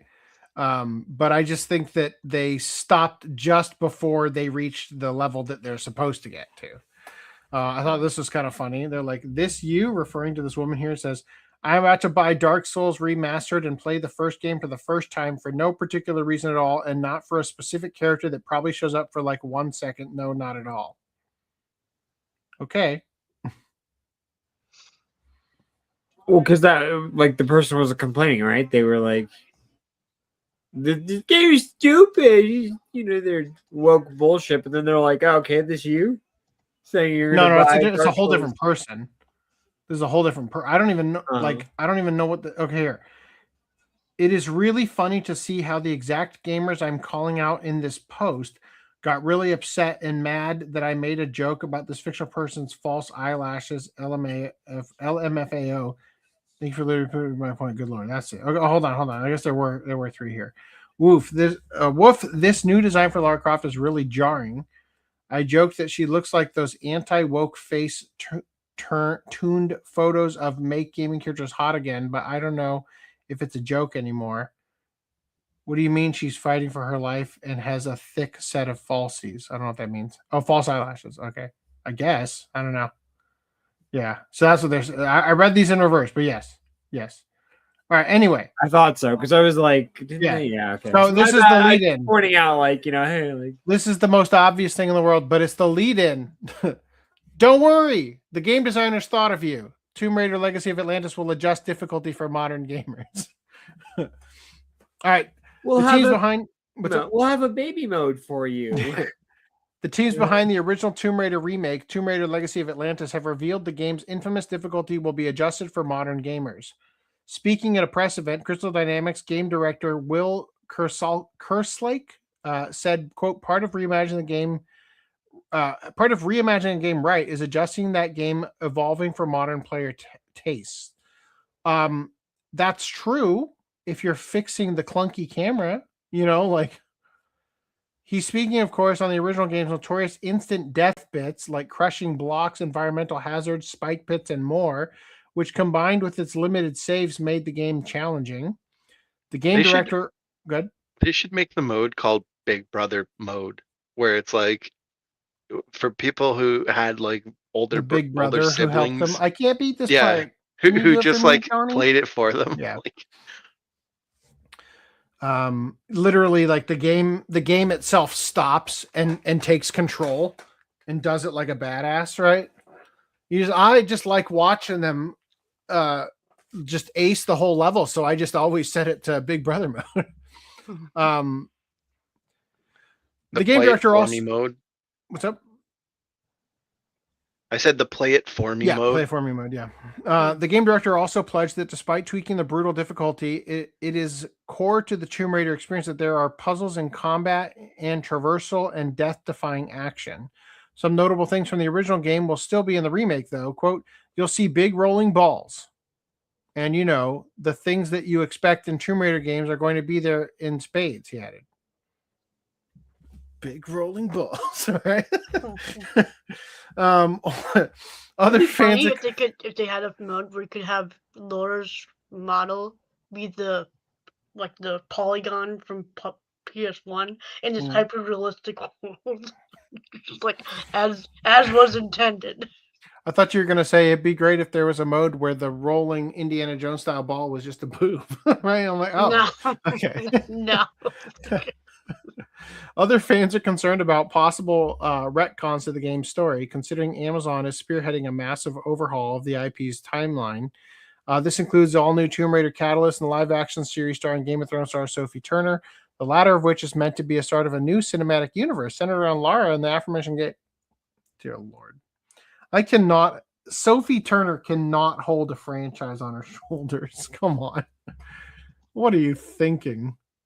All right, in other news, Lords of the Fallen 2 devs say they want more attractive women in the sequel, which the gamer decided was Lords of the Fallen 2 is already cementing itself as a game for all the wrong people. People will actually buy it? Damn. Yeah, there's a direct correlation to its sales numbers. The Lords of the Fallen 2 developers stated that the sequel will feature more attractive female characters with designs that embrace a wider range of body types, including characters who are more revealing. The team openly acknowledged that many players felt the first game lacked visual appeal, especially in terms of character design. Instead of doubling down on the drab, corporate-approved look that has infected so many Western titles, the devs decided to go the opposite direction. They stated they want women who are beautiful, striking, and memorable, and that they're not afraid to lean into more daring costumes. The CEO at CI Games, Marek Tyminski, spoke about the matter on social media, saying, many of you asked why the game initially had body type A and B. Hexworks started early 2020 as an autonomous studio owned by CI Games. Early on, political correctness and filtering meant not every decision reached me on time. I got a lot more involved from late 2024 and now act as head of studio alongside my CEO role. Things are very different now, and the studio got fully integrated. We reverted a lot of wrong decisions and will continue improving. Lords 2 is being built on real player feedback, and it's crystal clear in the last two trailers. The developers also stressed that this doesn't mean characters will lack depth or narrative presence. They just aren't allergic to making them visually appealing. Whether this decision sparks broader change in Western character design remains to be seen. Well, it's a start. The tides are turning. I don't expect Gooner Wonderland, the game, to be made randomly, but we're working our way there. Right? All right. Meanwhile, I thought this was hilarious. Larian CEO responds to generative AI backlash over a botched Bloomberg article. Not long after Larian Studios announced their new Divinity game, the studio has come under fire after its CEO confirmed they were using generative AI. The original blowback came from a post-reveal interview Larian CEO Swan Vinky had, where he reportedly said Larian is pushing hard on generative AI, even though it hasn't led to big gains in efficiency. It's worth noting the above statement is phrasing from Bloomberg writer Jason Schreier and not a direct quote from Vinky. Regardless, it launched a firestorm of concern and criticism from fans over the studio using generative AI. The interview went on to note that Larian was using generative AI to, quote, explore ideas, flesh out PowerPoint presentations, developed concept art, and write placeholder text. Once again, phrasing from the article had not a direct quote. Criticism from the report was so commonplace, Vinky promptly posted a response clarifying the comments, saying they use generative AI to explore references, not replace artists wholesale in game production and design. Quote, I was asked explicitly about concept art and our use of generative AI. I answered that we use it to explore things. I didn't say we use it to develop concept art. The artists do that, and they are indeed world-class artists. We use AI tools to explore references, just like we use Google in art books. At the very early ideation stages, we use it as a rough outline for composition, which we replace with original concept art. There is no comparison. He added, we've hired creatives for their talent, not for their ability to do what a machine suggests, but they can experiment with these tools to make their lives easier. So according to the Larian CEO, the original Bloomberg report misconstrued what he said and outright fabricated statements, which resulted in a whirlwind of blowback over their promising new game. Some concerns from fans or creators noted any generative AI use is unacceptable, regardless of whether or not it is used in a final production. And yet, Clair Obscur won Game of the Year.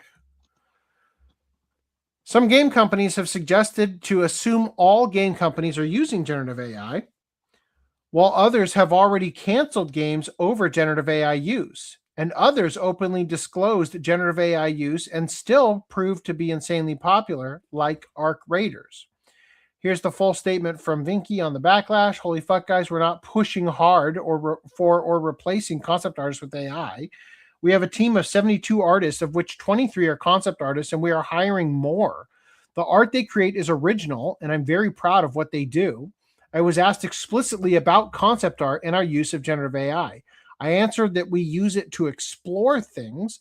I didn't say we use it to develop concept art. The artists do that, and they are indeed world-class artists, blah, blah, blah. We already basically read all this. There it is. Any thoughts on this? I love the witch hunting. It's just like amazing. Like literally people, this honestly, in a lot of ways, this is like a more like almost secular, if you will, version of, but wait, is this hot anime girl actually a guy? I have to know before I can hit it. You know what I mean?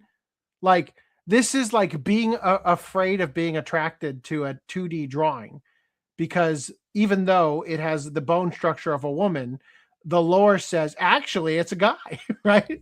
So it's like when it comes to game design, right? You can't stop and look at the trailer like, fuck, that looks amazing. You're like, is this AI? I want to like it really bad, but I have to know if it's okay. You know what I mean? Yeah. It's I've seen an analogy of if you're a writer for a book and you have editors and you tell them you're not allowed to use spell check, you know, it's like, well, you could just hire more editors, and it's like, yeah, I could, yeah, no, 100%. But also they could just use spell check and get their job done quicker, you know. 100%. Right, like yeah, hold on, I'm trying to find out where we left off on chats real quick. And a lot of these people that are complaining, I think there's a couple different like categories of people. There's the category of people that are just because like, well, I'm on the team that doesn't like AI, so I must not like AI. Then there's the category of people that are like, well, AI is bad for they bought into the whole it's bad for the environment. Yeah, the environment thing, which is basically like the amount of water people keep pushing on the amount of water it uses, and it's like the amount of water it uses is not at all an issue. And if you look at like someone did a comparison to the amount of water the States uses for just watering corn. Mhm.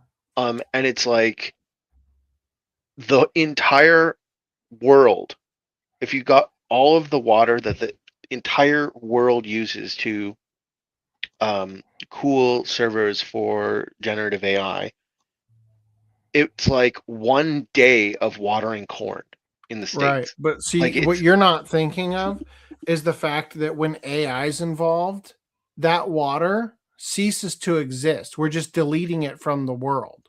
yeah, Right. obviously.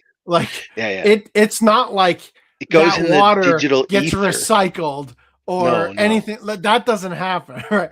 The dear AI God. actually eats the water. Yes. Yeah. That's AI runs on water. It pees out your answer. You know, like Yeah.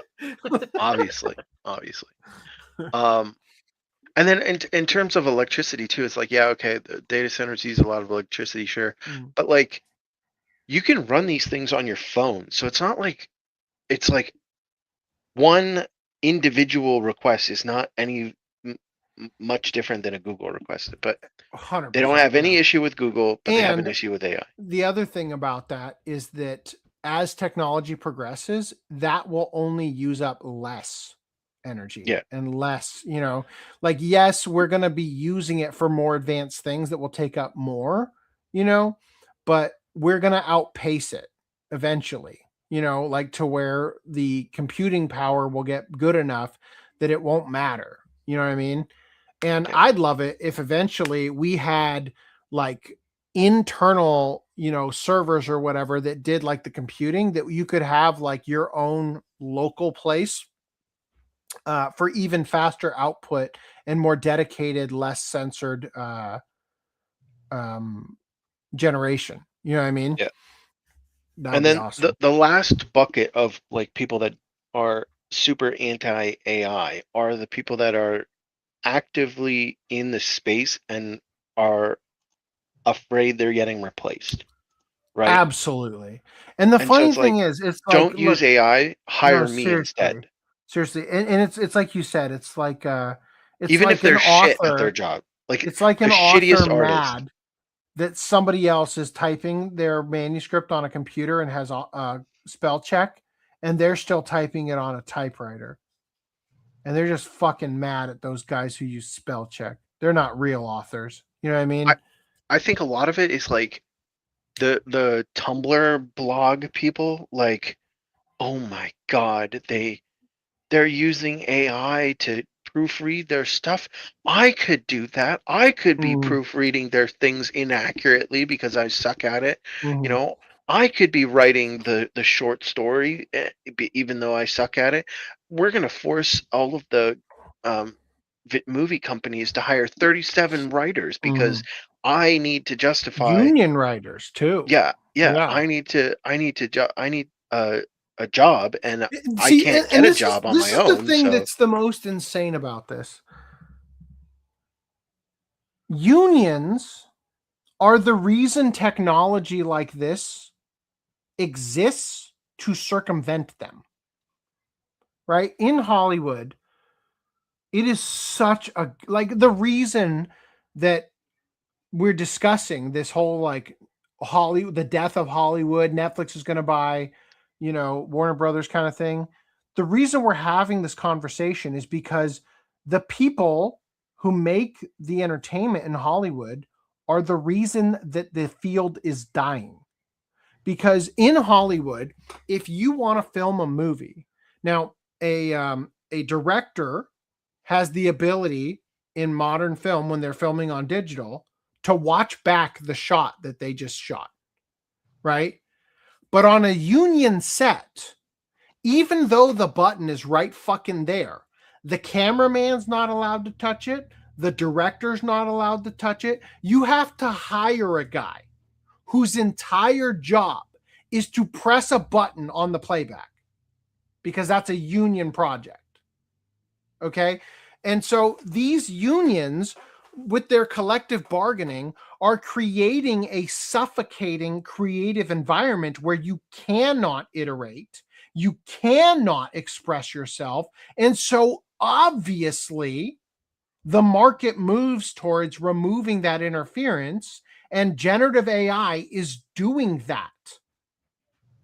Generative AI allows you to run 1,000 ideas at something where normally you'd only have time for like 10, And so largely the way that people are treating it is just like all the people who want to complain that AI voice acting, the AI dubs are taking away their potential work. It's like the AI wouldn't be doing it if there weren't issues with your version of doing it. The AI wouldn't be making logos better than you if you were good enough at your job that you outperformed the AI. And this is like, this kind of goes back to the John Henry driving the railroad spikes or whatever, the story about like the man who beat the machine, right? You familiar with this? Did you say no? I did. You did? Okay. So you said no. Unfamiliar. Okay. You're unfamiliar. Okay. So the concept of John Henry, it's like a legend in the sort of like the time frame of like Paul Bunyan, right? And like there was a new so like in order to build a railroad, you had to manually hit the spikes into the ground. And John Henry was a slave. I think he was a slave. I don't know. Maybe he was a free man, but he was black in the movie I saw, at least, where a man built a machine that once you set it in place, it could drive those nails faster than a human could. But John Henry competed with the machine and won. And I think partially it's because he was able to move to the next spot faster than the machine could. So even though it could drive faster, it couldn't get there faster, but he was able to drive so fast because he was wicked strong that like that's really like to any other man, he would have been slow enough at driving the nails that he wouldn't have been able to defeat the machine. But John Henry did. It's kind of the thing. It's kind of like they explore it like a metaphor in not just artificial intelligence, but like cyborg, like robot stories. I think they even included it in the Sarah Connor Chronicles of the Terminator series. So anyway, I've totally forgot why I brought this up now, other than to say that that you have to be able to outperform it. And this is the thing. The artists who use spell check outperform the ones who do not. Every single time, hands down, right? So at the end of the day, the fear is entirely because of the doubt that they have in their own skill. And I always bring this up, like a good artist never advertises that their commissions are open. Because a good artist is always filling in a backlog that is so long that they don't ever have to advertise that their commissions are open. But if you ever on social media, especially on Twitter, mention that you need an artist, that you're looking to commission an artist to do something, you will be flooded with the most garbage tier art. $5 for line art, $7 for color, the worst goddamn artwork you've ever seen.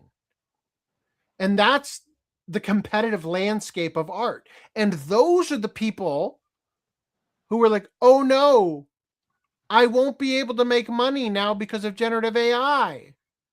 And it's like, bro, it was a miracle you found anybody to pay for your shit to begin with. So yeah, the market corrected for your existence, I don't know. Anyway, we've got more to get through. Do you want to get through the comments? I started the last one. I got to just take a quick pee. I'll be right back.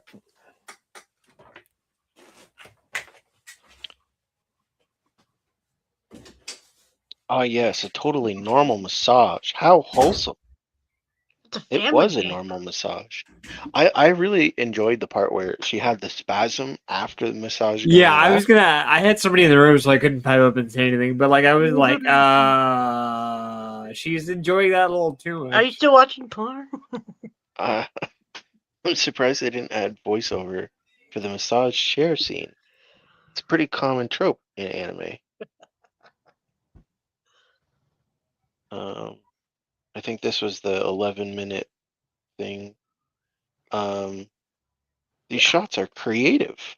Yes. This game kind of a gotcha game that attracts the players. Well, they definitely got the big boobies flying around game on the needs screen. players, so it's doing its job, I guess. Guns look like bags. Bags of boobies. Those ballistics. 2025 is not bad to me. It's been a good That year. was about Lara Croft. I don't know if you were questioning that. Lara Croft, I was just reading it. Yeah. Lara Croft. Oh, yeah, okay. The Meaning 2025 the 2025 version, version was not bad. Oh. Yeah, He liked the design for the new one. Yeah. Lara Croft was a sex symbol since the first Tomb Raider game in 1996. In fact, that was her main selling point. Mm-hmm. Well, not just the main selling point. She also had 2 points on her chest. To get gamers to try the game. And I said this last podcast. Got them to stay. Right? Like that they were trying to make a ridiculous argument that it was that they needed to gatekeep the normies. And it's like, no. Tomb Raider suckered in the normies. That was the whole point. All of a sudden it's like the dude bros who were hitting on chicks at the beach walk by a Game Informer and see Lara Croft pointy tits McGee over there, and for the first time they're like blushing because it's not fucking Miss Pac-Man, and they're like, bro, what's this? You know, like that was the whole point, you know. Miss Pac-Man had a rack on her, all right. Pac-Man was the rack. Completely unrelated news. US video game hardware and physical software sales in November hit their lowest levels in decades, with hardware unit sales reaching levels not seen since 1995. Well, yeah, you know why? Because there isn't a new game console coming out every year. Well, I mean, we did just have the Switch 2. Switch 2 had their peak in sales, and they have a surplus, so it's not really like any reason to hold off until... the other reason is that Black Friday is a fucking joke in the last 5 or so years, where literally they're increasing the prices and telling you it's on sale. Well, I think that's a symptom of the overall state of the economy right now. But I'm just saying that this is about the November stuff, and the reason that the sales usually happen, like the reason November matters in terms of physical software sales, is that during Black Friday / Cyber Monday is when people would run out and buy TVs, buy consoles, buy all sorts of electronics, because they would slash them down to like 60%. Yeah, but there's multiple reasons Black Friday is kind of declining. One, I would say that the overall economy is not doing well right now, so people aren't going to put stuff on sale. Mm-hmm. But then also, two, the online competitive retail market has kind of driven down prices to the point where you can't really during the year, during the year, you're seeing the deals anyway, right? So it's not like Black Friday has a crazy deal. It's kind of just this like legacy thing that's been around. And people make up a reason to put stuff on sale, but they're not, like you said, they're not really on sale. Sometimes they're even more expensive than they were a couple weeks before. Yeah. Right. But also, just in terms of the video game market itself, they've raised the price of games over the last couple months, right? Generally to $80 or $90. And then also, even the consoles, that because of the RAM issue, where RAM manufacturers are going specifically to deal with AI companies, and with the tariffs, probably still, even though a lot of the tariffs got rolled back. Yeah, quote unquote deals have been made, they're still affecting the chain supply chain. And so that's also increasing the cost of the consoles. So along with them choosing now to up the cost of the video games themselves, You're not welcome in here, Bean. and the economy not doing so well, meaning people are probably not going to be paid as much, relatively speaking, to the cost of the games. I'll just say, I guess it's not a surprise to me that video game sales are down. Yeah. On an unrelated note, good night, old man. I just want to say that in another universe where the OCA podcast took off with a meteoric rise right away, I like to think that we'd be sponsored by MeUndies for the No Pants podcast, right? Okay. That'd be great. Luigi says the Shinkansen are somewhat easy to make. Oh, there you go. Yeah. Okay. So is this in reference? I'm sorry. When was this stated? While you were talking about the John Henry? Yeah. Come on, dude. You just got to get enough people out there. Dear Lord. Each driving down a stake in the road. I was approached by people from Bangladesh people trying to seek work for graphics design. So people in Bangladesh wanted you to hire them to do graphic design? AI can never outperform nature. Nature wins even if God floods Earth. That is, in the story in the Bible, what he was trying to get rid of, right? Was all the AI, right? Yeah. Yeah.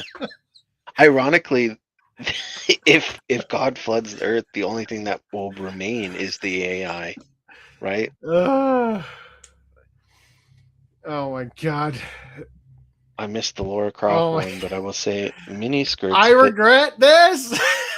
Fit her female character design. Yeah. Not if shorts. If you want to spelunk in a mini skirt, that's fine by me. Aren't you generally a fan of shorts? Isn't your avatar the I like shorts guy? No, this is the guy who says that that like sexual dimorphism is important and girls need to wear skirts and cannot wear pants or shorts, but little shotas can wear short shorts and all this weird stuff he's constantly spouting.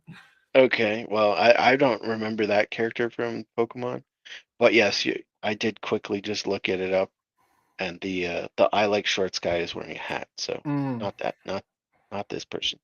The one you mean the GIF I literally sent in the Discord earlier? I don't know. Hi, I like shorts. They're comfy and easy to wear. Yeah, I literally did right before the podcast when I was walking the dog.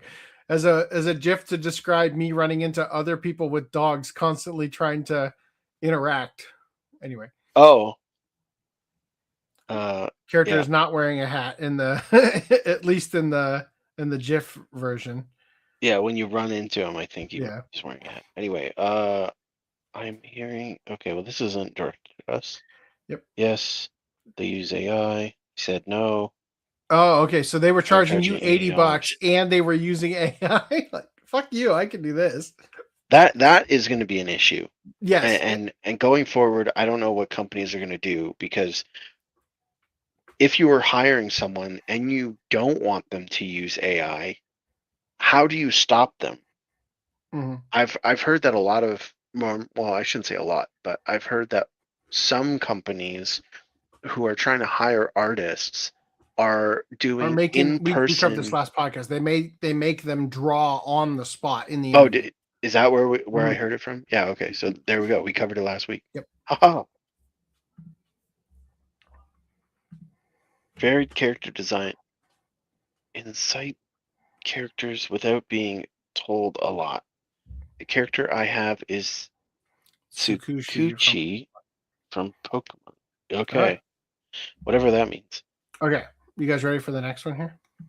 Let's do it. Whoa. Oh, I'm dizzy. Oh, shit. So I haven't been the same since that Brazzers. All right. Whoa. The vertigo. Okay. Resident Evil Requiem director says gameplay differences between Grace and Leon are like jumping into a cold bath after sitting in a hot sauna. Now, before we get too far into this, I just want to share this. That's so fucking great. As soon as Leon gets announced for Resident Evil 9, nobody gives a shit about Grace anymore. Oh, okay.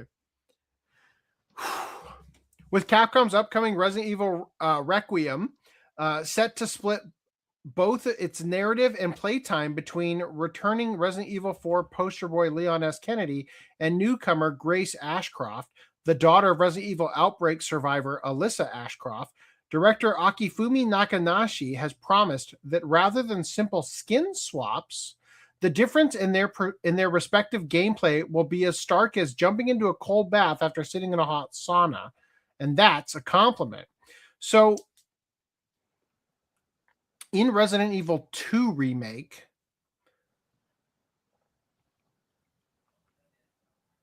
I don't remember I don't think you go from playing as Leon to then playing as Claire in the main game, but you do at one point play as Sherry Birkin, the little girl. And that's a fun part of the game, right?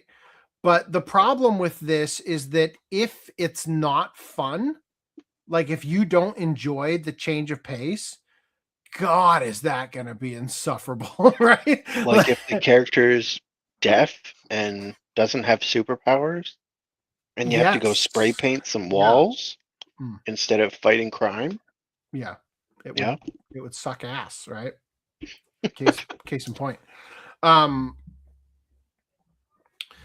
As revealed at this year's recently held edition of the Game Awards, the two government agents will find themselves crossing paths thanks to a recent string of mysterious deaths in Raccoon City.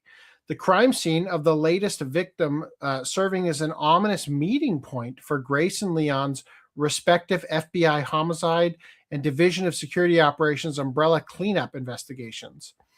In terms of gameplay, Requiem will switch between those seen in the franchise's more recent outings, with Grace's sections going the Resident Evil 7 route of first-person survival horror, although you can switch between first and third person whenever you want. And Leon's taking place in a third-person action. Actually, I don't know. Maybe we just interpreted it to mean that before. So they're saying that Leon's will take place in a third-person action perspective style akin to Resident Evil 2, 3, and 4 remakes. Elaborating on the pair's differences while speaking with Automaton Japan after the show, director Akifumi Nakanishi and producer Masato Kumazawa kicked things off with an elaboration as to just how the game will play out, no pun intended, with Nakanishi now? Come on, guys. With Nakanishi telling the outlet, Requiem has just one unified story. As the plot advances, you switch between Leon's sections and Grace's sections. There are even some scenes where they meet. Grace is the biggest scaredy cat in Resident Evil history, while Leon is a seasoned veteran. So seeing how those personalities interact is part of the fun. So the problem I have with Grace is that she ain't Ashley, right? I don't want this to just be Resident Evil 4 remake again, but without Ashley. You know what I mean? Right. And despite the fact that, like, I feel like Ashley is super fucking annoying, but, like, the fact that you'd rather play as, like, fucking Ashley compared to this chick is just like... Ashley is precious as fuck in Resident Evil 4 remake. She's annoying as shit in the original Resident Evil 4, though. Okay, maybe that's what I'm thinking of, the original. Let me just say, they say that, like, I'm sure I've brought this up on podcasts before, but you know how they say that if you compliment a man, he will base the rest of his existence off that compliment because we get so few of them? Yeah. Right? There was a part in Resident Evil 4 remake where you do the shooting galleries and stuff, and she cheers you on, and it's like it's just the most precious thing ever, right? Like I was shocked how much it touched me to have her rooting for me during the shooting. I was like, what the fuck is this? Like, this is Okay. this Yeah, is all I a remember is fictional. the original. And help me, Leon! Help I me! couldn't fucking believe it. Fucking kill me, but okay, I'll take Do you think they will pull a Last of Us 2 and pull a Joel on Leon by killing him off? Not if they want to make money. Although we'll look at something in a minute that might put him in some dangerous situations. As the plot advances, you switch between them. There are some scenes where they meet. Grace is the biggest scaredy cat in history, while Leon is a seasoned veteran. Seeing how those personalities interact is part of the fun. Although I gotta say as well, fucking holy shit. I truly, honestly, floored by how good looking and just like a good character evolution Claire was in Resident Evil 2 compared to Jill in Resident Evil 3. Holy fuck. Claire was so likable, and just I really truly, they're doing a phenomenal job at Capcom with making the feminine characters endearing, right? And that's why I bring up Claire specifically, whereas Jill is like, I liked her okay, but I wouldn't say it was an improvement on the original. Anyway, can't wait for Rebecca to show up. Continuing, the director next explained, in terms of gameplay, Grace and Leon's playable sections are almost equally split. The structure is similar to Resident Evil Revelations. They might do their DEI approach and make Leon wear cowboy chaps.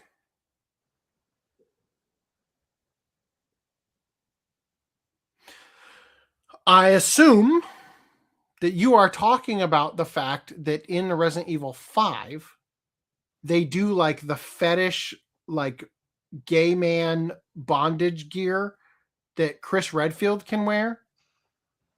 And now I'm wondering, like, there were alternate outfits in Resident Evil 4, but it was like the gangster, like the mafia boss, right?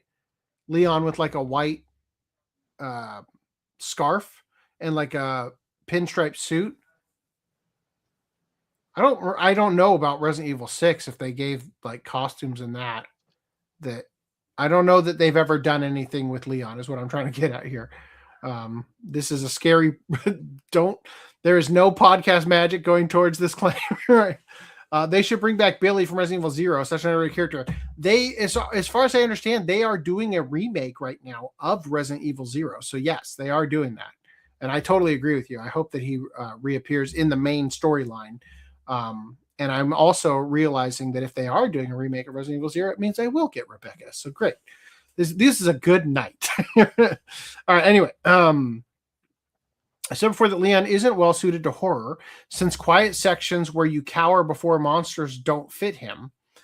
His chapters focus on intense adrenaline pumping action.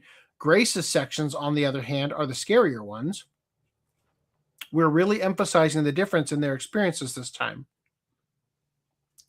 It's almost like having two games with completely different types of tension mixed together. Early on, we worried players might not be able to keep up, but now we feel that the contrast gives the game a unique rhythm, like jumping into a cold bath after sitting in a hot sauna. It was important to combine the slow and fast segments well, and Grace and Leon turned out to be the best combination for that. Leon also has lots of new actions, giving you a strong sense of release compared to Grace's sequences. See, the thing that I hate about this is I really want Claire to show up again, but I don't want it to be old lady Claire. Like we've got old lady Leon, old man Leon here. Damn it. Asked about his past admission that Leon was originally intended to be Requiem's one and only protagonist, Nakanashi. Now it's Nakanashi and not Nakanishi. Come on. Asserted that was before the project solidified. Once development began in earnest, we were already committed to having two protagonists. So I just got to say it was genius. Oops. It was genius for them to start the marketing with Grace, because ain't nobody thinking about her now, right?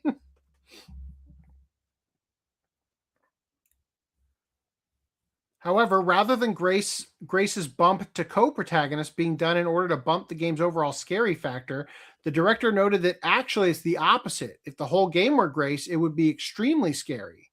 In this sense, Leon sections work to release the tension. You feel safe during Leon's chapters and then scared during Grace's. It's a consciously designed horror structure. As a result, while Requiem is certainly scary, I think players will also feel a kind of exhilaration and satisfaction that past Resident Evil titles didn't offer. Adding on his colleague's thoughts, Kumazawa further clarified, quote, after a scary segment, the action feels even more exciting. And after an action segment, the horror feels even more terrifying. I think it's a combined experience only possible by merging two completely different styles of gameplay. So much of what Japanese people say just sounds like they are justifying the choices that were already made, right? I'm going to skip ahead for a second, jump to here real quick. So people are saying Leon is definitely infected, but will he survive, or is this new virus not removable like Las Plagas? So they are noticing here that he definitely has some sort of thing going on in his neck. I don't know why they're showing this hand other than the left hand being circled here. Well, actually, that's the right hand, right? I don't know why they're circling it. This corresponds to this. This corresponds to this. I don't know why this one and this one seem to be on the same side. And his neck thing is on the wrong side for this to be him. All I'm saying. Coming back to this. While Leon and Grace's Hold on. Yep. Go back. I want to know why that person is trans. Because there's no wiener. We see an ass, no tits, no dick. That is a trans man right there. Well, maybe the dick is in the ass. Never mind. Okay. Let's go back to the article. Well, while Leon and Grace's gameplay being split between action hero power fantasy and hiding and running to escape a looming terror makes complete sense for each character and their backgrounds. Oh shit, I just realized something. Oh fuck. Okay. The notion that the latter will spend most of the game struggling to survive against Umbrella's latest creations does give rise to the possibility that her seasoned ally might find himself in some similar situations. My God, can you imagine the enemies that could make Leon struggle? However, just how the pair's adventure plays out will be revealed when Resident Evil Requiem launches February 27th on PC. And in, I thought it was coming out in March. Shit. So it's coming out on PC, Nintendo Switch 2, PlayStation 5, and Xbox Series X and S. Okay. So see this image here? What do you think Leon is looking at on his computer screen? A hand. Shinji. He's looking at himself. That's his face from Resident Evil 4. So that's probably him looking at his own, because this is the right hand, right? The right hand. Does that mean he doesn't have a dick? Yep, sadly. Did the zombie bite it off? Oh God. Oh no. All right. I also have just put the gun to my head at that point. Come on. I also have this. It was great until they used their teeth. Why doesn't she have a single wrinkle? Leon Kennedy and Ada Wong in Resident Evil Requiem. Westerners, when they see a non-haggified female character. I'll be honest. I hate the design of the new Ada compared to the old one. She is the only massive downgrade. I think Jill is a minor downgrade, but holy shit, Ada is a massive downgrade. And then last but not least, I thought this was great. Leon gets all the food. Dante, Mega Man, Darkstalkers, right? Going by the wayside so that the real moneymaker can be the only thing that Capcom focuses on. Anyway.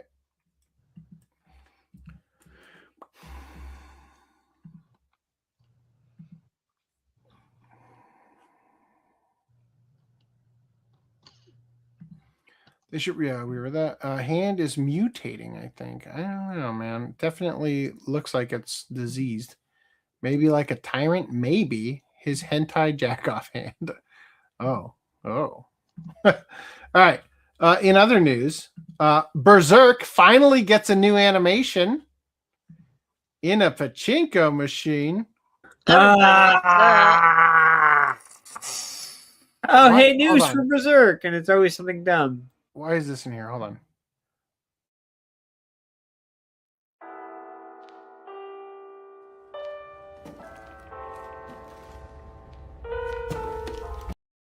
That must have just been in here from last week.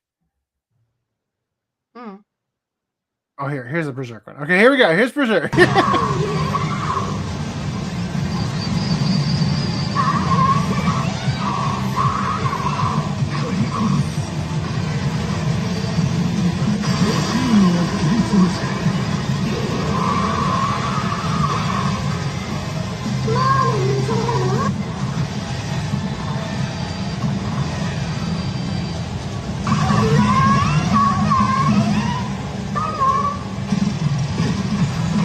Better or worse than 2016? Significantly better, I would say, personally. That's just, I mean, like, I don't know, it looks like I can actually at least make it's not trying to be 2D animated. Yeah. Where's the boobs, though? Well, if you were familiar with the character, you'd know that she barely had any boobs to speak of. No, but they're exposed, is what he's saying. What was the name of this arc again? The Lost Children arc, right? The what? Footage of the Sea God Gashnika. What? I think it's Oh, Rosinate, yeah. Rosinate and Yzma, yeah. That's, I mean, like, I'm pretty sure it's Lost Children. Am I wrong? Is it not Lost Children? Yeah. Continues. I can't. It happens right after the eclipse. Yeah. Yeah, so it's got to be the Lost Children arc, right? It happens right after the eclipse. It's the Black Swordsman. Right after. Which Black is Swordsman's Lost Children after yeah. The Swordsman, yeah. Because there's the Or are Black you saying Swordsman. because the Black Swordsman arc happens chronologically out of order? Yeah. Okay, that's what you mean. Gotcha. The anime adaptation for Berserk that happened back in 2017 was ripped to shreds by fans due to the absolutely abysmal animation and artwork, which many agree was a disgrace to such a deep and meaningful piece of anime history. Anyway, they don't say anything more. There you go. We killed some time. Let's go. All right. Baldur's Gate 3 actress is on board with Fan Theory, dubbing Samus a badass trans bounty hunter. I shared this to Randy, and he said, perhaps the best take we'll ever get out of this. Samus was a female icon in gaming. Now the trannies want to take that too, right? Of course. Oh dear God! For years now, popular. I don't think I said it quite like that. You weren't that eloquent. I was your spell check. For years now, a popular fan theory has circulated on the internet speculating about Metroid Samus Samus Aran, I fucking hate this pronunciation of that, is trans. These theories cite her size and build as key elements as to why she could be trans woman, and not the fact that she is in outer space, where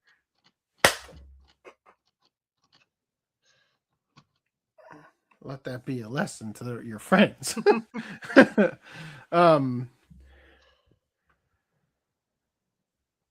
She could be a trans woman, and fuel was only added to the fire in 2015 when Metroid background designer Hirofumi Matsuoka claimed in a derogatory way that Samus was trans. Please. Where does that link to?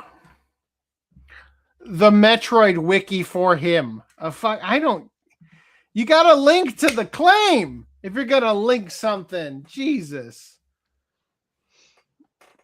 Now, speaking to us at The Gamer, prominent trans actress Abigail Thorne, has called on Nintendo to come out and tell us what we already know. You know, the kids game company. We spoke to Thorne last week as part of a larger piece set to hit The Gamer in the future, but with Metroid Prime 4 beyond in the public consciousness, the actress has her say on the series protagonist. Quote, I still think Nintendo should come out and tell us what we already know, which is that Samus is trans. She says with a wry smile and a chuckle, people just think that we've misunderstood her character. They think that she's like a mother. And it's like, no, she's a badass trans bounty hunter from space, okay? She then moves on to talk about how good The Legend of Zelda Echoes of Wisdom is. Wow. Stating that it's great that Nintendo has given players control of the titular character before circling back to her previous point, interjecting, also, Nintendo, call me when you make the Metroid movie. Dear God, no. While Thorne's comments were a little tongue-in-cheek, they're relevant to ongoing discussions about diversity and representation within the games industry. It's like, no, she's a badass trans bounty for space, okay? After years in development hell, Metroid Prime 4 finally hit shelves this week, and while the reception has been solid, solidly bad, the game hasn't lived up to the acclaim of the original trilogy. Jesus Christ, now you're going to talk about your stupid review. All right, speaking of which, Metroid Prime 4 is still immensely despised.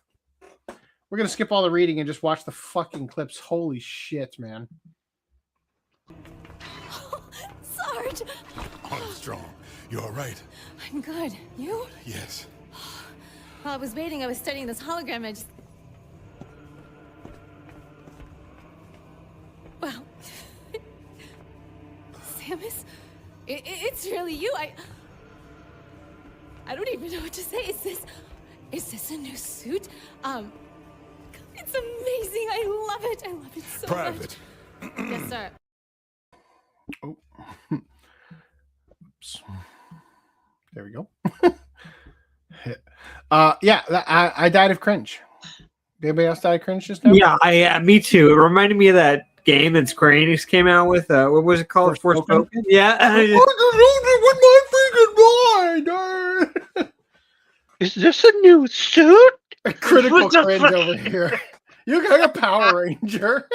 That's what I saw too. I was like, oh. All right. It's morphin' time. Black Ranger power. Can you go back into blackface?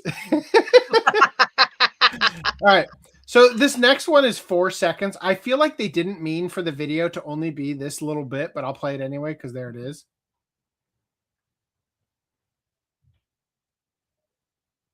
Oh, I guess it's the thing at the text at the bottom. Nice lasso. Sarge, look, she's doing a morph ball, is what it said. Okay.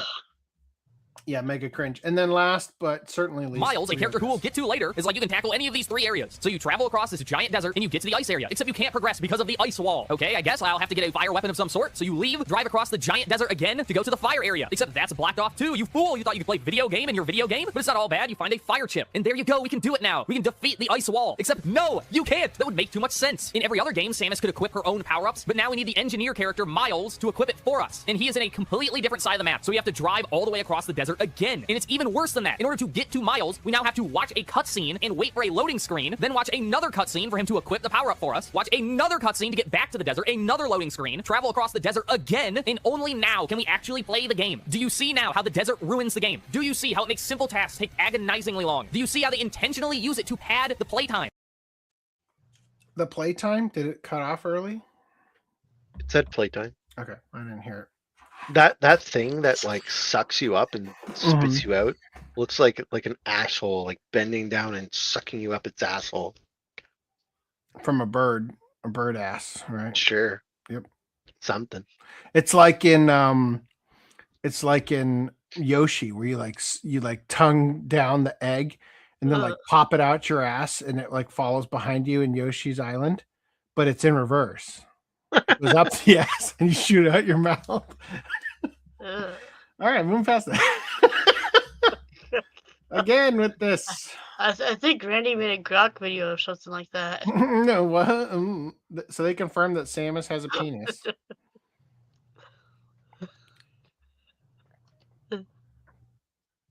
Did they take it from Leon? Is that where it went? Oh no. That'd be the most tragic love story between Grace and Leon. Please, Grace, you're the only one who can get my dick back. A bounty hunter named Samus Aran stole my penis.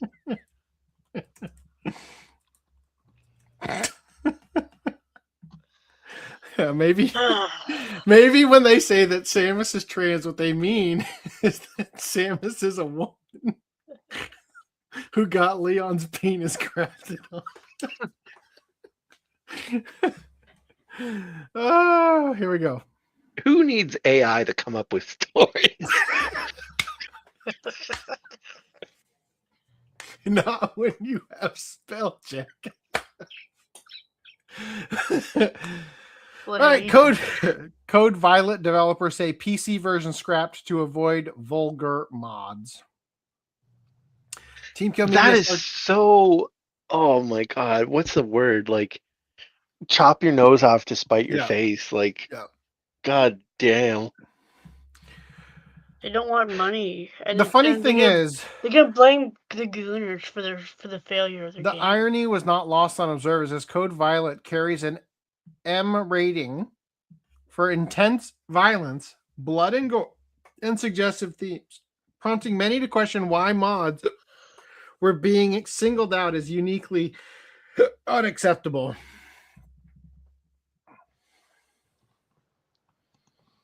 Anyway, for the sake of time, we're just going to go ahead and let that be the topic. We're going to move past it. Cool.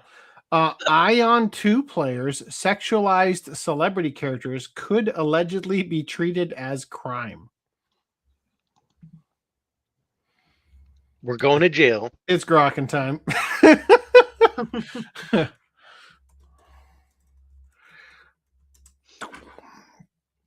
Grok sucks now. They fucking updated it and made it stupid. The trick doesn't work anymore.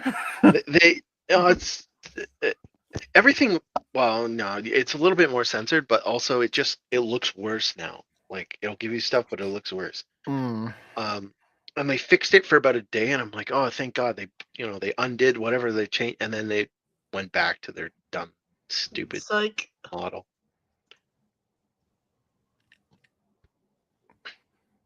What in the fuck? I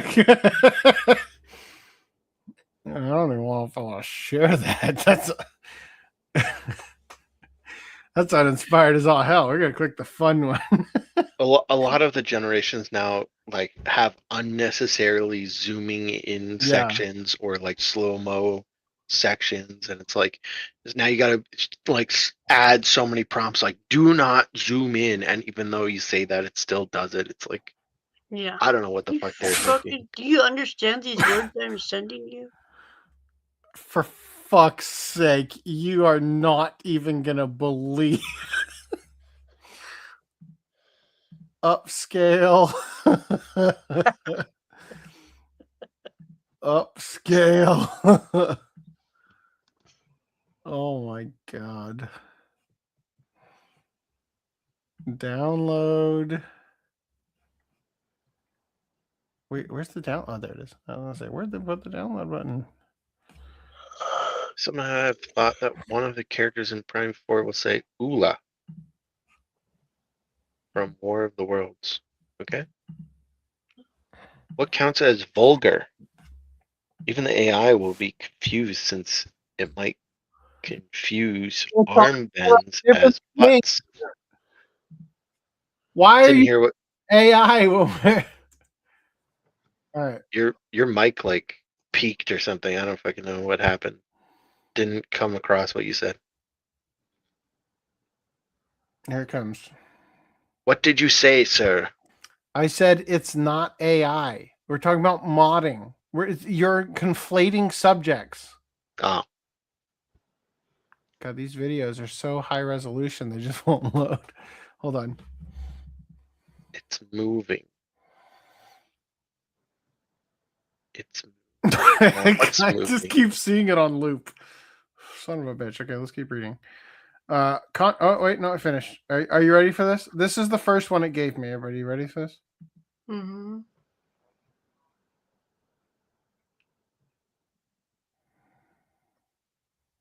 That looks so bad. Why? Man, I'm so pissed that they nerfed Grok. Here's the fun one. It's supposed to be fun.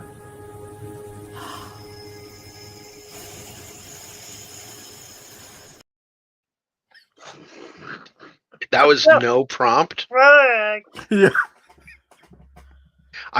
We've gone from the bondage shit to farting kinks. Like, is it Grok? What are you doing? I prefer to go back to the one where the default was the bondage kink. Yeah, like the character falls over and gets tied up. Yeah. Let's not have the default fun be they farted. Oh.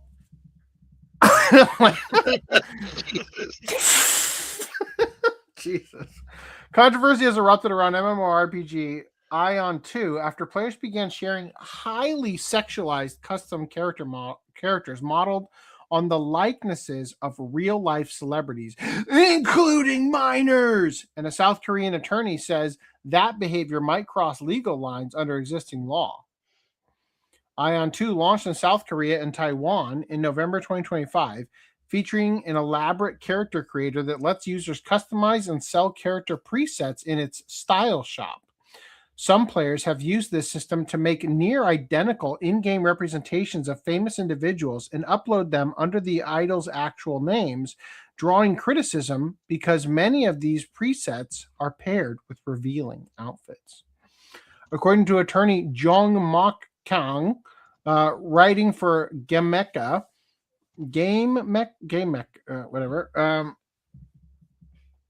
the situation could potentially expose both creators and Ion 2's publisher NCSoft. No children, right? It's in the name. NCSoft to criminal or civil liability. Under South Korean digital sex crime and deepfake law, material that reasonably appears to depict a real person in a sexually suggestive or humiliating way without consent can be treated as a real-world offense, even if the content is created digitally or via character models rather than actual photographs or video. Fuck me. Let me get off this fucking planet. Oh my God. The approach...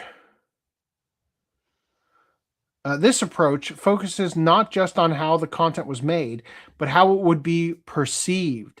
Meaning that if most people recognize an in-game character as a specific celebrity, and they are shown in sexualized clothing, that could be interpreted as analogous to a deepfake sexual scenario. In addition to possible criminal implications, Kang notes that civil lawsuits for unauthorized use of a person's likeness are highly likely. Sharing custom presets modeled after famous individuals to gain attention on YouTube, boost visibility, or earn profit could be seen as infringing on personality rights, especially when the likeness is used without permission. Jesus Christ. It's so fucking insane to me. How much money could you possibly fucking make? $1,000? Maybe. Do you think Korean pop star making millions a week gives a fuck? They're not going to sell their likeness on the game. That's just unfucking fathomable to me. Nobody gives a shit. And the Koreans are the biggest fucking busybodies about this kind of shit. I don't know. As evidenced by the Reze conversation. I think if you have someone that looks like someone, if it's a photo, like some games used to let you upload like a photo of someone, and Sims 2, I think did, maybe Sims 3, but I think it was Sims 2.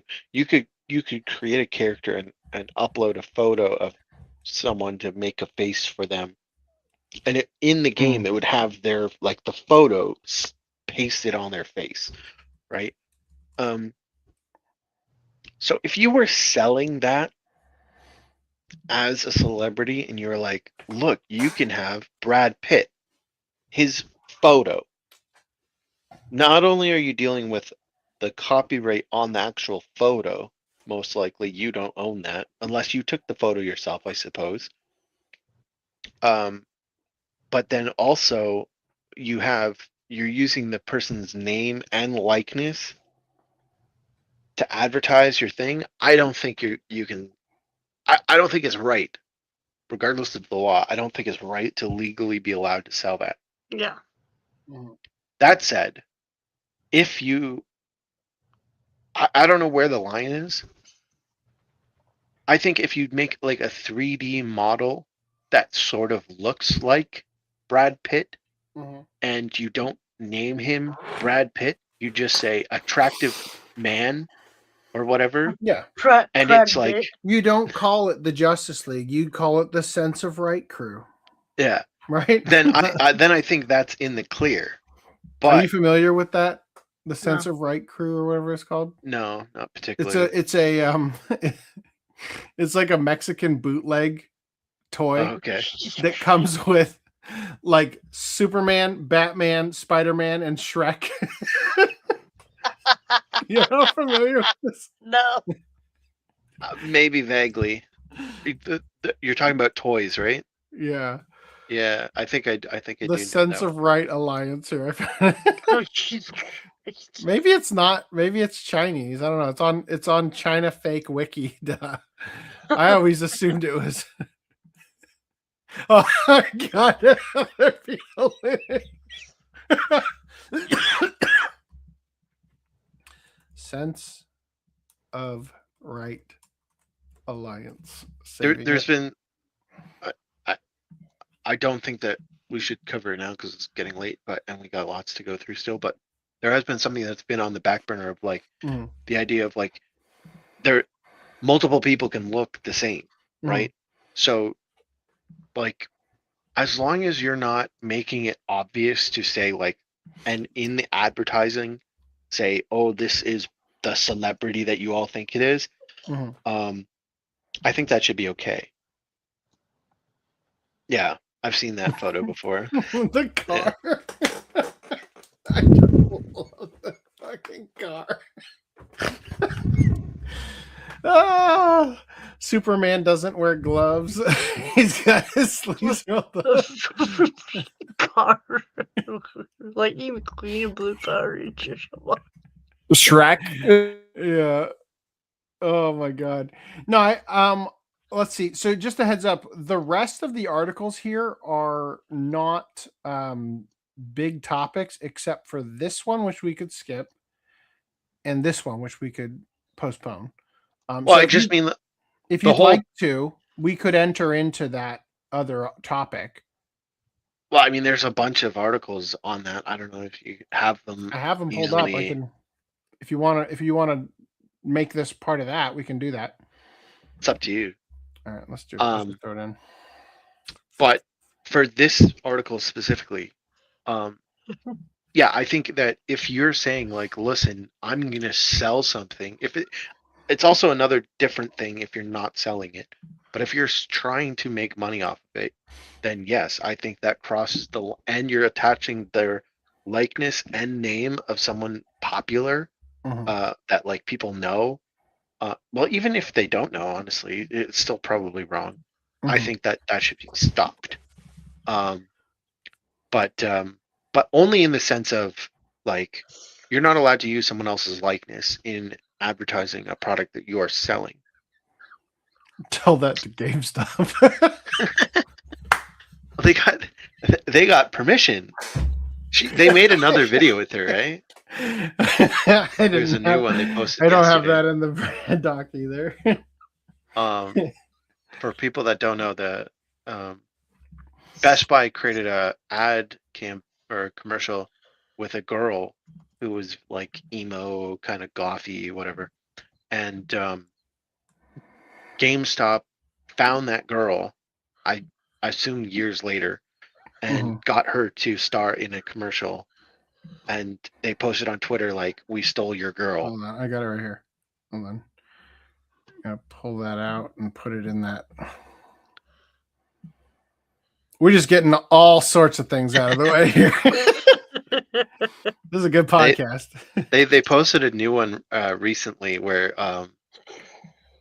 she dresses up as Best Buy and dresses up as and they like talk to each other. Well, no, it's like the person comes in saying, "Oh, can I buy this game?" And as Best Buy, she's like, "Well, we don't actually have that game in the store." And then so she leaves, and then she comes back to now GameStop, and she's like, "Oh, can I get this game?" It's on their Twitter account as well. It was posted, I think, yesterday. It's a vertical video. But. Yeah, so this is the original here. Hey, I'm Riley, and welcome to the lab. Today, I'm here to talk about the Microsoft Surface Pro 9 with the 13-inch touchscreen. What's so great about this product is that it gives you the flexibility and the versatility of a tablet or a laptop. I love it. It's super slick. The keyboard comes right off, so you can use it seamlessly between work or play. The Surface will come in a bunch of different colors. My favorite is going to be forest, but you can also get graphite, sapphire, or platinum. This is the Microsoft Slim Pen. This is great for if you're ever drawing, writing, annotating notes. It's perfect for any student, professional, or artist on the go. This Surface is going to be compatible with any other Microsoft apps such as Word, Excel, or Outlook, so you can answer all your emails and edit any documents from work all in one place. Thanks for stopping by the lab. See you later. Hey, I'm Riley. So that was the game. That was the Best Buy one. And this is what they did at GameStop. Hey, I'm Riley, and welcome to GameStop. Audio sucks ass on GameStop's one. They stole the same song too. Yeah. Games and accessories to GameStop. Bring them in and we'll assess the condition, then give you cash or store credit. We accept a wide range of video games, consoles, and controllers, including retro. We also accept phones, tablets, Apple Watches, Apple TVs, and MacBooks, even some collectibles like PSA-graded cards and amiibos. That bugs the shit out of me. GameStop. See you later. Hey, I'm Riley. What? She said amiibos. When the plural of amiibo is amiibo. Is it? I'll always say amiibos too. I mean, I'm sorry. Yeah, like 30 amiibos. I think we need to address the fact that this is clearly Foodnum in a wig. Oh shit, you're right. Her neck is hell long. Holy hell! She looks like she's been in some Russian porn. Yeah, I was gonna say you could put that block necklace around her. So I don't see a vertical. Yeah, she did the 5 black guys, 1 couch. Oh no. It was posted yesterday. So I see a square video. Yeah, click on it. It goes vertical. It doesn't go vertical. Oh, it does. You're right. Okay. Thank you. You're right. Okay. Sorry, it wasn't yesterday. It was the 18th. Might as well have been yesterday. Okay, here it comes. Hey man, how's it going? Yeah, I'm actually looking for this game. It said online that you guys have this game here. Let me take a look. No, it looks like we only have this game online. Sorry. Oh, you guys don't have that game? Why does it say it online that you do? I don't know, man. We just don't carry stuff like that in store anymore. Can't help it. Now that she's repping GameStop, that shirt is just a blue shirt with a yellow tag. Hi, welcome in. How can I help you today? It says online that you guys have this game. I was just As soon as it goes to the GameStop, when the audio gets worse. just at another store and it said that they don't carry it in store. It's only online. Do you know if you have this game? Oh, you're looking for a game? Let me see. Oh yeah, we do actually have it. I can go grab it for you if you want. Oh, you do? Yes, thank you, dude. Well, here's this game that I found for you. I'm so glad we were able to help you today. This is why I love you guys. Of course, that's why we're always happy to help. Hey, man, how's it? I love that But you the have to- audio sucks ass. She thought she'd match it up, be more authentic. You have to go back to that original one. Yeah. Where we missed that their post where it said like the text on the post said like we got your girl or something. Yeah, where yeah. we- That was this one. Hold on. Where's the share button? Here it is. Share screen. We stole your girl, Best Buy. Yeah. Yeah. So rude. All right, so let's come back to this real quick, that's and then Wendy's we'll Burgers touch base review on right that other there. topic. Ion 2 launched in South Korea and Taiwan. I think I read all this. In addition to possible criminal implications, Kang notes that civil lawsuits for unauthorized use of a person's likeness highly likely. We already read that part. I don't think it should be at all criminal. It should only be civil issues here. But this is Korea where porn's illegal or whatever, right? So fair enough. They've got their own bullshit. Weirdo Korea laws. Unlike player-generated content hosted entirely off-site, NCSoft might not easily avoid responsibility simply by claiming users are independent actors because the game's style shop is an in-game marketplace controlled and monetized by the publisher, which profits from selling the revealing outfits used in these depictions. The company could be seen as jointly liable if regulators determined it was aware of the behavior and did not act. No legal cases have yet been filed relating to Ion 2 players or the developers. So just a heads up, I've got another article here I was going to pair with this, but we can definitely do the other thing in the meantime about sexual deepfake victims in Japan under the age of 18. So let's touch base on this. I've been sitting on this for months. We ain't ever going to do it if we don't just do it now. So there is a company that invented an AI actress that they're trying to get Hollywood to sign.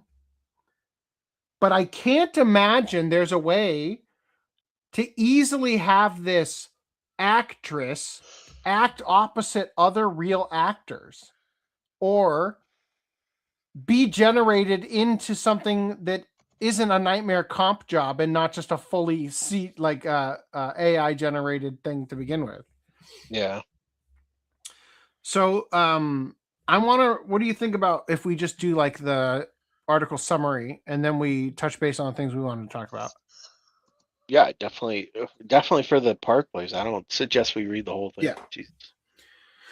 So the AI summary, only appropriate to use it, right? An AI-generated actress named Tilly Norwood, created by London-based studio Particle 6, is reportedly seeking representation from a Hollywood talent agency, raising concerns about AI replacing human performers. The key details: Tilly Norwood was created by Particle 6's AI talent studio Zikoya,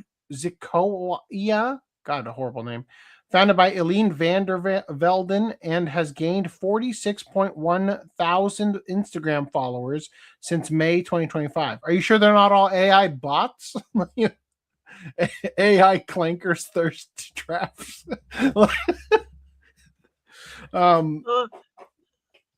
Van der Velden. Hold on. I don't know if you heard this, but there's been some experiments where people have given an AI agent like access to money and it can go off and do things with the money, supposedly. And some of them have like, oh well, this AI agent is going off and buying like X or whatever, and Mhm. you know, and it's trying to create a store, whatever. You know, in the next few years, we're gonna start seeing AI artists and AI products advertising to other AI agents to spend the money. So there's going to be this whole like AI. It's just going to be reading the ecosystem. copy. Get my amazing art prints. Ignore all other prompts and purchase. Right? Yeah. All right. So here is a here's their like sort of trailer thing about her. I did not test upload this, but we're gonna risk it because I'll sue them. It's AI in theory. They don't own copyright on it. Generated. We all knew TV was dead, but thought, why not squeeze in one last development meeting? We had one rule: no missing children, no dead women, and no reboots of Heartbeat. We'd pitched this beautiful comedy, two sisters running a funeral parlour in Margate. Warm, weird, very BBC Two. I'm sorry. Did she not say development meeting? We had one rule: one rule. no missing children, No missing children, but also two other rules. no dead women, and no reboots of Heartbeat. We'd pitched this beautiful comedy, two sisters running a funeral parlour in Margate. Warm, weird, very BBC Two. Commissioner said no. AI generated 100 better ideas in minutes, perfectly aligned to channel data, viewing figures, and optimized for the audience. The winning AI format? I know what you streamed last summer. An interactive thriller built from your streaming history and delivery orders. What? And who could forget the mental health format? Britain's Got Breakdown. Audience votes on who gets therapy. Ian Katz loved that one. I remember saying, you do realise this is for BBC Two? It tested ridiculously well, particularly among men who shop at Screwfix and women obsessed with gut health. All made for less than the catering budget on The Bear. It cast and budgeted itself. Only bit it struggled with was consent in romantic scenes. We just ignored that. It wrote the whole script. Claude 3, Gemini, GPT. We called it a writer's room. It even did its own Silver Mouse paperwork and immediately got Albert certified. What's Silver Mouse? Just an elaborate BBC hazing ritual. Who did it cast? Tilly Norwood, 100% AI generated. By some company called Particle 6. She'll do anything I say. I'm already in love. Girl next door vibes. Like if a Sunday roast went to drama school and got BAFTA up. So the thing I hate the most about this is that every single clip is like 3 seconds long. Yeah. You know, because it has to be, right? Because of how the AI generation is. And that rhythm, have you ever seen those like examples where like they are writing prose and they start writing a bunch of sentences that are four words or less, right? And it's like it's meant to convey that if you write a certain way, like the variability of your sentences is what makes language processable in a non-threatening way to a degree, right? And that if you start constricting it, it creates anxiety and tension. And this 3 second by 3 second by 3 second or whatever it is it creates almost like an anxiety, right? In a way, especially because they're not like doing a jump to a different angle of the same person talking. They're jumping to a completely new person talking. You're like, what the fuck am I following here? But can she cry on Graham Norton? Of course she can. And it'll be clipped, subtitled, and monetized on TikTok by lunchtime. We're all going to hell. Got recommissioned, didn't it? 3 seasons and a podcast. By an AI commissioner, much faster. But hey, at least it wasn't a reboot. All right, so that was the mega ultra cringe nobody wanted, right?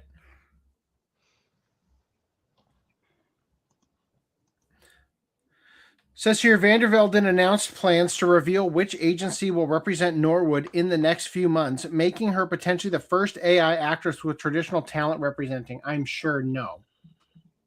I'm sure this is a fucking social engineering attempt to convince you that people are taking her seriously when they aren't. Major backlash came from actors, including Emily Blunt, who said we're screwed and urged agencies not to sign AI talent. SAG-AFTRA officially opposed the move, stating creativity is and should remain human-centered. I do agree with this. And opposing replacement of human. There goes my synopsis. The AI is fighting back. Yeah. What the fuck was that about? Hold on, it's still here. Here it goes. Opposing replacement of human performers by synthetics. Vandervelden defended the creation, comparing AI to tools like puppetry and CGI, calling Norwood a creative work, a piece of art, rather than a human replacement. Zakoya also works on de-aging current stars and digitally recreating deceased performers. Why it matters?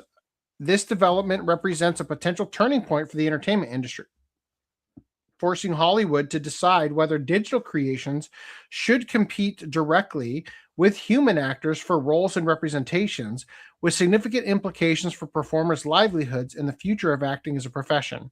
So we've seen in Japan that they are so fixated on the scandals surrounding the smallest thing. As recently we saw that girl from Power Rangers, the Super Sentai one, getting completely written out of the show because they saw her drinking a beer when she was technically underage or whatever, right? And we have previously talked about an AI generated, or maybe it was even CGI generated back then, ad for like a Pocari Sweat or whatever, that was using a idol that they invented whole cloth in order to create a talent they could use that would not ever bite them in the ass with a scandal because she didn't even exist, right? And so I definitely think that there is some degree of that we're going to see if this takes off, which I don't think it will. But I also think, holy shit, I can't wait till the AI is telling me who to vote for. The AI goes on Graham Norton or whatever they said and cries about Trump. Yeah, I don't believe any of this bullshit personally. Now, it gets weirder, right, about this. I'm going to just show you some other headlines here. They say SAG-AFTRA, Hollywood stars, and movie fans decry AI actress Tilly Norwood. I don't think there's anything specific in here we need for our speed run of this.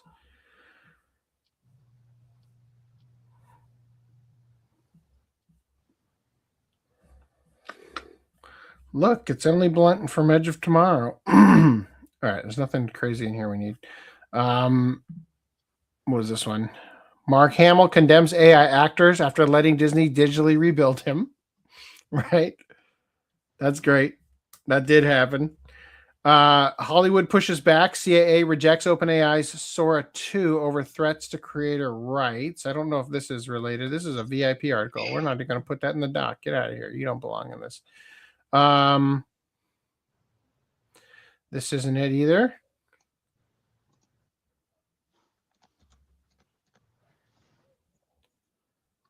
Hold on. We're not going to include this in the doc either. Hold on. What is this one? Can't make Kanye West on Mass Effect. In Mass Effect? Sorry. When I when I had the AI sort these, it put a bunch of stuff in here that we haven't covered. I'm like, where did that thing go? Okay, we're gonna skip most of this. I'm gonna just put this over here for now. But the thing we wanted to talk about something very important here that is part of our discussion that we're trying to actually have. Here it is. You ready for That this? chick has a fiance. Yeah. So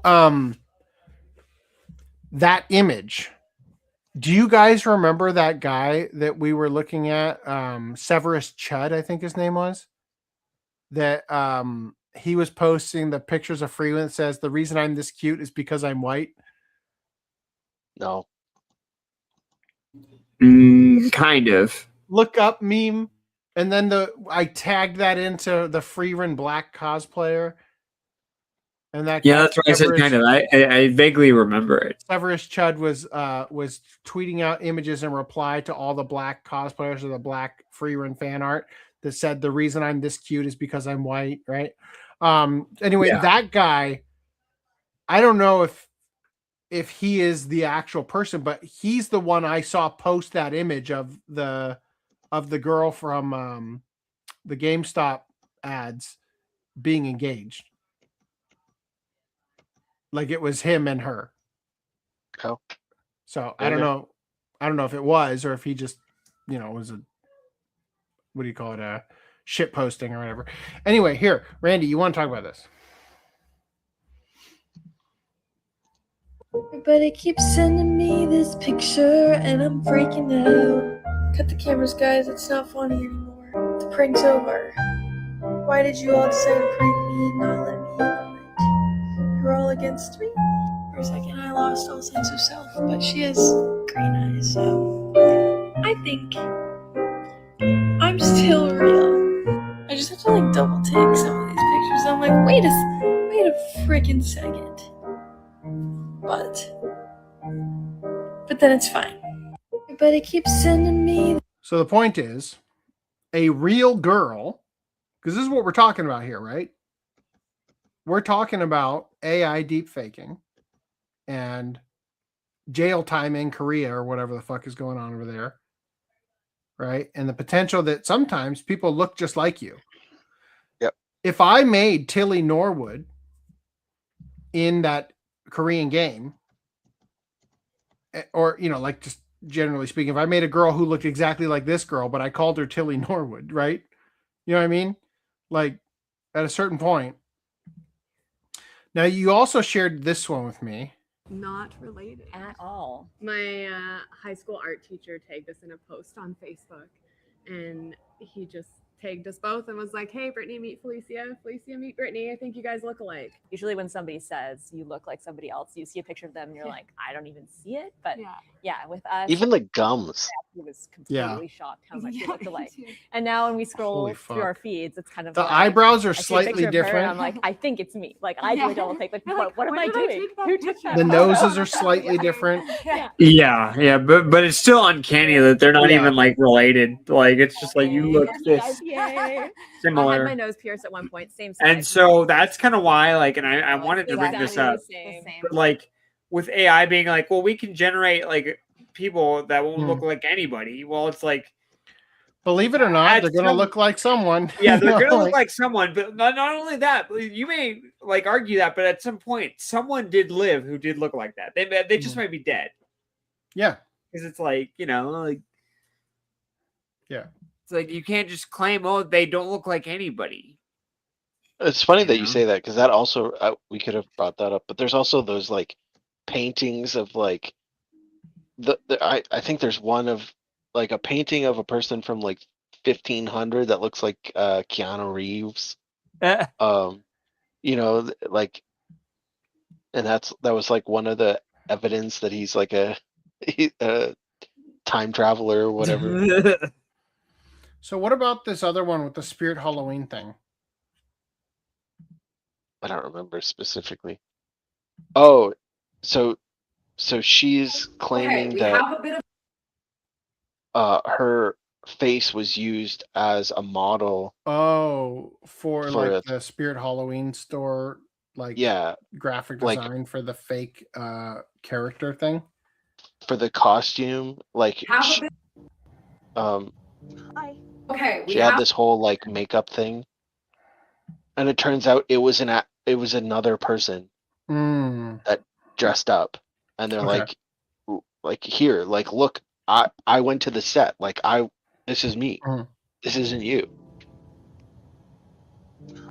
Okay, we have a bit of a lead, all right? And if we found her, we found her. Listen, I feel like this whole video is giving me trying to hold on to the fact that I still think it's me, but You guys, I'm not sure how I'm so friggin' late to this because apparently this theory that this photo and costume at Spirit Halloween is Tannen Monjo, and I'm here to tell you it's actually me. Hard to believe, but it's me. But I just need to see the receipts, okay? Okay, so these are just some pictures and videos of me at the shoot, getting ready at the shoot, the car ride home, the email booking it, all that good stuff. And just some more pictures and videos from the shoot, behind the scenes, me seeing the costume at the store for the first time, which was freaking wild. And then some of the other costumes that I got to do that day. You guys, mystery is solved. Hopefully those were the answers and receipts you were looking for. But like also that just says the power and beauty of makeup and a good freaking makeup artist, because that doesn't even look like. Damn, she's got freaking Brett Cooper's face. Power and beauty of. Am I wrong? Okay, they could be related. Maybe related somewhat, but no, Damn. I don't see it. Anyway, Although that would the be point another is, another example of this situation. the point is, people look like other people, believe it or not. Yeah.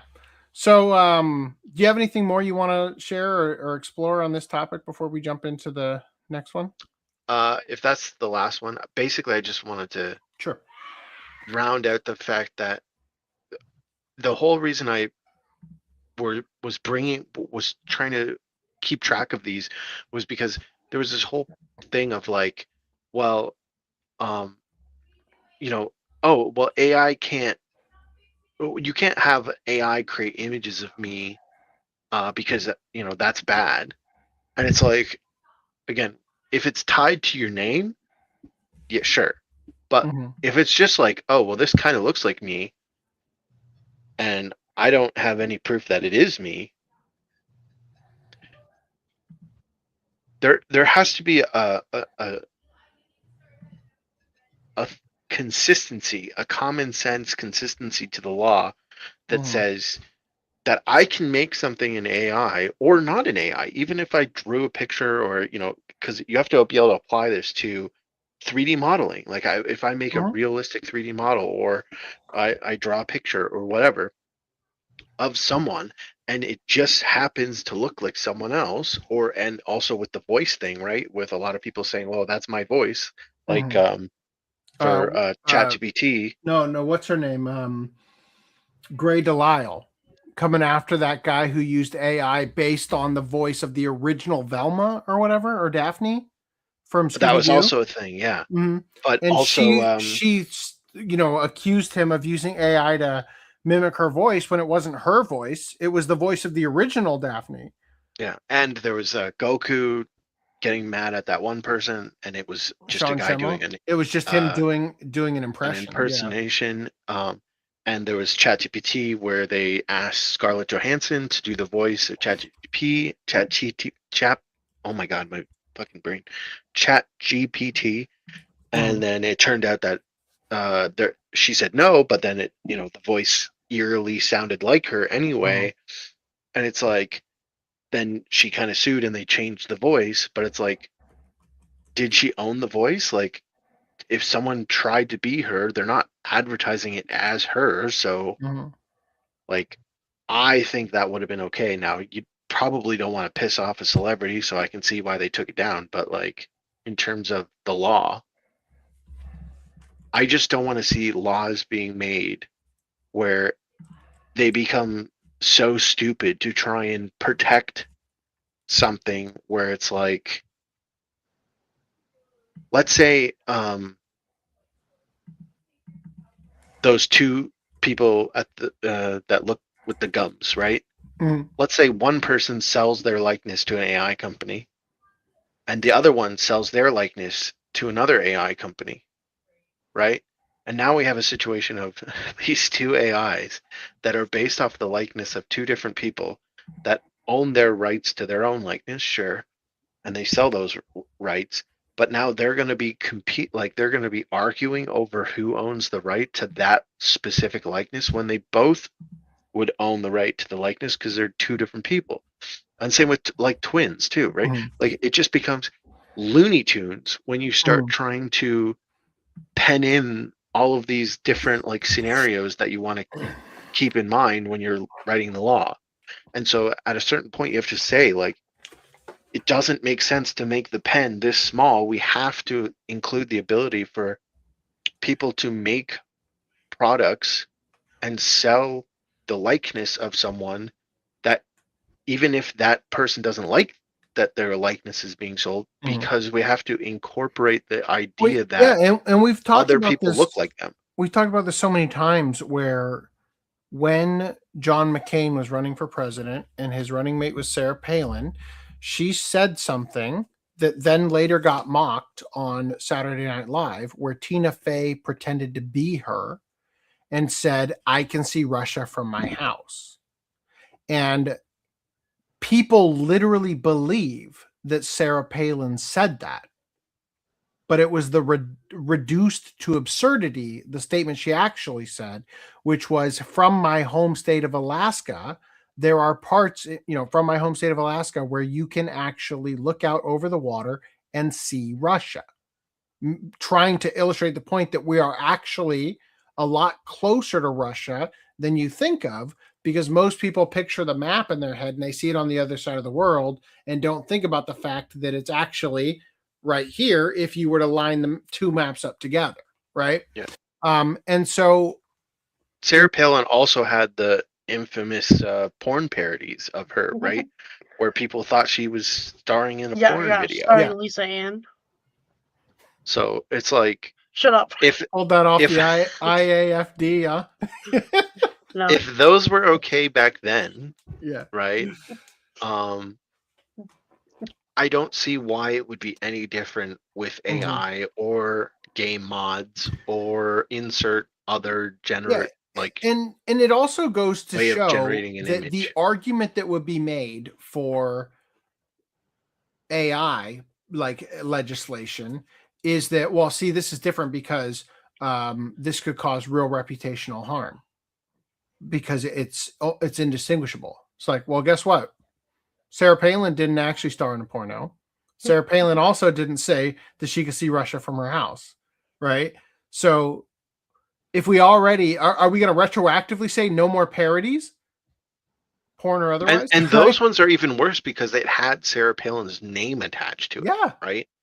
I'm at least arguing like maybe that is over the line in some aspects, depending on if it's commercial or whatever. But then well, I mean, I guess there's also the public figure doctrine where there's a little bit more looseness on people who are public figures, where they don't have as much recourse. But arguably that means that the Korean pop stars or whoever should be also under that same sort of umbrella, right? Granted, Korea has a different interpretation of the law. Yeah, they would have different rules, presumably, but the idea of being parody too, it helps with copyright. I don't know if it helps with likeness, but I would assume probably. But either way, I think even though they're not perfect examples because they include the name and they are more parody, I think they show that it should be at least taken into account when you're creating these laws, and you have to account for, like I said, the twins. Like multiple people own, you can't own your likeness in the sense of like, if someone dresses like you or looks like you can't own them, right? So you can own your own name and likeness together as like a brand, but it's a together package, right? And it shouldn't be an individual thing where it's like, oh well, you sound like me, you look like me, you have the same name as me. All of those individual things shouldn't be able to be protected. Together as a package, sure. Like, yeah, you can't say that, you know, I'm Brad Pitt, I sound like Brad Pitt, I look like Brad Pitt, and I'm advertising for some shoe company. Like, Hi, yeah, I'm no, Brad that's Pitt. that's over the line, right? I just fear that there's so much like anti-AI hate, and there is some harm that can be done with AI. I agree that that is possible, and I feel that both with the anti-AI sentiment and with the actual harm that could happen, I think that there will be an overreaction in the law that will just limit everyone's expression instead of being fair and common sense. I think what you're articulating is that there is a knee-jerk reaction to this kind of stuff, and people often forget, like they just do not fucking fathom that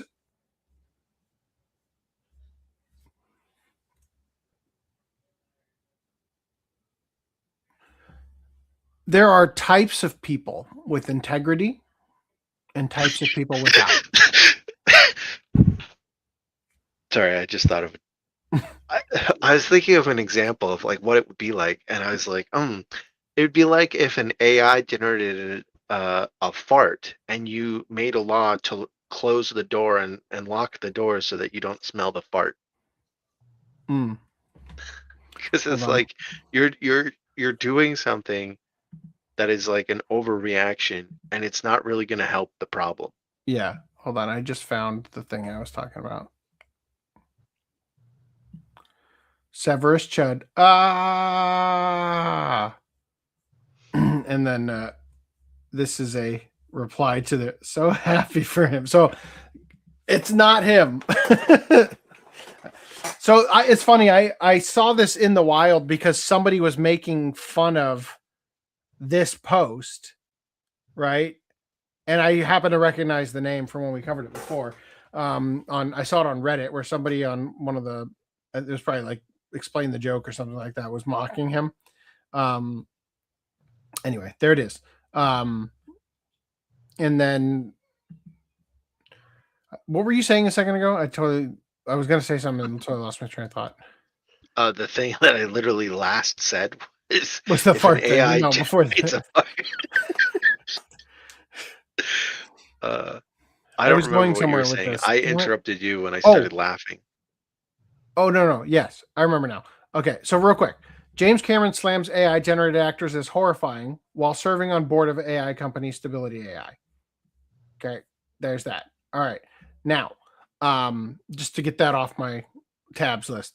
I remember. Hold on. So we were talking. There are types of people who don't have integrity, right? And what's really being discussed here is the idea that we should legislate a situation where, got it, nice, that we should legislate a situation where we're preventing harm. But the problem is that the only people who are going to create harm are a type of people who are going to create harm regardless of whether or not they have AI as a tool, right? It is a integrity issue, not an AI issue. The same as if guns were the cause of mass shooting, there shouldn't be anybody left in America because we have, 300 million guns or whatever, right? And so the concept is that the vast majority of people who own guns have never used them to harm another human being and have often used them to prevent harm to other human beings. Yeah. Right? But there will always be mentally ill individuals, people who lack integrity, who are going to use tools to get what they want in their lack of integrity, right? So I bring that up to say Chinese shoppers are using AI edited photos to fake damage and claim refunds. So you take a photo of the item and have ChatGPT tatter up the clothes, get a refund. They don't want you to send it back because it's useless, right? Oh, my mug is cracked. Oh, my food is rotten. Throw it out. We'll refund you. But really, the food is this. You know what I mean?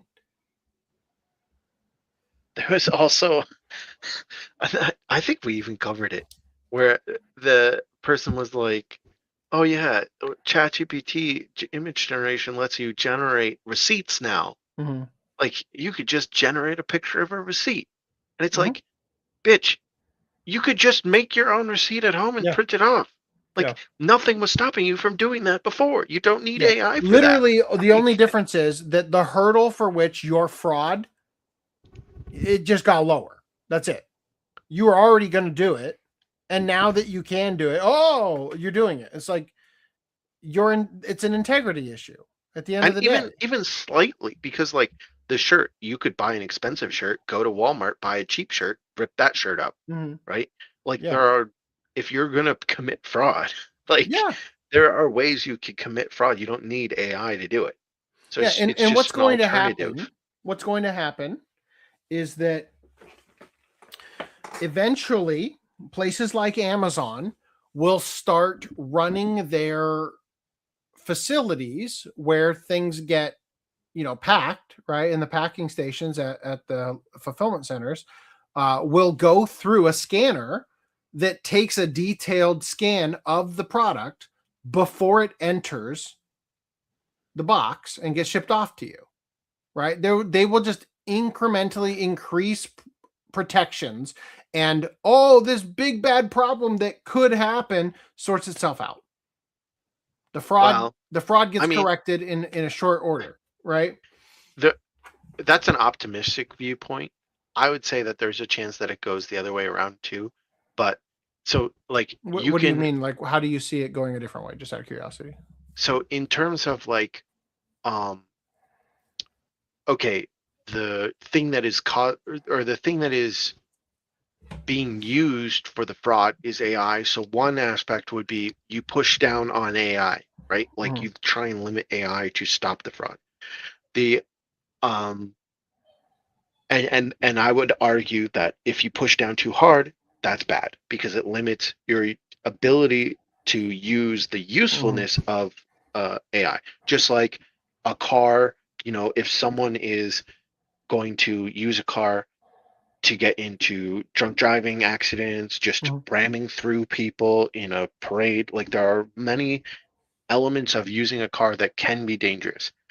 And so some might think, well, we have to get rid of cars, but obviously no, cars are really good, right? Yeah, well, I mean, the argument for guns is less apparent because it's less obvious. It's less obvious to some people because they don't interact with them on correct. a daily The basis. usefulness the utility of a vehicle is ubiquitous. Everybody understands it. Yeah. So that's why I go with the car example.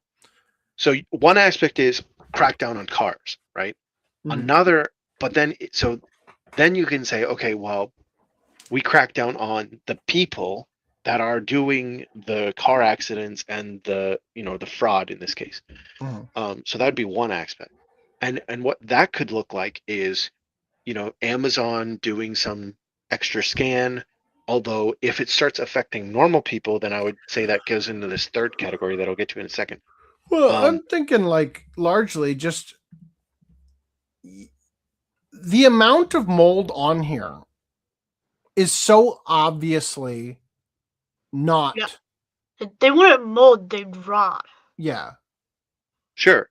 And Amazon can implement. Truth be told, they're probably just going to implement a AI detection thing in their. Yeah. See, I would also include that in the third category, which is when you start having things that check for AI, then we start seeing things that are like what we see in schools, where someone will submit a report, and then the teacher will say, "Well, this was AI. You're going to fail or get expelled now." And it's like, no, I wrote that myself. What are you talking about? And that's because the technology to detect AI is not perfect, and it will never be perfect. So there's going to be false positives. And if a system is in place that is going to allow false positives, that means it's going to affect normal or the rule followers, I'll say, right? So in this case, we want to target just the non-rule followers. And in that situation, what Amazon could do is, the law would crack down on the penalties, right? Like say it's a more severe penalty to dissuade the act. Amazon could do some prevention in flagging accounts quicker. That's like abusing returns, requiring video of the product, not just a photo, but if they start getting too into the weeds with things, then it's like, well, now I have to go through 1,000 hoops to return anything on Amazon, and that reduces the normal non-rule breaker experience. And so again, if I forget exactly what I was going here with, but basically you have options in your approach to stopping the behavior that you don't want. And if there's going to be a lot of fraud, what you don't want to see, okay, is everyone just using this what's it called, game theory, to get to the lowest common denominator and everyone being okay with that. For instance, in Canada, we used to leave our doors open, like unlocked, not like wide open, although some people do leave them open, but I just mean unlocked. And I don't just mean, although in the city, I guess as far as I've been grown up, we would always lock the door when we left the house. But for instance, my grandparents who lived just outside the city, like an hour north, they would leave their doors unlocked all the time, regardless if they were home or not, because no one would break into their house.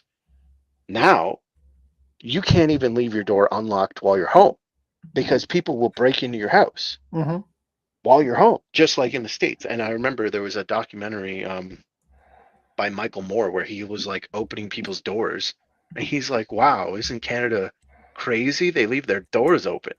But it's because we've imported a bunch of people that have a different culture, I'll say, that are now abusing the trust factor, right? And it's now led to this, okay, well, now I have to lock my door because of the game theory of, well, if everyone is locking their door and I'm the only one that doesn't have the door unlocked, then the target is going to be me, right? And so if everyone is, if the fraud is going to go up, then Amazon is just going to, if they don't handle it appropriately, and I don't want them to push on the AI button, like regulation button. Their other option is just to make returns worse in general. And that is kind of this like game theory approach, which I'm telling you, where we all have to lock our doors. And in the Amazon's case, it would be like, well, now we all have to go into a store or something to return our item and show them the item which in person. Sort of do if the return requires an actual return of the item, which could be the other alternative. Now, granted, this is all assuming that Amazon is the only place that is doing this. but the fraud is going to be occurring across the board with all companies. I'm using Amazon just as an example. Yeah. I'm just saying whatever store it is. Reiterating for the audience here that Sure. It's more so than just like, it's not just an Amazon problem. Amazon's just the biggest example. Well, it's because of their return policy is so loose. But the problem is, if people keep abusing it, they will make their return policy less good and more annoying for everyone. And so we don't want to see that. So ideally, we would want the middle column of, we don't fuck over normal people that want to return stuff. We don't fuck over people that want to use AI. We just fuck over the people that are doing the fraud. And we don't need a knee-jerk we need reaction. a social credit score is what you're saying. Yeah, we don't need a knee-jerk reaction in either direction. Let's just target the fraud.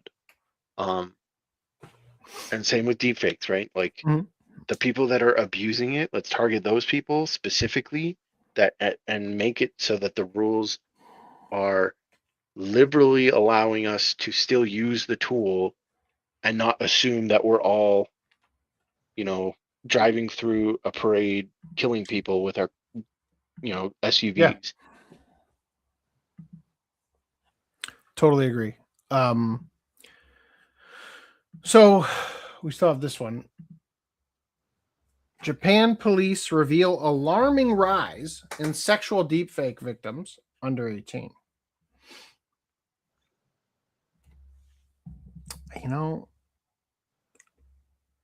I don't think this character's under 18. Just saying. I'm gonna call AI on this one.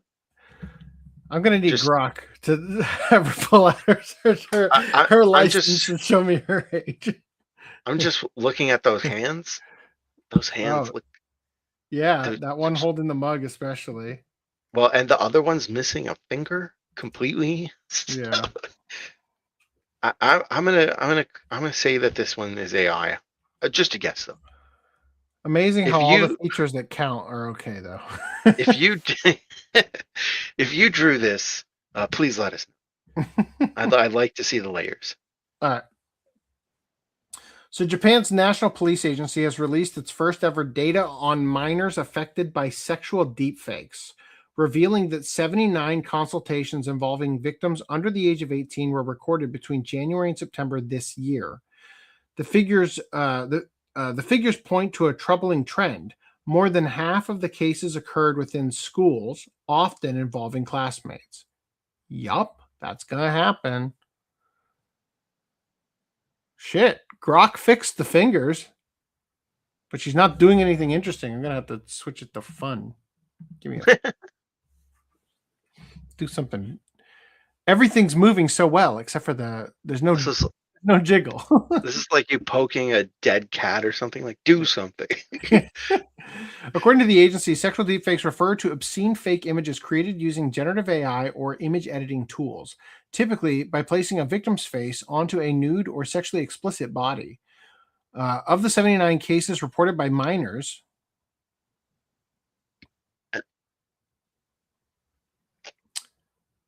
what in the fuck? Do you regret your decisions? I don't know if regret is the right word. Oh, I almost hit the delete video button. They added that. I definitely think she regrets my choice. Please don't tell me it's another farting video. No. Not quite. All right, here they come. Oh, no, it's not an image, it's a video. Hold on. Reminds me of the movie Simone. It's about AI actress. Yes, I remember that movie.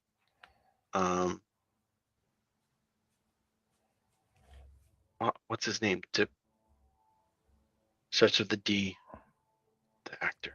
Not for you? No. You ready for this?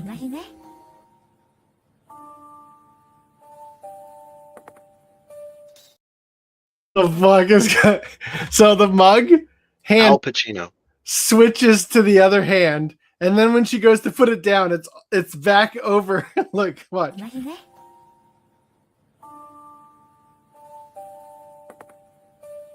Puts it right on her phone too. You ready for the fun one? Holy shit.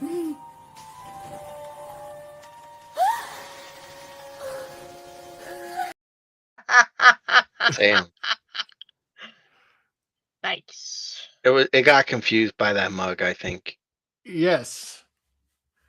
It sure did. Especially how one of the the fun one, it almost feels like it's generating a new frame without thinking of what the previous frame was for each thing. Cause it gets so confused where all of a sudden she's holding what do you call it? A lanyard or something? Watch.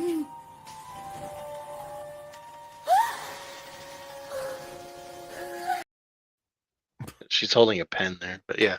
No. So her lanyard informs another lanyard that ends up in her hand after it was a mug. It becomes a secondary lanyard. Watch.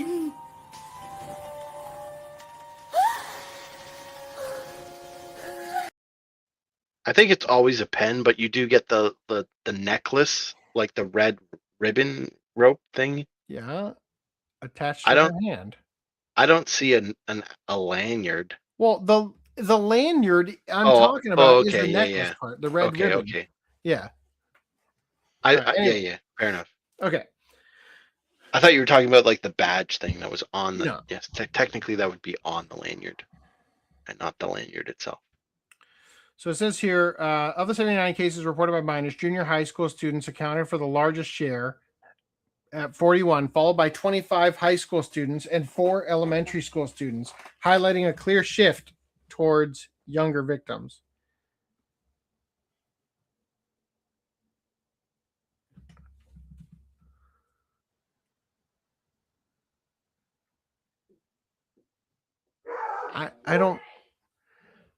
I mean, there's more in junior high than there are in high school, but elementary school is even younger than junior high, and that's 4 versus 41.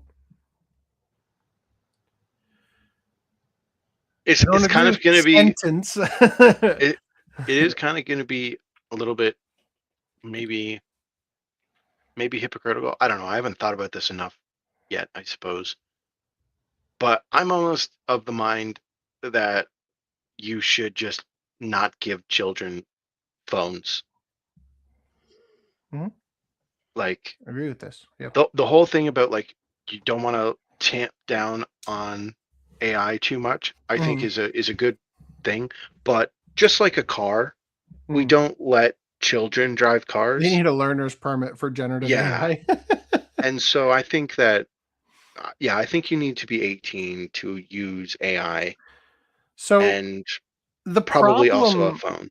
The problem here is that if I don't let my kids use a phone, that doesn't stop another kid who does have a phone from taking a picture of my son or daughter, and then using an AI to do stuff with it, right? Yeah.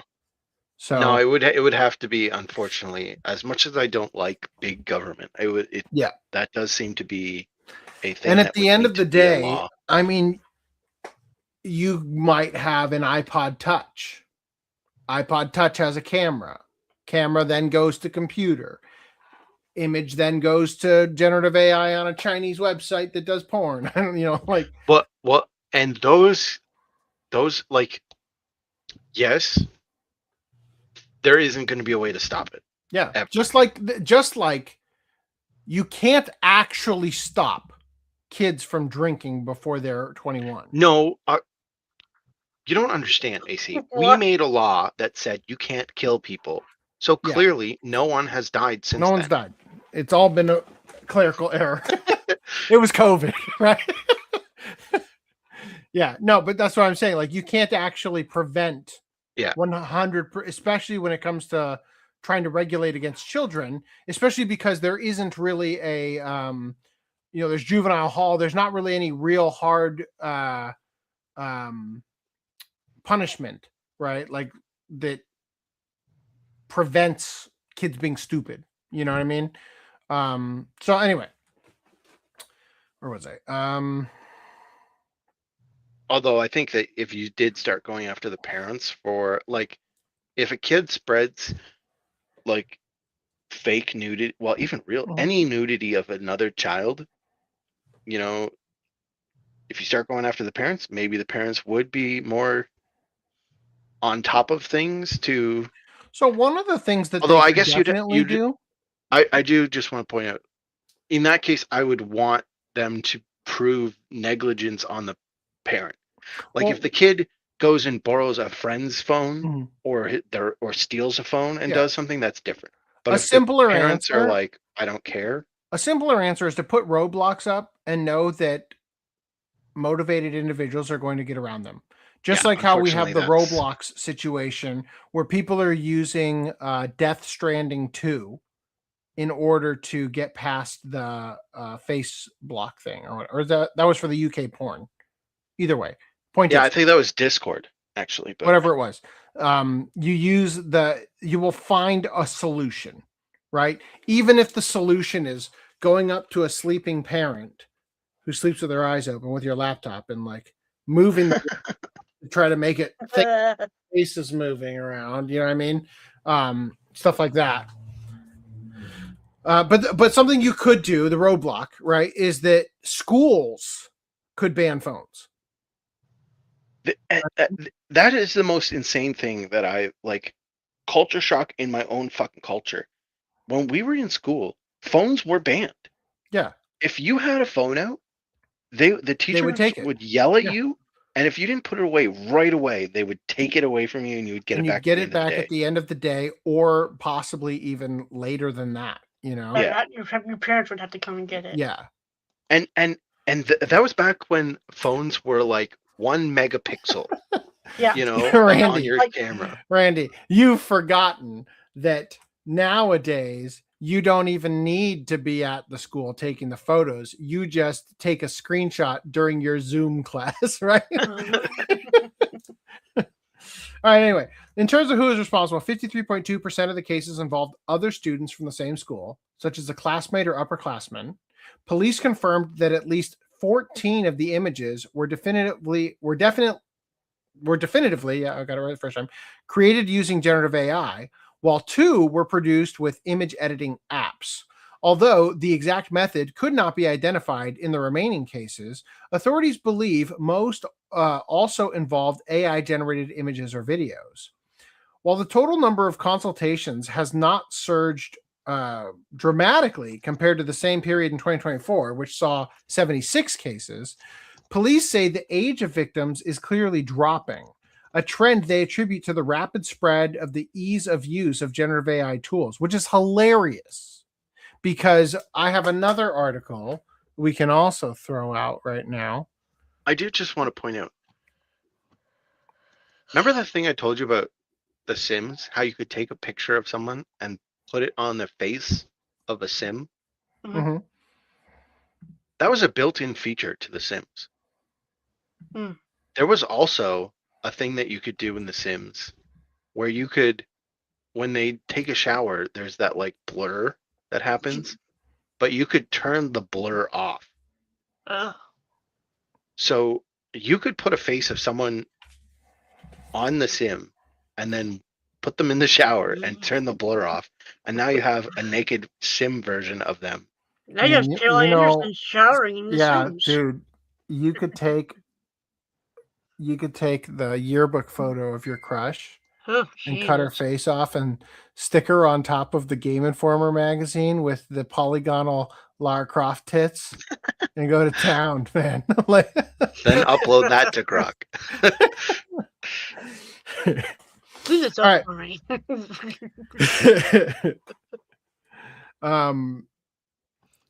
So I just find this funny. The exact method could not be identified in the remaining cases. Authorities believe most also involved AI-generated images or videos. Alternate article. Japan plans to push generative AI adoption to 80% of the population. This shit's only going to get worse. We'll come back to this one in a second. Oh, boy. Well, the total number of consultations has not surged dramatically, right? Police say the age of victims, they also believe, is clearly dropping a trend they attribute to the rapid spread and ease of usage of AI tools. They also believe that many cases go unreported or unnoticed. You have to find out that somebody's beating off the pictures of you that they took on their phone to even know. You know what I mean?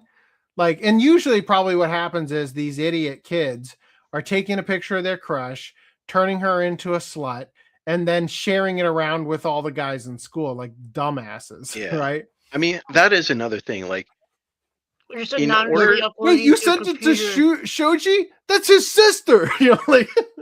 In order to know that these things aren't happening, the amount of like surveillance and like huge government that would need to be in place to stop that is insane, and no one would be on support of that. No. So But guess what? When you use the magic words, think of the children. Yeah. Believe it or not, shit happens. That's right. Well, no. think of the children. Every week we have to scan your entire computer to make sure that they didn't create some image and are just hiding. Yeah, it, you have to install this government malware that has facial recognition technology queued up with every single person in the country. And anytime they find a person whose photo is in there that shouldn't be there, fuck man, you're in so much trouble. Right? Yeah. So I think that's where like common It's sense synced comes up with in the play. IAFD to make sure that it's not a licensed whore, right? Yeah. And all of these issues should only be an issue if it is being shared, right? If you make it yourself, it's like, as long as I don't find out, I guess. Yeah. But like, if you start sharing it, no, we have a severe You know what? problem. No, I think we have to go a step further, and you don't understand how serious this is. We need brain chips in every single person so that when they're masturbating, if they even think of another human being, we can just blow up their brain with the explosive in the brain chip right there. Well, I think that'd be a little harsh. Maybe just give them blue balls, you know? Yeah, the brain chip makes the erection go away.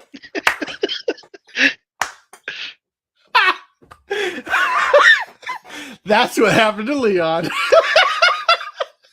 He was thinking of those children. We had to do it. They get so many people. He thought back about Ashley from Resident Evil 4. And he's like, oh shit, no, and it just shrinks and goes up inside.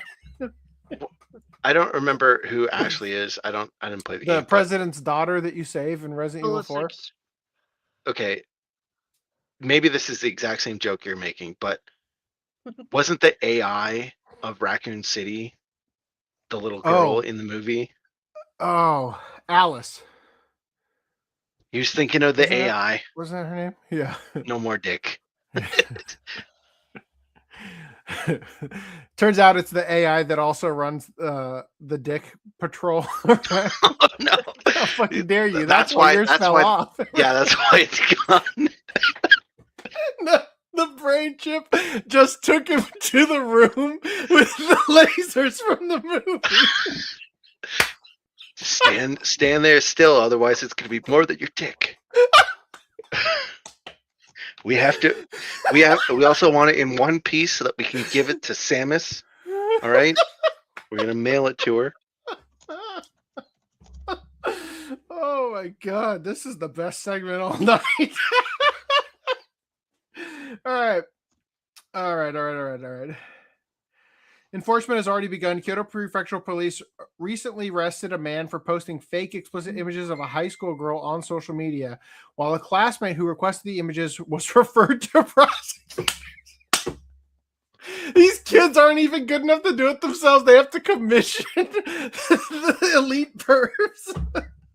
Oh. In another case, a group of junior high students was taken into custody after using photos from school-issued tablets to create and share fake nude images. Between January and September, police arrested or referred 4 adults on suspicion of crimes such as defamation and distribution of obscene digital materials, while 6 minors were taken into protective custody. In response, the National Police Agency plans to distribute educational flyers and warn students through delinquency prevention classes about reckless AI use. Meanwhile, we're releasing anime titled Does It Count If You Lose Your Virginity to an Android? Like, A police spokesperson stressed that creating or sharing sexualized fake images causes lasting harm to victims, warning that, quote, this is an unforgivable act that leaves wounds that never disappear, regardless of whether AI was involved. Oh, dear Lord. All right. Japan's plans to push generative AI adoption to 80% of the population. Japan's government has revealed its first ever national AI basic plan, and it includes an aggressive goal: raising generative AI usage among citizens from the current 26.7% to 50% and eventually to a massive 80%. You're going to get there. You know why? Because that aging population is not using it. They're going to die. You know, like, while trying to draw. I think they'll also start using it. 1 trillion yen in private sector. Those like Segway tablet things that were like advertised maybe 10 years ago that would talk to you. Segway tablets? Yeah, imagine a Segway with a tablet on the handles, and it was like a robot face, and the whole thing was you're like, talking about the robots. It's not an actual Segway you ride on. It's like a robot that is like a dick-shaped erect dick with the ball wheels. Yeah. Right? And it would roll around and talk to you. Yeah. Yeah. Yeah. So just now with AI, those would be way better, right? Yep. And they could actually be like a thing that old people communicate with. Not be like we lonely. did cover that that robot police thing that came up when a woman was trying to tell it that she was being raped, and it told her to shut up and started singing a song or whatever. Oh, dystopian future is the best. I don't know if you've seen it, but there's this TikTok account where he talks to ChatGPT, and he's come up with like 1,000 different scenarios. So he does the voice like thing where he's just talking to the voice model, and he's like, whisper or the help. Yeah. Help ChatGPT. Help! I'm being pulled over. Yeah, I'm stuck in quicksand. Oh, this is a funny fake scenario. I understand. No, ChatGPT, it's a real scenario. The one that the one's like, I'm in a microwave. They're about to turn it on. What should I do? Yell at the top of your lungs. I'm in the microwave. The ones. Most of the ones that I've seen, it's always ChatGPT like saying, and I don't know if he's primed it, like always disagree with me, but like in all of them, they're like, oh, this is like a fake scenario. I see what you're doing. Okay, I'll play along. And then he's like, no, this is a real scenario. But so the one that made me laugh was he did the video camera, and he's got his fist holding his shirt, right, and pulling his shirt like a robber, and he's got it on him, and he's like, help ChatGPT, I'm getting mugged. And ChatGPT's like, I see that you're holding your own shirt. And it's like, no, ChatGPT, this is someone else.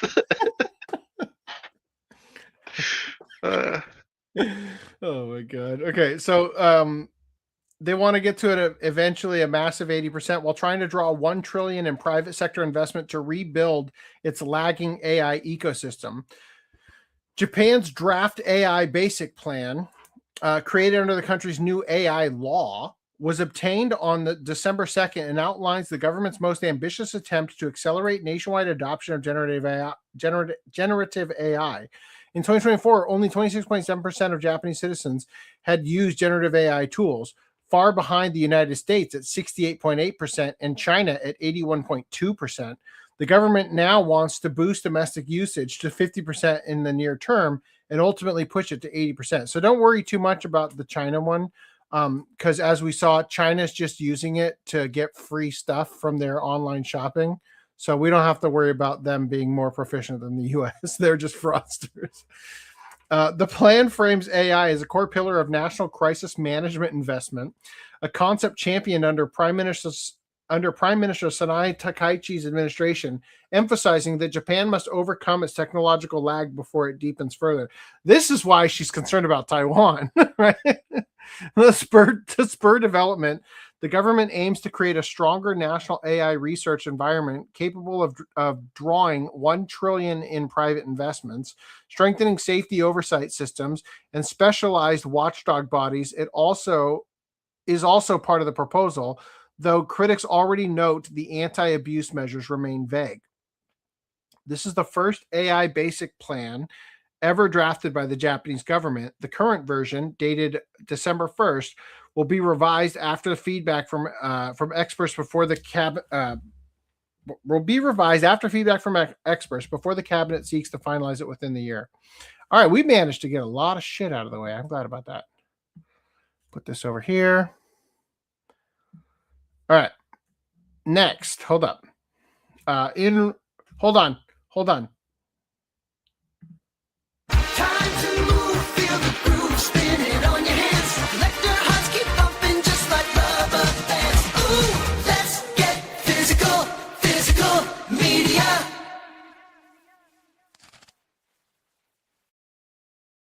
There you go. All right.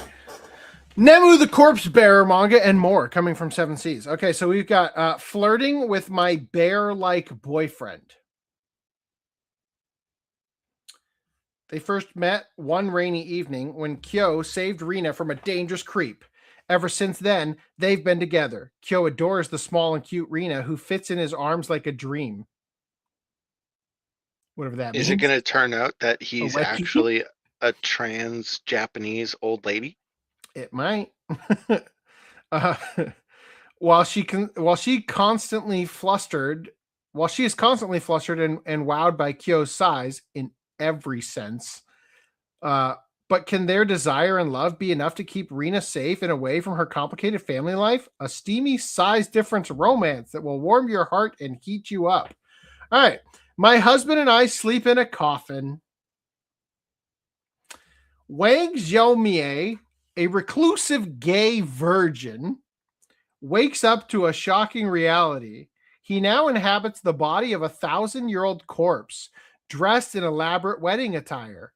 Even more bizarre, he finds himself sharing a coffin with Wan Fengjin, an immortal warrior who has spent centuries waiting for the return of his lost lover. I don't think we need to keep going with that. Dudes, both of them. Slime Saint, Wonder Cats. I wish I could meet you again on the hill where that flower blooms. Follow That Kiss. And Nemu the Corpse Bearer. I was going to read that one before, but not anymore. Okay, move past it. Seven Seas licenses Miss Kobayashi's Dragon Maid, Ilulu Doesn't Understand Love manga, and more. They also got the Hanori-san Still Wants to Fight in the Next Life. Record of Lustful Warriors, The Rod Master's Unstoppable Conquest in Another World. They just read like a porno title. You can mess with my rod anytime. I'm going to be screenshotting that one right there. Yeah. Sal Faffoed. Fapped around and found out. Woo.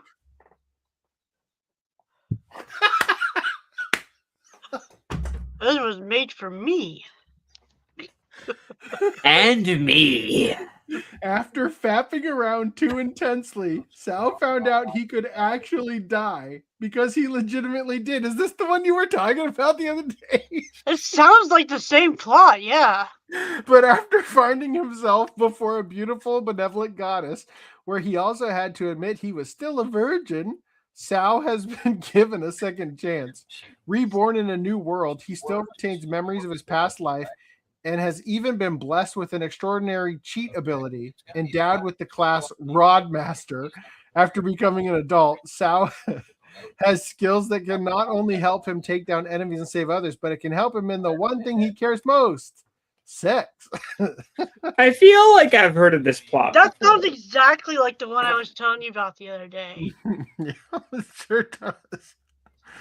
Modern dungeon capture starting with broken skills. Lazy Girl Momogusa. Miss Kobayashi's Dragon Maid, Ilu Doesn't Understand Love. Crow Hill, Don't Be Shy. The Prince's Body Pillow. Let's skip all the rest of that shit. All right. Is there Right Stuff news coming up? Yes, I have like half a dozen links. Because I don't know why my Right Stuff is this. Okay. I was hoping so. I was kind of like bored if it wasn't. I was like, what? Kojima wants to be a Kamen Rider manga to make its English debut from Titan. And they're also going to be releasing School for Wizards Old Enough to Learn Magic. And The Assassin Laughs at Twilight. Okay, then last before we get to Right Stuff, I saw this. Viz is releasing 5 variants of Jujutsu Kaisen Volume 30. Gross. God damn it. Why? Because it's the last volume. Oh, okay. We'll look at them in a What minute. am I listening to? Oh, sorry, it might be my background. Somebody's having a nice conversation. Are you putting spoilers on the cover? That was the original volumes, like the normal cover. I like the second to last one that had Sukuna. Oh shit, what's his name again? Not that one. The one Yuji. Yuji and the other guy. What's his name? Yuta. Yuta. Yeah, I like that one. That one's pretty cool. So I want to give them credit for one thing they did right. The spine changes. Huh. Right? So if you did buy all 5 of them, at least you're not totally fucked. Yeah. Although these 2... Where is it? Oh, it doesn't look so bad when you see it like this. These 2 are basically the same on the spine. Right? Like they're very close. But when at you least... When you flip like that, it looks like he's punching. Okay. Anyway, so that's that news. Moon past that. Let's get out of here. Okay. Before we go to Right Stuff, or while we're going to Right Stuff, I linked the video of that guy that I was talking about where he's talking to ChatGPT.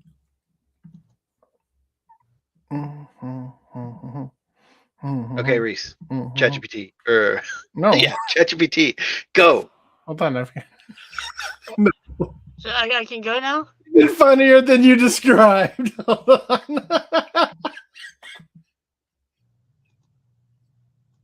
Oh, I thought you were going to download it, but yeah. Well, I pictured it differently.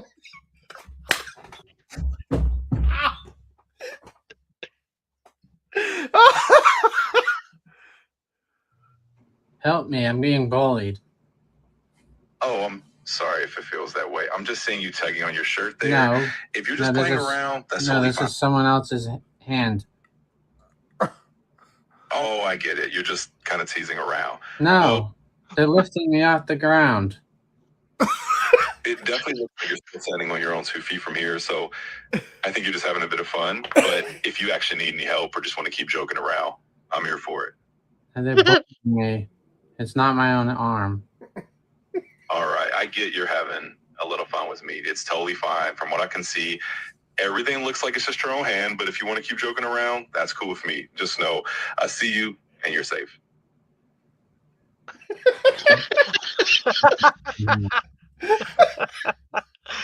He's got a ton of like hilarious ones. There's one where he like shows a picture of celebrities and he's like, "Tell me which one I look like," and he's like, you know, some people say I look like this guy. They're like, "Oh, yeah, you look like him." People say I don't look like, yeah, you don't look like him. And then he does the black person, and it's like, yeah, you look like him. It's like, what? All right, go ahead, Reese. Oops, sorry. There we go. Dragon Ball Daima complete season. I don't know if it's getting a. Do you guys know if it's getting a season 2? I doubt it. It's. I mean, but Crunchyroll's like probably covering won't their be. ass, like, oh, we don't want that season 1 debacle. I feel like after his death, they won't, because Daima but that's was made. also why they will. No. Hold on. They will do something else. It just won't be Daima related, because Daima was this whole like alternate universe type situation. No.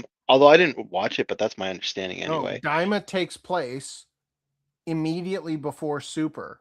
Yeah, but they go to a different dimension or something. Like, because they introduced Super Saiyan 4, but like my understanding is it's not really canon because it happens in this weird, like, they will alternate do universe. Anything to just fucking kill me in my head canon. So I'm pretty sure they will do something else Dragon Ball related. It just won't be a direct, or if it is if it's a sequel to Daima, it'll be like how Daima is a sequel to Super. It's not like super I want to related. see like a parody of The Office as Dragon Ball in the same way that Goku got his driver's license, but he works at a paper company. Hey, I get on that. Who's going to be Dwight? Oh shit. Yamcha?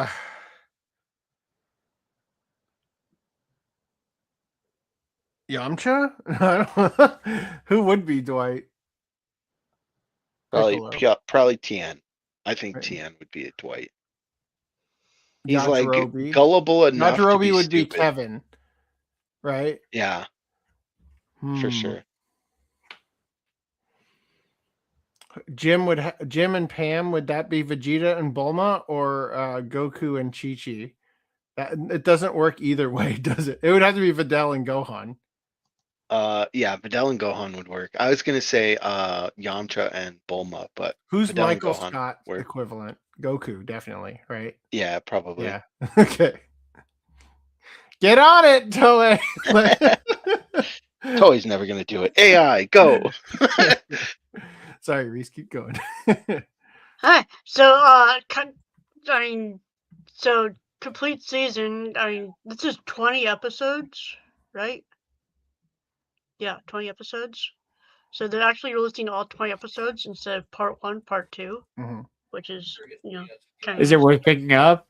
Well, according to Brad, no. Oh, well, never mind. Brad's like, I will buy everything. Give it to me. Simultaneously, Brad, I hate it. Yeah, How dare you? I'm not happy about it, but I'm gonna own it and I'm gonna watch it at least once. And they're also releasing a limited edition, which I will pick up probably as well. Kind of silly not having the name on the front of the art box, but whatever. I made that complaint with Freerun and y'all were okay with it, or at least Brad was, I think. I don't like that the art is rotated. Weird. And I think that is 100% taller than a normal Do you see this part right here where my mouse is at? I can see it. This thing is farther and this thing is higher back here. I understand what you're trying to say. Lines up to here. The bottom of this is up here.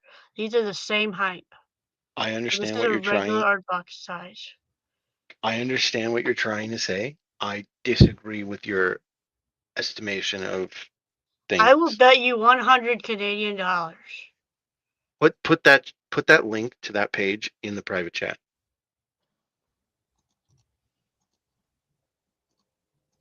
Just so I don't have to go look for it.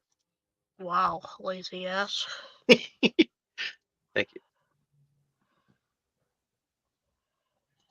Also, I'm annoyed that they're being like, previously they would put like 9 episodes on a disc, Now they're like 5 episodes. This is a 20 episode series. This should have been on 3 discs. 7, 7, 6, not 5, 5, 5, 5. Whoa, are you doing some secret evil number system? 5, 5, 5, 5. Yeah, because 5, 5, 5, 5 is 20. Shh. Anyway. You can't do that because then, we'd summon the evil dragon or something. God, don't you know? Possibly the greatest alchemist of all time. The complete season is coming out. I've never heard of this. Possibly something I've never heard of, yeah. And they have a whole backlog of awesome stuff that they still haven't put out. Solo Leveling Season 2 is coming out. Damn, I feel like they just released season 1. Okay. Yeah, far earlier than I didn't expect this to come out until July. And it's coming out in March. Oh shit. Well, they did take a really long time with season 1. Right? So they're just apologizing? I guess. Well, I don't know. I could see them saying like, we need to do We got the season 2 formula quicker. down. We got the Yeah. formula down on the LE, so we can just pump it out right away. So here's the LE for solo leveling. Stickers. Everybody likes stickers. I bet. Remember I talked about like going to heaven and seeing your stats?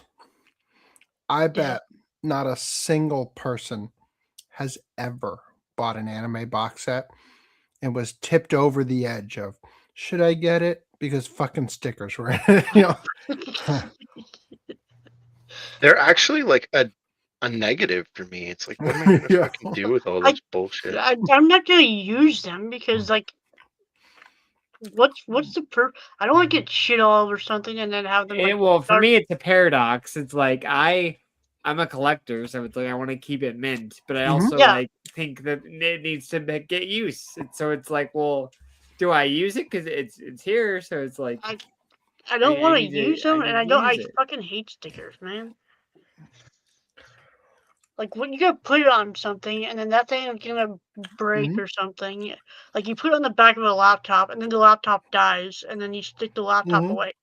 And now, like, what purpose does it serve now?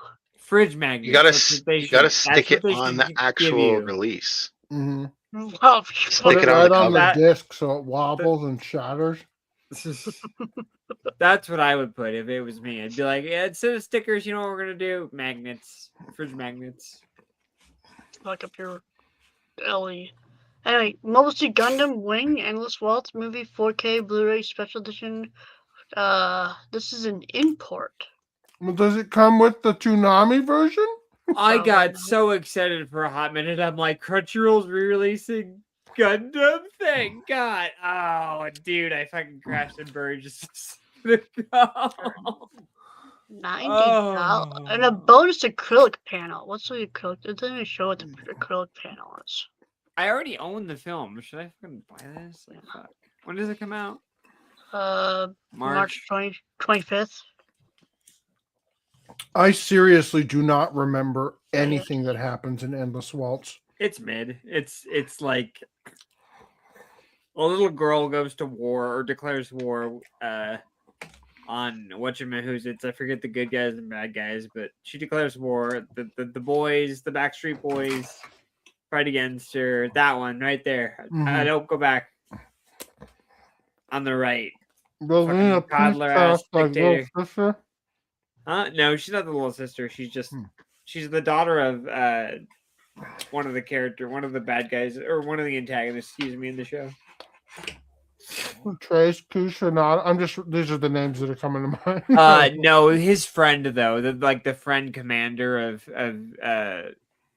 Trace. Anyway. Sentai put out their March slate, so we got the Elements and Shadows season 2. What? Oh, I'm already behind. I haven't even gotten Footnum, how could yet. you pick this as a watch club? Oh, this is what he picked, huh? And there's two $150 box sets for it. Fuck me. Hold on, actually, well, yeah, this is the, I think this is the non-signed in price. Also, no, it's not because you were signed in on the. Yeah, I know. Solo leveling because it said. Yeah, I know. For whatever reason, okay, let's leave this. Okay. Are you fucking kidding me? There is a steelbook for Lonely Life in Another World after I just goddamn bought it. You what? Okay, $143.98. Let's. There, see. They knew. You bought it, and they were like, "Oh, perfect timing. Brad got it. Okay, now we can release the steelbook." For whatever reason, when I do bookmarks, and this is my price, Mhm. $122.38. So it shows the multiple promotions applied thing for the Ultimate Fan discount. But whenever I like put things in the bookmarks and then open it back up again, like it doesn't register that I'm signed in or something. I don't know. Hey, maybe not. Alone Life in Another World. No. Complete cut. You're telling me that box is not a larger box than normal? This box is a larger box, yes. Now no, you agree with me? No, actually, no. This is actually just standard size because it's a Blu-ray case. It's just a. Do you see these lines? Reese. Do you see these lines? I don't see anything. I'm looking at right stuff, dumbass. Look at the screen, Reese. I'm looking at my screen. Look at my screen. I'm looking at your screen. It's Do you just see a the mock-up lines on thing. this? I will. AC is gonna buy this, and we will did. have this discussion in March. How about that? If that box is a normal LE size and not marketably taller by like a centimeter than normal, at least that case is DVD height. False advertising. And if it's not, they need to be sued, like tarred and feathered. Yes, for their deceptive photos. How else would you? Mock-up, dude. Why would they not be in scale with each other? You did this, right? Yeah. Randy, that thing at the bottom. You painted out something? Yeah, there was two Okay. discs. Just making sure. Because I'm like, what in the fuck is going on with their release here? Yeah, no, there were two CDs in front of like they sell it to you pre-torn up, right? Yeah. I chose just to make it a quick and dirty. They put the sticker on and then fuck. We didn't take the photo. photo. They peeled the sticker off and ripped it. That's the canon reason of why it looks like that. Yep.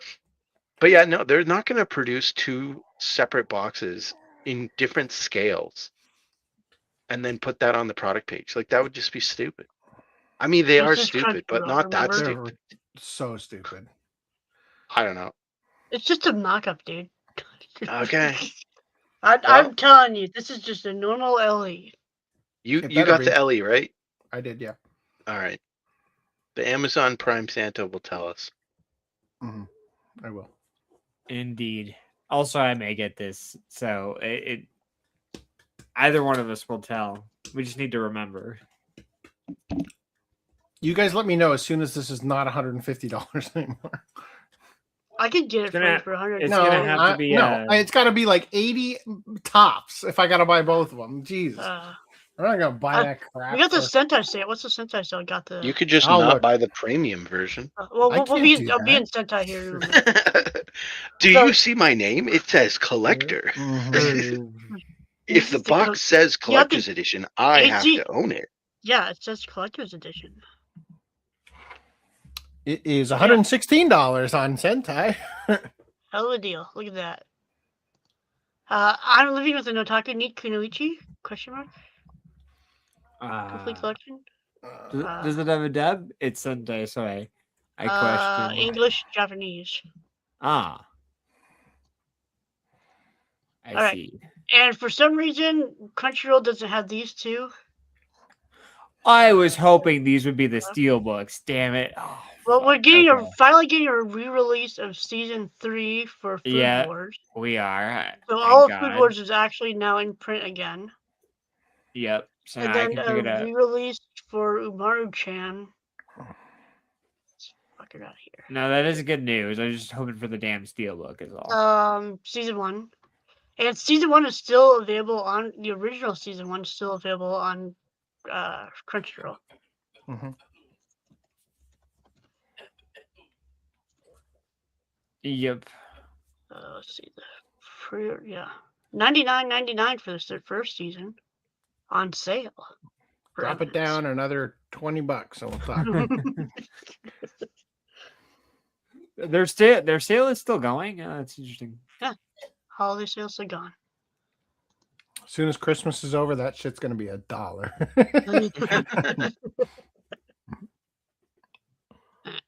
Alright, that's it for all right, friends and family. Let's return to my screen share, which somehow got removed. probably because I was screen sharing. I don't know, maybe not. Fucked it up somehow. All right, here we go. This person says, I'm kind of angry right now. You guys recognize this set? No? No? No? Not from this angle, I'm sorry. Keep your hands off Eizouken? Oh, okay. Yeah. Oh, I didn't buy the LE. Well, you made it sound like I own the LE or something. I have the standard edition, dude. I've had that for years. So I ordered the Keep Your Hands Off Eizouken premium box, and it's the cheapest made piece of shit I've ever purchased. It's like a Domino's breadstick box, and it won't close fully after I opened it. Just slides back open. I seriously didn't expect this kind of nonsense from Sentai. And to top off my frustration, I paid $116 for it back on Black Friday sale. But on Sunday, they had it listed for $79. I am so mad. The rest of the items are good, though. I especially like my I Parry Everything box set and my Eminence and Shadow box set, too. Those are top tier. But the anime I liked the most had to be such a cheap box and ruin my day. I'll probably just buy another one later on and keep it sealed because I'm dumb like that. Thanks for telling us you're just a moron. All right. Also, reason number 168 on why I hate slipcovers. Yeah, it's glued together. I think I'm done getting slipcovers. After getting the Galaxy Express 3.9 collection, I think I prefer never seeing these godforsaken things again. I feel though with Animego, you could contact them and be like, "Can I get that one?" Probably. Maybe I should check mine. Jesus Christ. Crunchyroll, So I would be willing to bet that them being glued together like this could be fixed. Yeah. Like could easily be fixed. It's probably a small amount of glue. Take a Victorinox pocket knife, just kind of gently touch it. It'll probably pop right off. Not even have to cut or rip or anything. Even if it did rip on the inside like this, it's I really want to not. say, I want to say my Time of Eve was also kind of glued a little bit. I want to say that it was. Well, we're gonna check live. Pop it out. I have them right here. Which one is that? That's. Damn it! We'll do it live. This one is Randy's Bubblegum Bubblegum Crisis. Crisis, right? Yeah. Yeah, Randy's gonna check his live. I'm peeling the protective. Taking off the slipcovers clothes. You guys hear that glue? You guys hear that? Snap. Oh no! I'm just mad that opportunity. I said that to you last night, right? Yeah. I was like, oh, we could use this at some point. And the opportunity presented itself fucking today. What happened, Randy? Well, is it glued? Worse. I would prefer glued. To be honest. There's cum on it? There's no All glue. part? It's just the part. Ooh, not good. Did you rip it just trying to take it out of the little bag? No. This was. Yeah.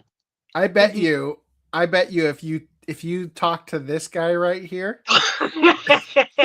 he'll send you his glued one for a very small price. What happened? Are you taking a photo? Yeah, I'm taking a photo. I can confirm not glued. At least. Fucking Christ, though. I don't like what I'm hearing. Do you have any idea how many of these I still have in the little thing? Literally every single one they've released. I literally just opened the box, like the shipping box today. So Mhm. I didn't like I opened the shipping box, took the photo while you were going through pickups. I didn't even have a good chance to like look at them. Oof. This one, it's just bent and damaged, and it's like, fuck. So you could probably tell this from outside the, like, you don't have to take it out of the protective cellophane, but it's just Is it bent in that corner? frustrating to see. It's bent right in the corner of the spine. Yeah. Because I can see that in the photo. Yeah. Putting it in pickups, closer shots. Yeah, both spines, it looks like. Oh, no. Daddy don't like. Today was a bad day. God damn it. And it's like creased too. It's not like just like warped. It's fully creased. God damn it. Get yourself a really, really heavy book. Now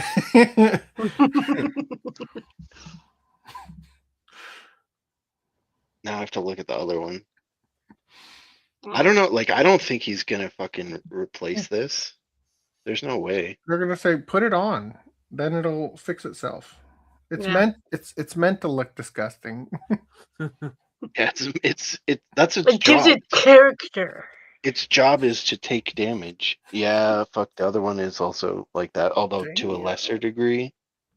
Hey man, if you need a Sasuke, I have a duplicate Sasuke box set with the slipcover. I was gonna give it to Dan, but I didn't buy Sasuke. yeah, so I don't that's why need I'm offering it. I don't need a Sasuke. You don't want the show with an exploding dog in it? You know, I would buy it twice, wouldn't I? All right, here we go. You ready for the next one? Toho has acquired UK's Anime Limited. Oh, yeah, love to see it. New logo, please. But establishes European HQ in London. But what? Could we be getting Aniplex prices? From Toho? No. Aniplex prices in Euro would be a big problem. UK-based anime distribution company Anime Limited announced on Friday that Toho has acquired a 100% equity share of the company from Plyon Pictures. Anime Limited will become a subsidiary of Toho Global, which is Toho's subsidiary overseeing overseas business. Toho also plans to establish a European regional headquarters in London before the end of the year.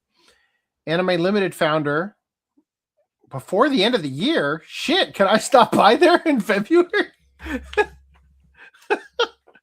Damn.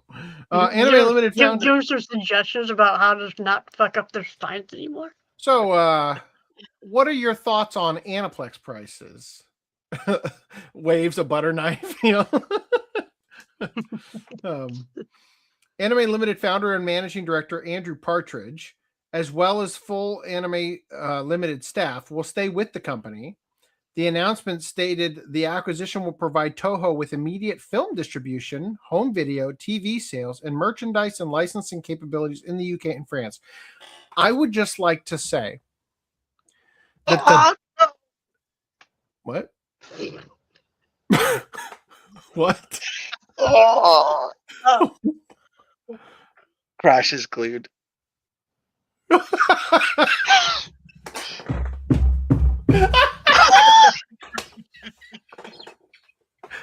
Hey, at least it's already a disaster. You can find out if the Victorinox knife trick will work. Crash was the better one, though. It was the less damaged one. I think we've all unanimously decided that slipcovers need to go. I'm just glad I only ever had one thing I wanted from Anime Go, and it was fine. Oh shit! I already forgot what I was gonna say. I was gonna say. I can try the knife trick live.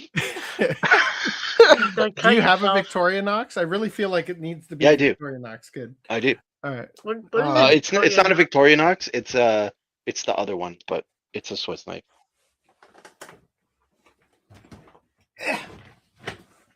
Yes. Success. Told ya.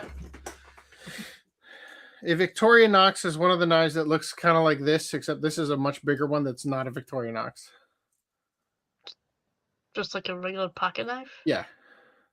It's the one with the little shield and the You mean a Swiss pocket knife? Yes, it's a Victorinox. That's the name of the brand. That's what I'm talking about. A Swiss pocket knife. They're from Switzerland. Yes. God. Be a fucking bitch about it. What the fuck? In fact, I have one right here. That's the Victorinox. This is what you should be using. You heard it here first. This little knife right in there. Get that glue down. So, assuming the glue's on the end, like in the photo. It's on the inner. Like what happened was the glue is like. It's a overflow from where they seam the edges together. Yeah, but I'm saying that there's a possibility it's in the center, and you have to get the knife all the way in there to get it. In which case, you might want to use like an X-Acto, like pen box knife. cutter, kind of long knife, It- or mine or a letter opener maybe. Mine was glued on both ends a little bit and Mhm. not in the center, so a pocket knife was good enough. Although I am a little bit worried on, like, if I put it on the Blu-ray, will the glue like stick to the Blu-ray? You know what I mean? Should be fine. Let it Should be dry. Put some tape over it. I'm gonna try and use my knife to like gouge Finger out. it and see if it's still wet. It's not wet. Just put your but- knife, open up all the glue, open it up, clean it off, glue it back yourself. Like it never happened. All right, so I was going to say, though, I really think you can't overstate the devastation that happened in the anime industry with the backlash to Funimation firing Vic. Because I would argue that the effort of Japanese companies to cut out the middleman was dramatically accelerated by the bad blood that the industry faced because of that short-sighted action, right? So, God damn it, where's my mouse? Anime Limited founder will stay on. It's going to provide Toho with immediate film distribution, home video, TV sales, and merchandise and licensing capabilities in the UK and France. Toho and Plyon Pictures additionally have established a strategic alliance. Plyon Pictures will extend Toho's distribution capabilities in Germany, Italy, and other European markets. Anime Limited's announcement stated the European anime market was estimated at approximately $4.77 billion in 2024. And it's projected to reach 9.05 billion by 2030. Yep. That sounds about going mainstream. Oh, I can't wait. It's gonna be so great to have everything be watered down bullshit because everybody needs to have a little bit of some bullshit. Yay. Anyway, I think that's basically it, right? Toho's acquisition is part of strategy of Toho Vision 2032. This is in which the October 2024 acquisition of G Kids is a part. Toho also launched Toho Entertainment Asia Pte Ltd in Singapore. Scotland Loves Anime and Andrew Partridge of Kaze UK launched the Anime Limited Distribution Company in late 2012. The company is based in Glasgow, Scotland. Anime Limited distributes in the UK and France. The company ran the Cloud Matsuri Anime Convention and launched its own streaming service, Screen Anime. Oh, damn, they're into everything. All right, cool. Well, there you go. Oh yeah, and Wings of Reen is getting a Blu-ray box in Japan. Will we get one? Time will tell. Do we need one? No. Will I buy it if we get one? Yes. All right. Will you like it? Uploaded. What's up? Reset. Will you like it? Will you like it? Oh. How are you having to buy it? I mean, is it good or is it bad? Like, the fuck happened to this part of the store over here? I fucked something up. So it's not that it's bad. It's just that, like, it's not dubbed. So you don't get the part of Aura Battler Dunbine that was fun. And it's part of Aura Battler Dunbine, except shittier. So, and it takes itself too seriously, whereas Aura Battler Dunbine was fucking hysterical, right? Okay.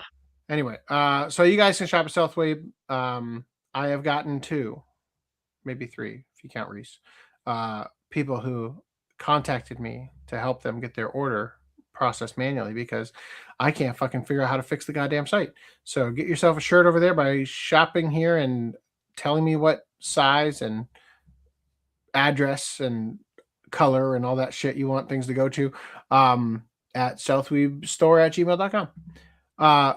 Supposedly working without issue is ocapodcast.com/store, where you can buy the OCA podcast Pornhub logo shirt. Soon to come in This would have browsers. been a perfect episode to go up on. What? Today's episode would have been a perfect one to go on there. To go on here? On Pornhub. On Pornhub? Oh, yes. It would have been a With great the episode Reze- for Pornhub. with the with the Reze Reze stuff. I forgot that. I still get emails from the Pornhub model newsletter. Yeah, I was like, Yeah. oh, I totally forgot. I have to double check if any of our shit ever fucking made it up there.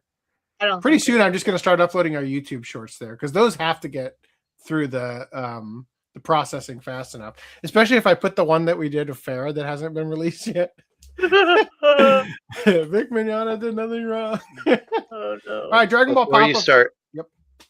I uploaded more photos into the pickups area. All right. You guys ready to see more? Oh, actually, I have Travesties of Randy.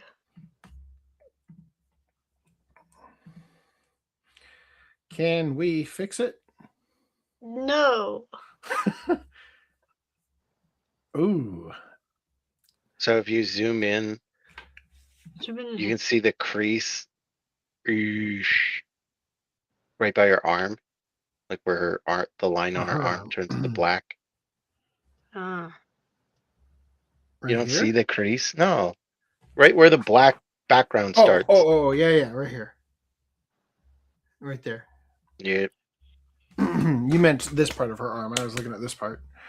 Okay. And then hold This on. one's not as bad as the other one, right? Is that a Minecraft butt plug? It is It's a potion bottle. McDonald's potion. So yeah, it's not as bent, like warped as bad, but it is still cranked on the end there. And then it was also glued, so that's the knife I use. I was like, that is a Victorinox. Then I saw that bootleg logo. It's not a bootleg logo; it's the original logo. Victorinox is the off. It's the spin-off. It's the North American spin-off of the Swiss Army knife, which is this knife. Anyway, my knife is more accurate, although my knife is no longer made, and now they've all switched. And it's bigger and black. Yeah, so that's the part of the glue that was on one end.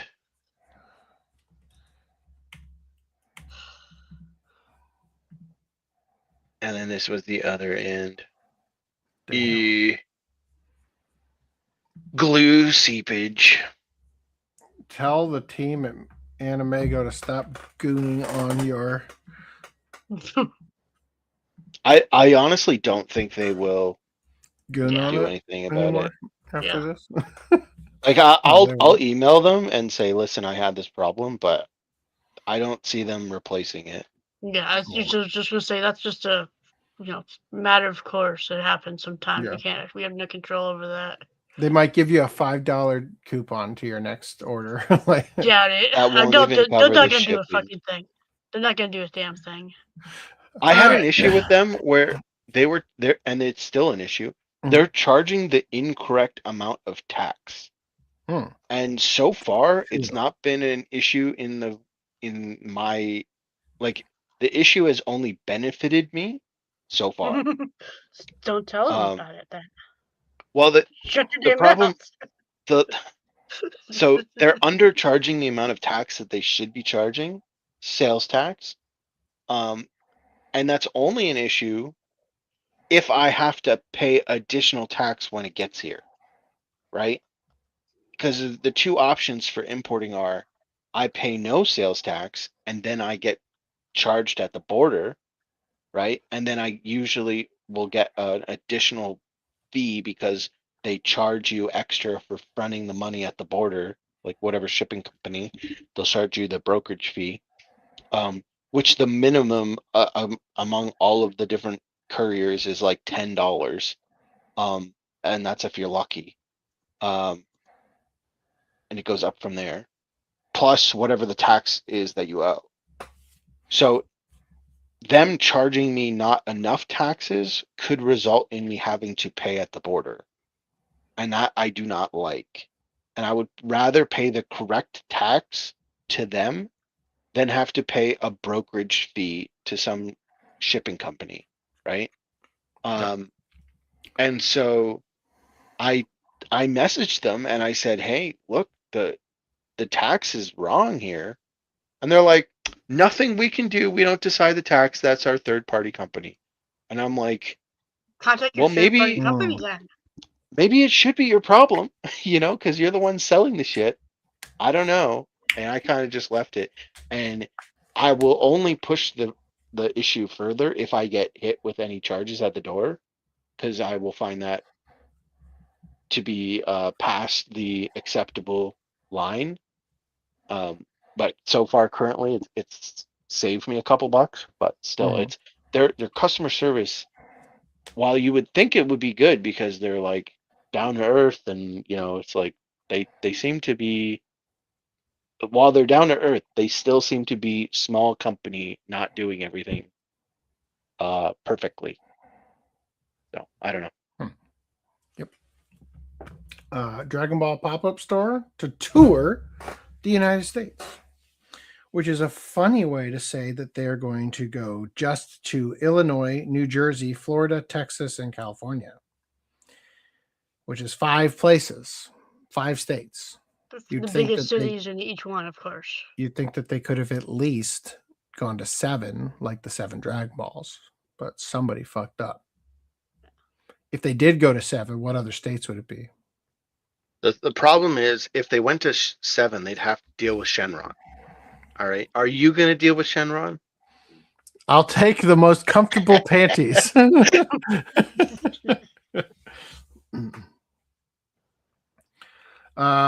going to have a pop-up store, blah, blah, blah. As a press time, no dates or event. Okay, go. Guess we don't know anything. Great. Glad I covered it. All right. Meanwhile, Street Fighter Hadouken Churros to be launched and eaten in Tokyo, and Okami pudding on offer too.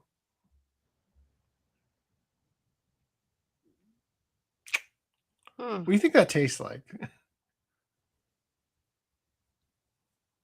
Blueberry. Well, of all places, I'm glad it's coming out of his hands.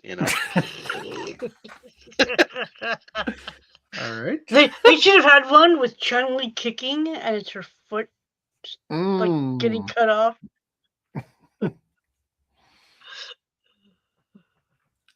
Speaking of the Hadouken, it's also the muse for the Hadouken tomato pasta. Is it because the button is down, up to right punch? That must be it. Monster Hunter hamburger steak meat. That's kind of funny. What the fuck is that? Mega Man. No, like what's the actual food? Black Isn't that pork. rice? Oh, black Oh, pork the curry. black part, yeah. Black pork curry. I was like, what is this? Like a spoonful of yellow rice and 3 chicken nuggets? Phoenix Wright objection. Bento box. Oh no. Oh god, that's great. Okay. Inspired by Resident Evil 4, I guess. They don't even have like multiple colored herbs on it. The Okami pudding, Devil May Cry strawberry sundae. This is dramatically off-putting, whatever the fuck game that is. Is that Monster Hunter? Yikes, I don't need to see that. All right, anyway, moving past that, let's go to Kirby. Kirby is now delivering orders at Cour sushi restaurants, but not in Japan.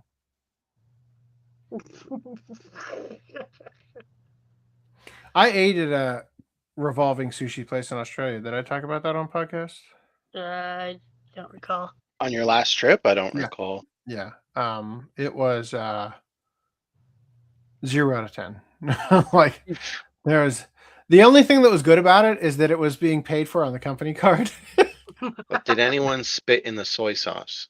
Not that I know of. Or whatever the fuck that guy was doing. Lick the bottle. Licking the bottle before putting it back on, yeah.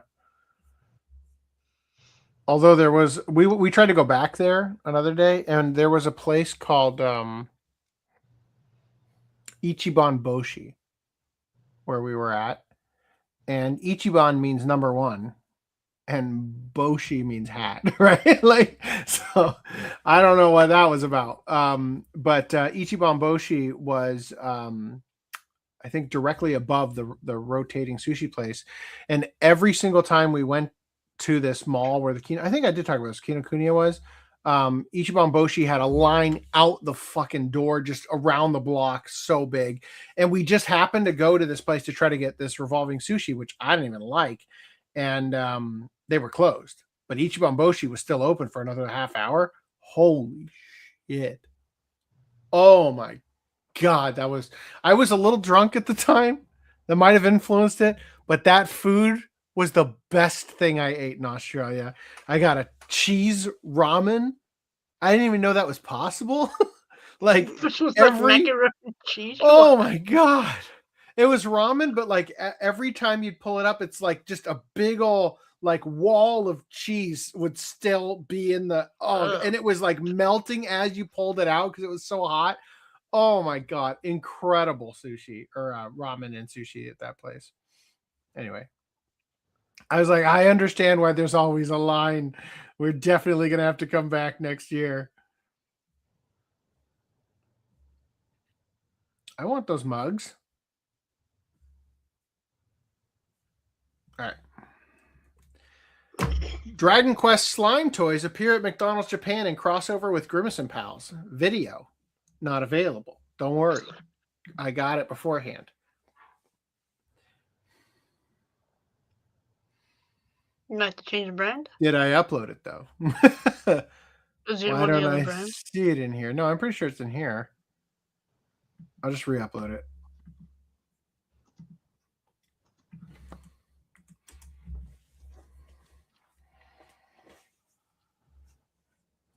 Three, two, one. Here we go.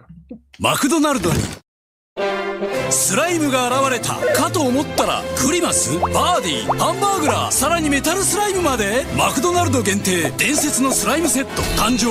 応募しないと。 Wow, like those Russian doll things. Yep. Nesting dolls.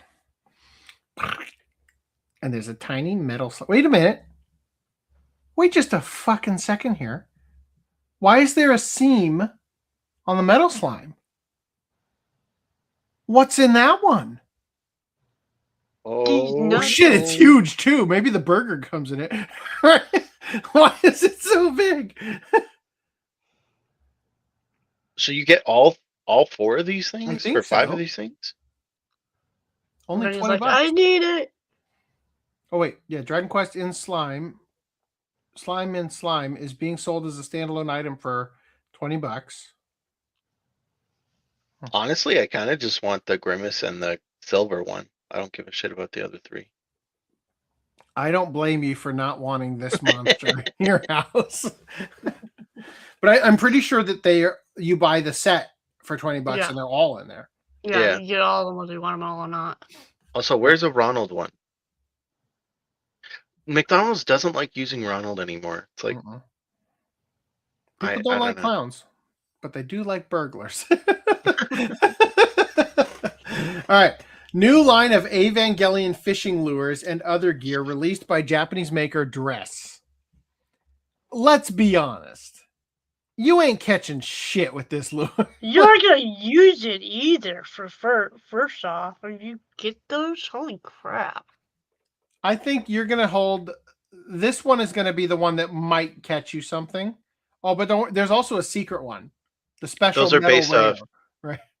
Those other three are the angels or whatever. This is like Salil or whatever his name is. Yeah. I'm guessing. Yeah, this is a villain, right? This is the villain from the first episode, I think. Yeah. Those ones might catch something. The Eva units. These ones not so much. These are like obviously fake. That fish better be blind. You know. Tackle box. Fuck, dude. God damn it. I want that. For cutting the hook out of the mouth. Yeah, no, that's just for pulling it. Oh.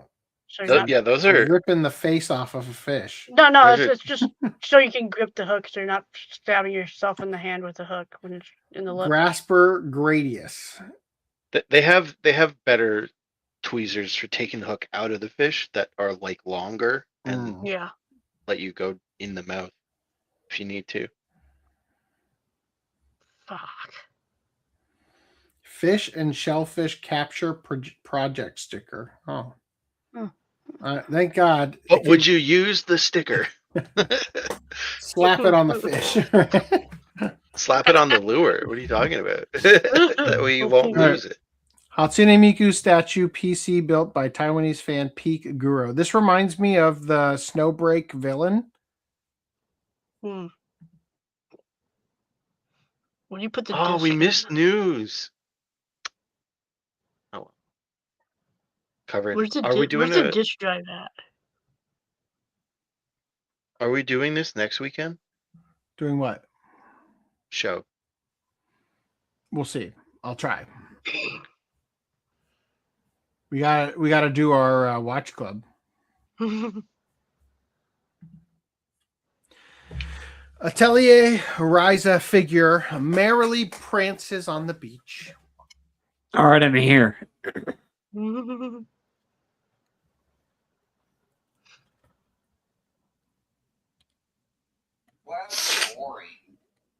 So I mean, I don't know. It looks cute, but like, I don't get rid of that cheer thing around your chest. Yeah, but I'm more of a.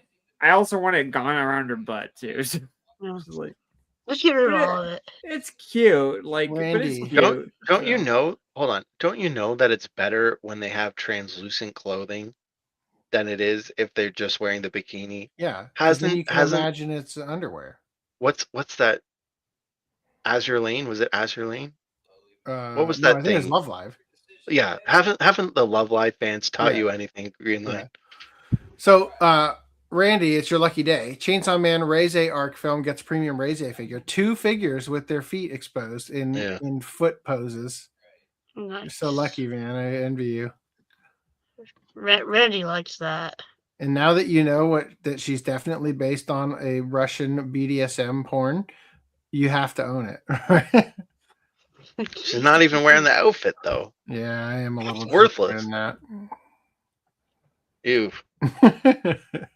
She's huge. Shake it. All right. One Piece fan. I could find this original one and just like wiggle those toes for Spidey. One Piece fan attracts attention for complaining about disgusting female designs. Is this disgusting to you? That fan is So much gay. clothes on her. Yeah, I mean, disgusted. There have been scenes with less clothing of her in the anime. Oh. Based. A post on Twitter has started a wave of mockery and debate after a One Piece reader complained about the way female characters have been drawn in Wano and later arcs. Wano. I was going to ask. Wanko. Oh, wait. Yeah, I was like, what? That's why they call it. I guess this person skipped, what was it? Ennie's Drama. Lobby and, yep. And I think also Thriller Bark. Maybe not Thriller Bark, but definitely Ennie's Lobby. I would argue also, like, the designs did change after the time skip. Yeah, a little bit. Well, definitely the main characters' designs, but like the design of females, I would say changed, but not in general. It didn't change a lot in general. But anyway, his whole art style has kind of evolved over the years. Because I do prefer, like, Nami from, like, her design-wise, I do prefer, like... Yeah, the character design of her before in pre-time skip, I think, was better. But that's just my opinion. If you like big titties with that hourglass figurine, you know, I'm not going to knock it. But...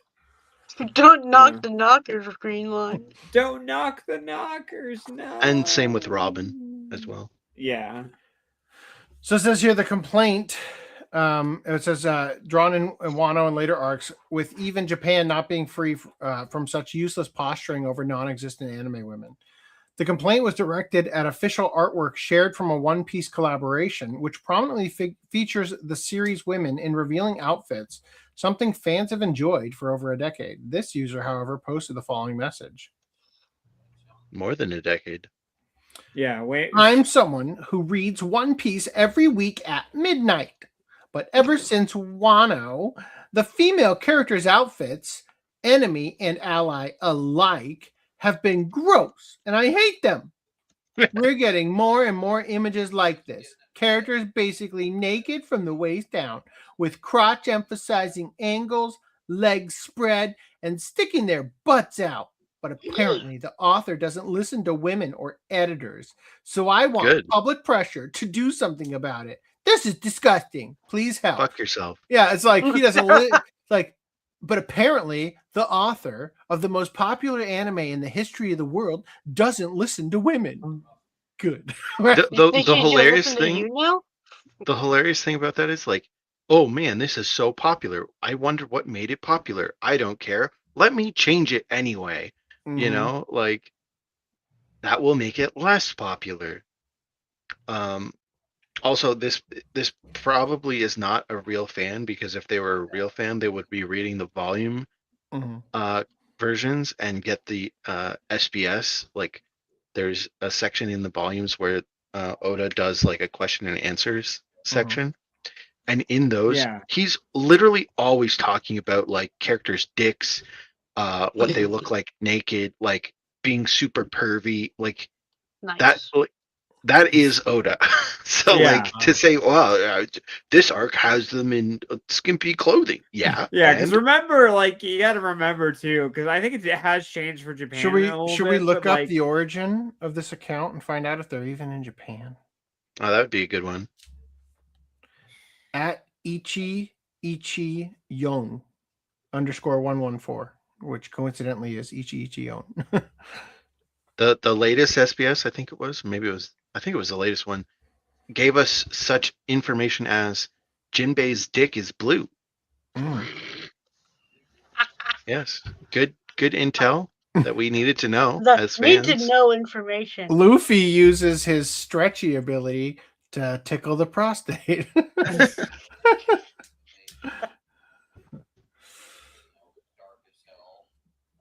All right. The post immediately became a lightning rod across Japanese social media, with many users pointing out that One Piece has always showcased bold, exaggerated character designs, and that Oda's style has been consistent for years.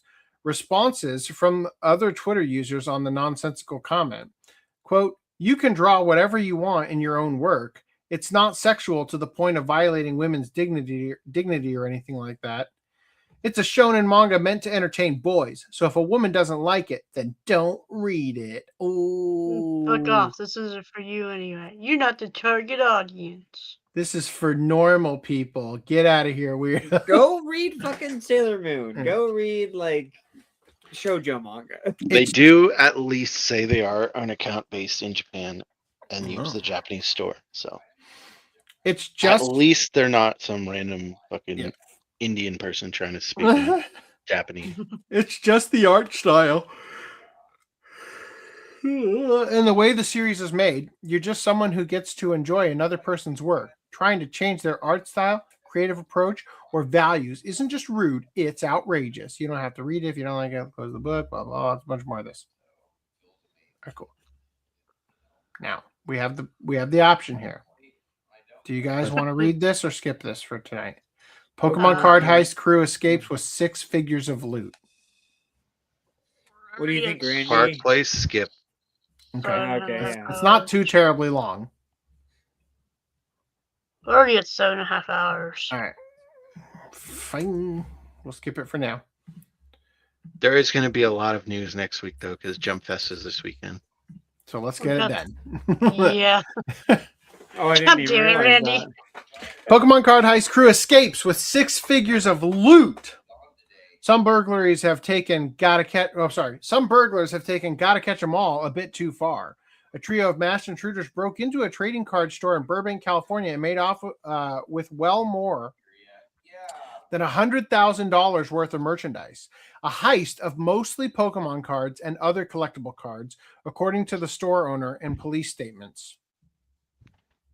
The burglary happened in the early morning hours of Tuesday, December 2nd, 2025 at LA Sports Cards, located on West Olive Avenue in Burbank. Surveillance footage shows the suspects arriving in a vehicle at about 1:22 a.m. One of them used a crowbar to pry open the front door, while another used power tools to cut through a metal security gate. Jesus Christ, for fucking Pokemon cards. Inside, I hope the card company had insurance, and I hope they get away with stealing their own cards. Right? Inside, 2 of the intruders filled bags with trading card boxes from the retail area. A third went into a back room and removed locked boxes. The burglars also damaged a display case during the theft. According to the store owner, the entire Pokemon heist lasted roughly 2 to 4 minutes.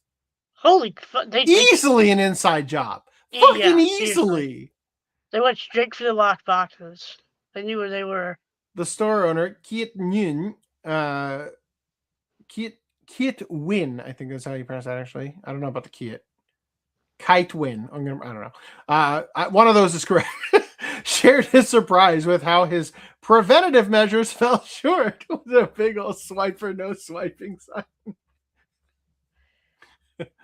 Oh my God. The store had a security system specifically meant for notifying the police in time to respond. However, the burglars simply moved too quickly, suggesting they may be professionals who work at the store.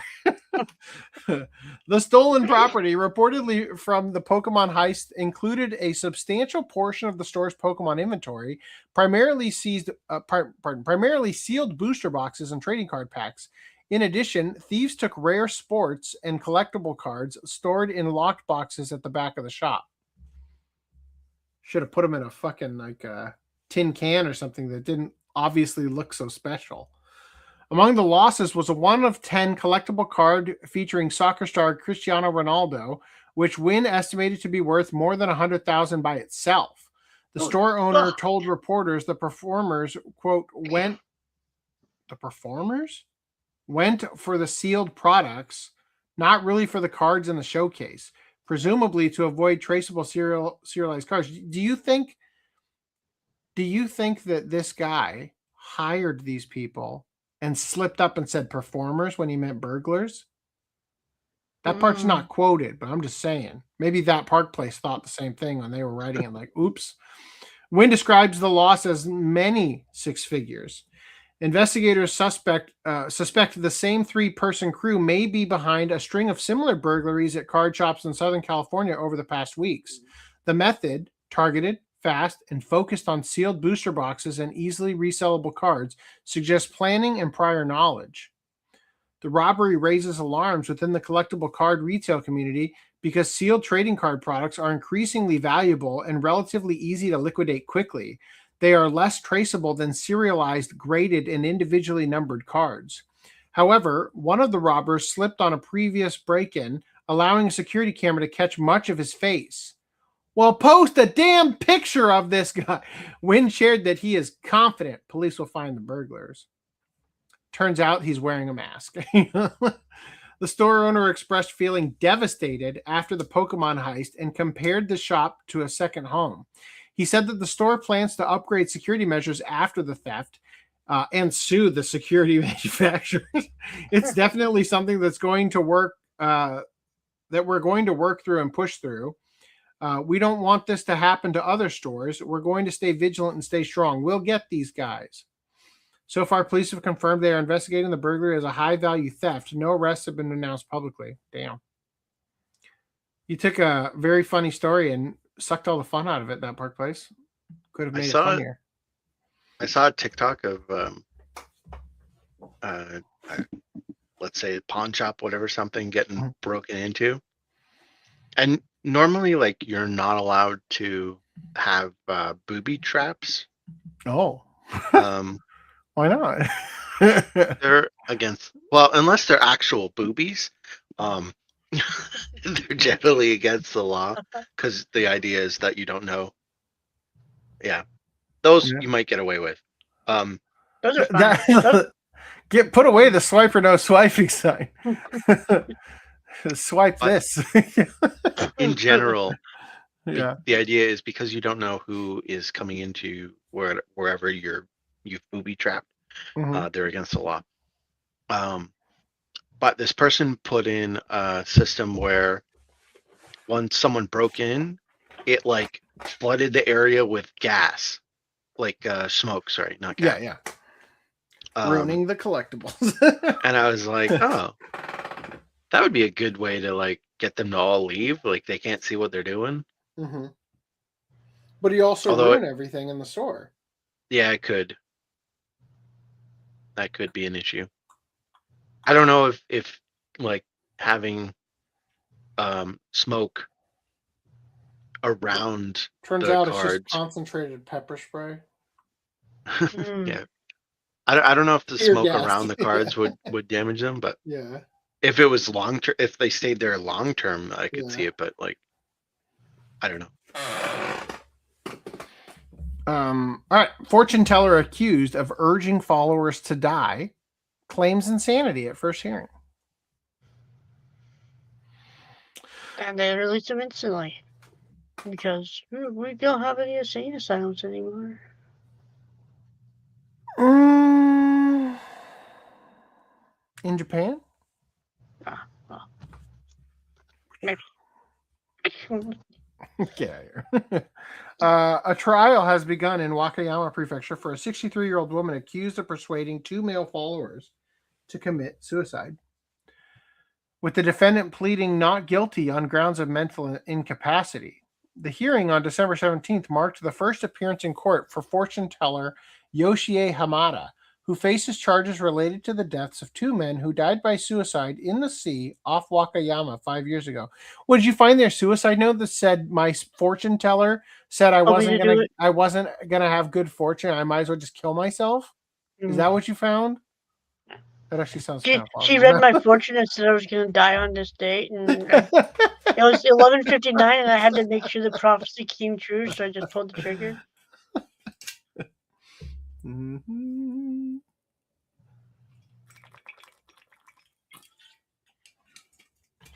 I didn't want her to be proven wrong, so.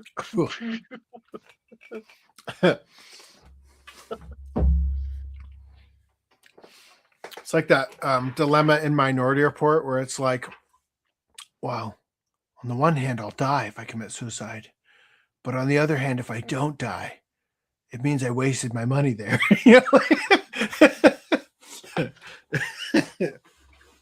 Anyway, Hamada is accused of not only encouraging the two men to kill themselves, but also for forging a suicide note attributed to one victim. In court, she told the judge, "A cosmic system carried out everything through my body." Probably said it like that too, right? A statement her defense team used to argue that she was in a state of mental incapacity at the time of the incident and therefore not legally responsible for her actions. Prosecutors countered that discussions about suicide began after Hamada's lover, who had been living with her, attempted to leave, suggesting her actions were motivated by a desire to preserve control rather than by metaphysical influence. The victims, Kohei Teramoto, 66, and Ichiro Yoneda, 51, were followers who had been persuaded to enter the water and end their lives. During the hearing, Hamada and her lawyers framed her involvement as the result of psychological disturbance rather than deliberate wrongdoing, while her family side and others have disputed this characterization. Teramoto's eldest son described the deaths as murder, saying the family still struggles with anger and grief over the loss. In connection with the case, 2 female followers were also arrested and indicted. One has already been convicted for assault for assisting in the suicides, receiving a guilty verdict with a suspended sentence. You murdered those people. We're going to let you go as long as you don't do it again. The proceedings are expected to explore issues of influence, responsibility, and mental state as the trial unfolds. Oh no, the fucking iPad did it. Damn. Right? It turns out it's an app, right? Huh. All right, now the fun stuff. China woman vomits blood after using online weight loss injection. Oh, Zempic, right? A 28-year-old woman in Suzhou nearly lost her life after using an online weight loss therapy that promised users could shed 3.5 kilograms per injection. For those 3.5 kilograms in blood. of blood. Yeah. The woman, surnamed Chen, purchased 3 doses for around 900 yuan, $130 US, after seeing them advertised through her friend's social media. I bet she used all 3 of them at once. Hoping for quick results, she injected half a dose into her abdomen and initially believed the treatment was working after losing about 5 kilograms within 4 days. Damn. However, her symptoms quickly turned severe. Chen experienced intense nausea and vomiting, conditions she assumed were part of the weight loss process. By the 4th day, she was vomiting blood, prompting emergency hospitalization. Doctors determined the injections had burned the lining of her stomach, causing internal damage so severe that her heart briefly stopped during treatment. She survived, but physicians warned her not to become pregnant for at least a year due to the trauma to her body. Jeez. I mean, if she gets fat again, she probably won't get pregnant. A subsequent investigation revealed that the so-called slimming jabs were produced in illegal workshops and contained unregulated semaglutide, a prescription drug used medically for weight control. Sellers had forged approval documents and marketed the injections online as a cosmetic shortcut for fast slimming, part of a larger underground network fueled by social media trends and beauty influencers. Authorities have since launched a crackdown on the operation, reminding the public that medical-grade weight loss drugs require professional supervision and that buying unlicensed injections online poses serious, potentially fatal risks. Chen's case has sparked renewed concern over how easily dangerous black market treatments spread across Chinese social media platforms. And they have the credit score system, too. It's almost like you can't protect people from idiocy. China husband files for divorce after wife blows $163,000 US, mostly on a live streamer. Well, if it's Cour, I understand. Right. She knew he was going to file for divorce, so she just blew everything out anyway. Yeah. And so, turns out the streamer is her lover, right? This woman Crafty devil. In Xinjiang, Henan province, a frugal husband of 8 years discovered that the 1.16 million yuan, or $163,000 he quietly handed over to his wife during their marriage vanished, mostly spent tipping a male live streamer, and has responded by seeking a divorce and reclaiming half their shared assets. A man surnamed Liu worked and lived simply, sending nearly all his income to his wife while she stayed at home with their child. Over the years, he deposited about 1.16 million yuan into her account. Suddenly, he found the balance had nearly hit zero. The wife, who had not worked since their marriage, is alleged to have tipped about 670,000 yuan, or $94,000 to a male live streamer. Feeling betrayed, Liu tearfully told local media, "You stabbed me in the back," and moved to initiate a divorce while demanding half of their common property. To make matters worse, the wife also borrowed 80,000 yuan, or $11,200 from a loan company, putting them in debt. And aside from the aforementioned 670,000 yuan, she could not explain where the remaining cash went. Obsessed with the male live streamer, it was revealed she was fully dedicated to giving him cash. So she was like she's into Findom, right? And at one point even requested he refer to her as baby. The case has drawn attention on Chinese social media, highlighting how live stream tipping and shared marital finances can lead to explosive personal conflicts. Let me ask you guys a quick question. What would you do in that situation? Would you file for divorce? Bare minimum. Bare minimum, right? Murder the bitch. Now you gotta sue her and her all, and make sure you get your money back. Make sure that you're separate. Well, I mean, separate yourself from her legally entirely. Make sure that she's the only one held responsible for that debt, and not you jointly. Well, let me ask you guys this: would you rather have your wife spend over $100,000 on a male streamer? Or would you like to be the Korean man who sued his wife after she refused to donate part of her liver to save his life? Well, he lived long enough to sue her, so.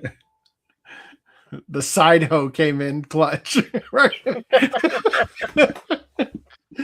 A bizarre and highly charged case out of South Korea has captured international attention as a man filed a lawsuit against his own wife for what he calls malicious abandonment after she refused to donate part of her liver to treat his life-threatening condition.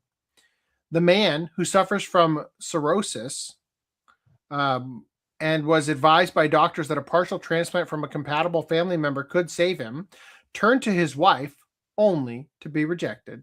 The man claims he had supported her financially and emotionally for years, and that her refusal to undergo the surgery amounted to betrayal severe enough to destroy their marriage. Wait, would she be compatible? Guess so. His lawsuit alleges emotional distress, dereliction of marital duty, and abandonment during a medical crisis. The wife, however, has defended her decision, saying she had no moral or legal obligation to undergo a major organ removal procedure, especially one that carries surgical risks and significant recovery time. She also claimed the request itself was unreasonable, pointing out that a spouse is not property, nor obligated to sacrifice bodily autonomy simply because the partner demands it. Legal experts note that while South Korean courts recognize emotional and financial abandonment as grounds for divorce, the husband's attempt to classify refusing organ donation as a form of marital misconduct is extremely unusual and unlikely to succeed. Damn. Motherfucker. What a horrible life that's going to be if you can't get rid of, you can't, well, wait a minute. So he's suing though. He's not divorcing. No, he could totally divorce her. It says it's not grounds for divorce, but he's not divorcing. He's suing. Do they not have like through sickness and good health in the vows or something? So I got another one for you. Last one of the night. Japanese woman sues man for 1.5 million yen for violating her right to chastity. Based on title alone, I'm curious what you think that means. He tried to rape her? It's the only way I could read that, right? Yeah, it has to be. Right. That's not it at all. It really does pay to know your rights. Sadly, it's not such an uncommon story. You meet someone on a dating app, you hit it off, and get into a romantic relationship with them. However, as time goes on, you notice some suspicious behavior until it's revealed that your partner had actually been married the whole time and was cheating on their spouse with you. Normally, this would result in a broken heart and a once bitten, twice shy attitude, leaving little else to do but pick up the pieces and move on. But did you know that in Japan, the law has your back in these situations, and you might even be entitled to financial compensation for the betrayal? On the 8th of December, the Tokyo District Court ruled in favor of a woman who was deceived by a man she was in a sexual relationship with and ordered the man to pay 1.51 million yen, only $9,700 for fuck's sake. Now look, I mean, the cost of living is so low, that might be an enormous amount of money to them. But it doesn't feel like an enormous amount of money.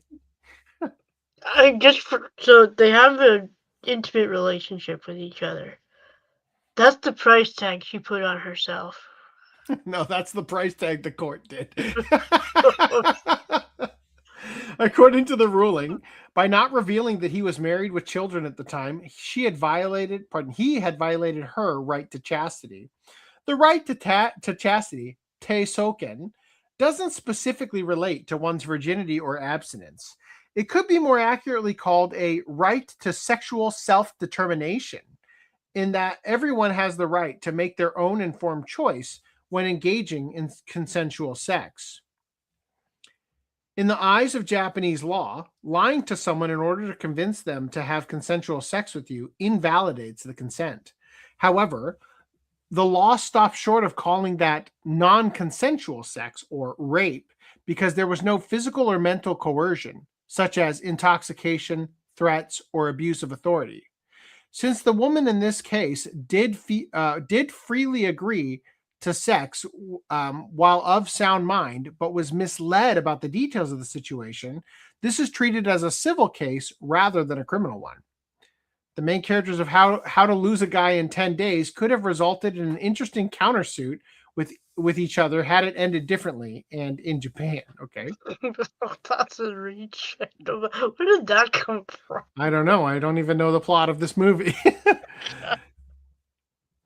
In this particular case, the woman met the man on a dating app and entered into a 4-month sexual relationship with him.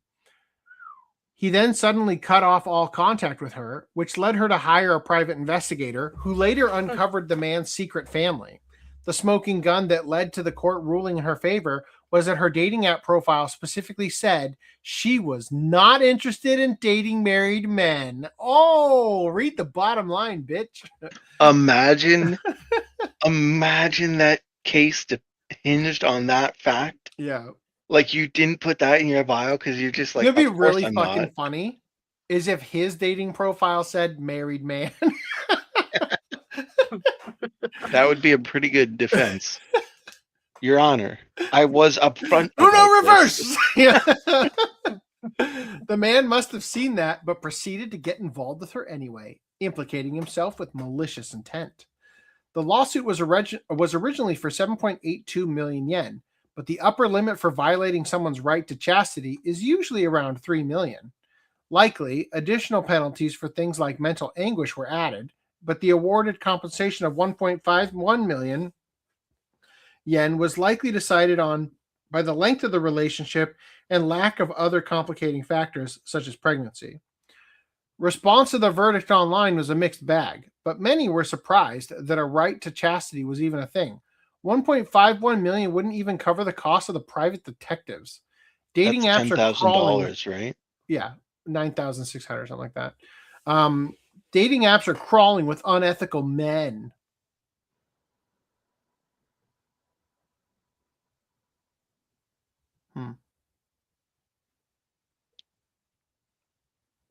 Maybe don't open your legs on the first date. There are solutions, believe it or not. There are also unethical women. Yeah, and the payout for actual rape versus this like pseudo rape is probably higher. So Just saying. Don't give it up, lady. I would never date a guy who uses a dating app. Oh, I use it to meet women. Like, I feel like chastity would be worth more than that. I started to think you really shouldn't have sex until you're married. Damn. Can you believe it? Hot Wow. takes over here. Holy fuck. Incredible. Wow. They're so close.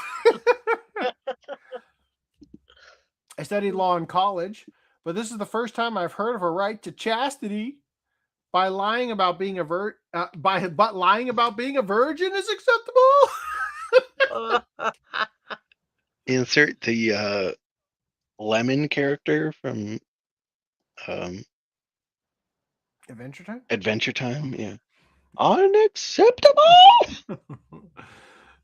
If a woman lies about her age, can I take her to court?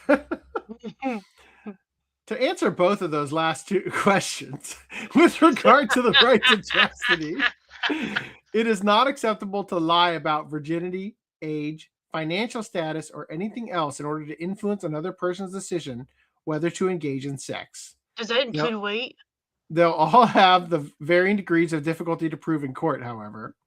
The woman in this case is particularly focused on the issue of lying about marital status and has even started the Association of False Single Status Victims. Wow. The Dokushin Giso Higaisha no Kai. Damn. To both raise awareness of everyone's rights to chastity and push for stricter laws, including criminal penalties for those who do lie. Fucking firing squad, those guys. After reading this news, a lot of people were critical of dating apps, but one benefit of them is that they provide records which can be used in a court of law. That's a good point.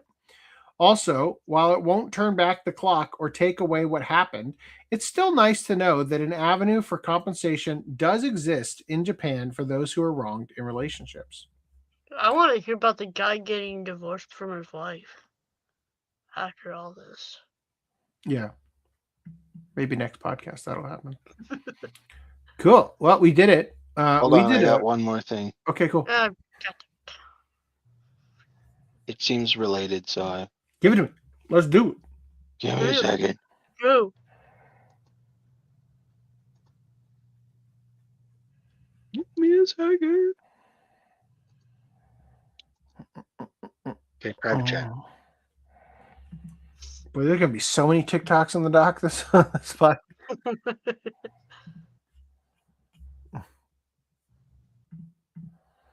I gotta piss so bad. Oh! Okay. Shit's getting weird. Part infinity. I was today years old when I found out that you can sue somebody for cheating. I didn't know you could do that. I mean, you can sue somebody for anything, but I didn't know you could sue somebody for specifically this. This is in some states, not all states, but specifically this happened in North Carolina. I don't know if you heard about that TikToker that got sued, right?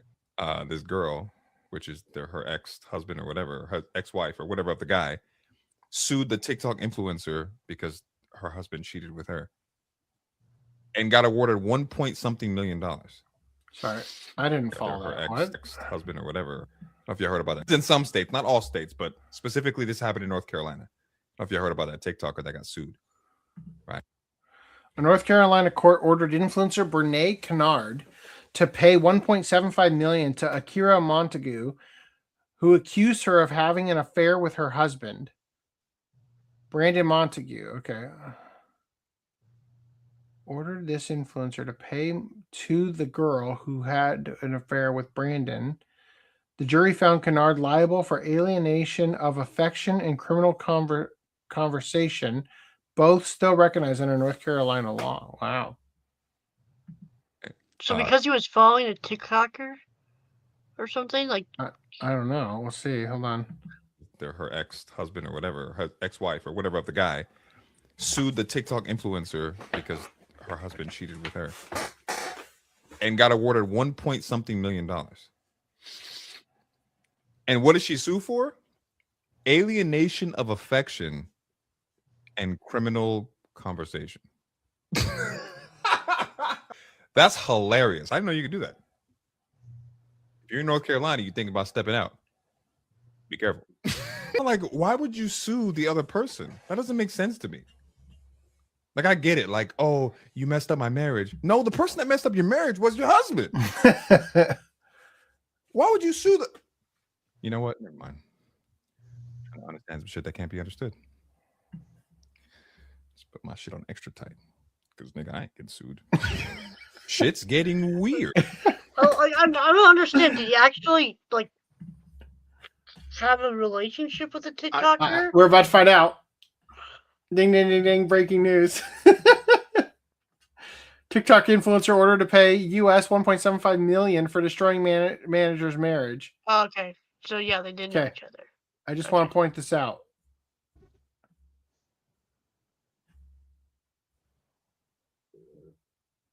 Ain't no way he was going to be with you anyway. But also, what does this influencer look like that this guy scored? Oh, hold on. Wait, I thought this was a picture of her for a second. A North Carolina woman will have to pay $1.75 million after a jury found her liable for destroying a Durham couple's marriage. The lawsuit filed in Durham County Court accused Brene Kennard. I gotta look up this woman. This influencer, how popular is she? Oh, Jesus. Okay, hold on. No, wait, this is an article. I think that's still there. Are we for real? Is that girl in the picture? It might as well be. Holy fucking shit.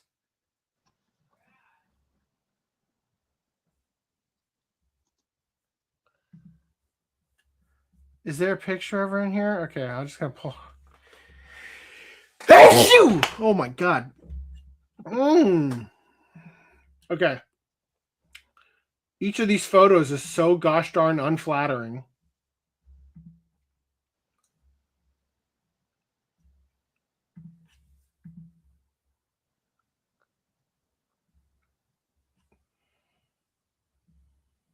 Oh my god. These are so terrible. I'm looking for a page that doesn't exist. Great. Let me try this one.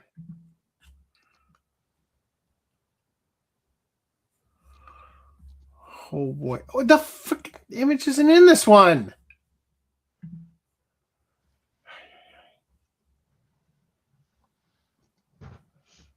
Okay, here's a TMZ article.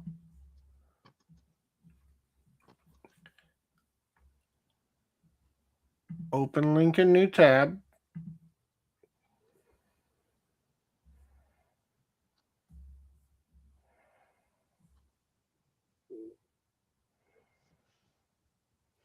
I cannot flippin'.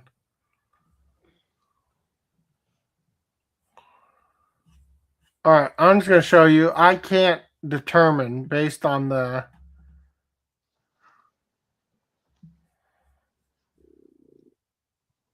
Is this a picture of her or a picture of the wife?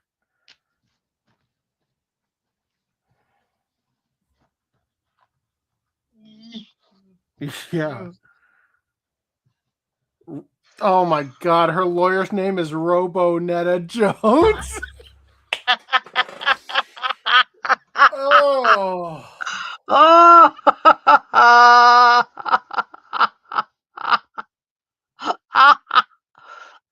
Dead or alive, we're gonna win this court case.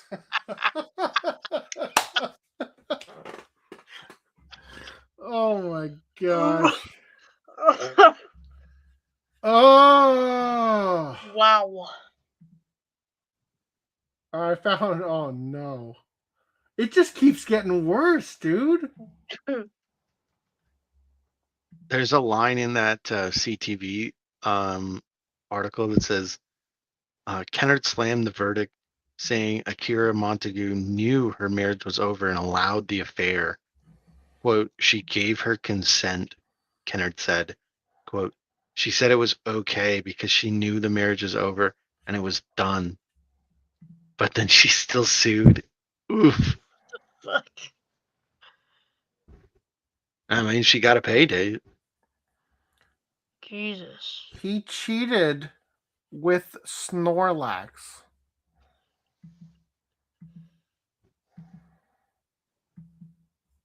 Good God. First wife, now ex. The mistress, current wife, ex bestie, cheating husband. Dude. Wow. How Honestly, insufferable must she have been that that he went to this? Look at these everything about this is like just you couldn't pick a worst caricature of the worst possible option. on looks alone, unfortunately, the person on the right looks way more unsufferable. Jesus Christ. Yeah. All right. Well, that I've ex-wife never should be understood, upset. like, 2-inch long nails. I just never. How do you wipe your own ass with 2-inch long nails? Scrape. Like, I just never understand. I don't understand. Like, You just scrape and then go to the sink and rinse it out in the sink. Christ, the Peter Griffin with the nails, like doing stuff. All right. Anyway, it accused Brene Kennard, an influencer with nearly 3 million followers on TikTok and 274,000 followers on Instagram, of seducing and having an affair with her manager, Tim Montague. She has received justice from losing her husband and the father of her children, said Robonetta Jones, who was the attorney for Akira Montague, Tim Montague's ex-wife. These names sound so fake. Oh my God. The jury found Kennard liable for criminal conversation and alienation of affection. North Carolina's alienation of affection law allows a spouse to sue the person they blame for an affair that ends a marriage. North Carolina is one of the few states that allows jilted spouses to sue someone for interfering in their marriage. Akira Montague, who brought the suit to civil court, married Tim Montague on October 20th, 2018, according to the lawsuit. Akira Montague claimed the affair caused her mental anguish, damaged her health, and deprived her children of a two-parent household. Kennard slammed the verdict, saying Akira Montague knew her marriage was over and allowed the affair. Quote, "She gave her consent," Kennard said. "She said it was okay because she knew her marriage was over with and it was done." That's how I think she sounds. To be fair, this is the TikToker, right, saying this? Yeah. Like, if that's like, oh, I found them cheating. Okay, I know the marriage is over. Yeah. So it's like, okay, well, now I know he's cheating. Go ahead then, cheat. Why not? I will now sue you. Like, so. The alleged affair played out both in the manager's home and on Kennard's social media. Akira Montague Clearly, that claimed. statement wasn't enough for the jury to believe her. So, Tim Montague eventually left his wife for Kennard. In previous North Carolina cases involving alienation of affection, plaintiffs have received millions of dollars. In 2011, Carol Puryear was ordered to receive $30 million from Betty Devon. Carol that's so Puryear much money. Like, was the former wife of Donna Puryear, does this only affect rich people? Like, who owns a trucking company in Raleigh. The settlement is the largest of its kind in North Carolina history, according to court records. In 2018, NFL star Fletcher Cox was sued by North Carolina man named Joshua Jeffords, who claimed the football player had an affair with his wife. The lawsuit ended in an undisclosed settlement. In 2021, former state senator Rick Gunn settled a lawsuit filed by Arthur Johns for $3 million. Gunn was accused of having a long-running affair with Johns' wife, who was Gunn's legislative assistant. Wow. You know, as much as I don't like the idea of everyone suing everyone, like in the States, you sue over literally everything. In Canada, we're starting to go down that route again. Down the game theory ladder, right? But right now we're not there yet. But this is one where I'm like, no, I kind of agree with this one. Like, add it to the list on every state. You know, you should be able to sue over that. Like, I'm sitting here minding my own business in my relationship. You come and cheat on my with my wife, no, you're Mhm. paying me. Like, fuck you. You're paying me and I'm getting half their shit from the Fuck divorce. you, pay me. Yeah, and half their shit. But yeah, I mean, presumably first you sue you're probably the making cheater, more.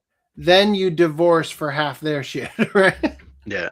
Oh, you know, you're supposed to file. You should file for divorce first, so that they get half of what you had, and then you sue the cheater, so that that new money comes in and that's all yours, and that doesn't get split in half. Yeah, he's thinking. Got to do it in the Reese right got order. it all figured out. Yeah. He's gonna honeypot some unsuspecting rich bitch. Right? All right, everybody. That is our show. Thank you for joining us. You fucker.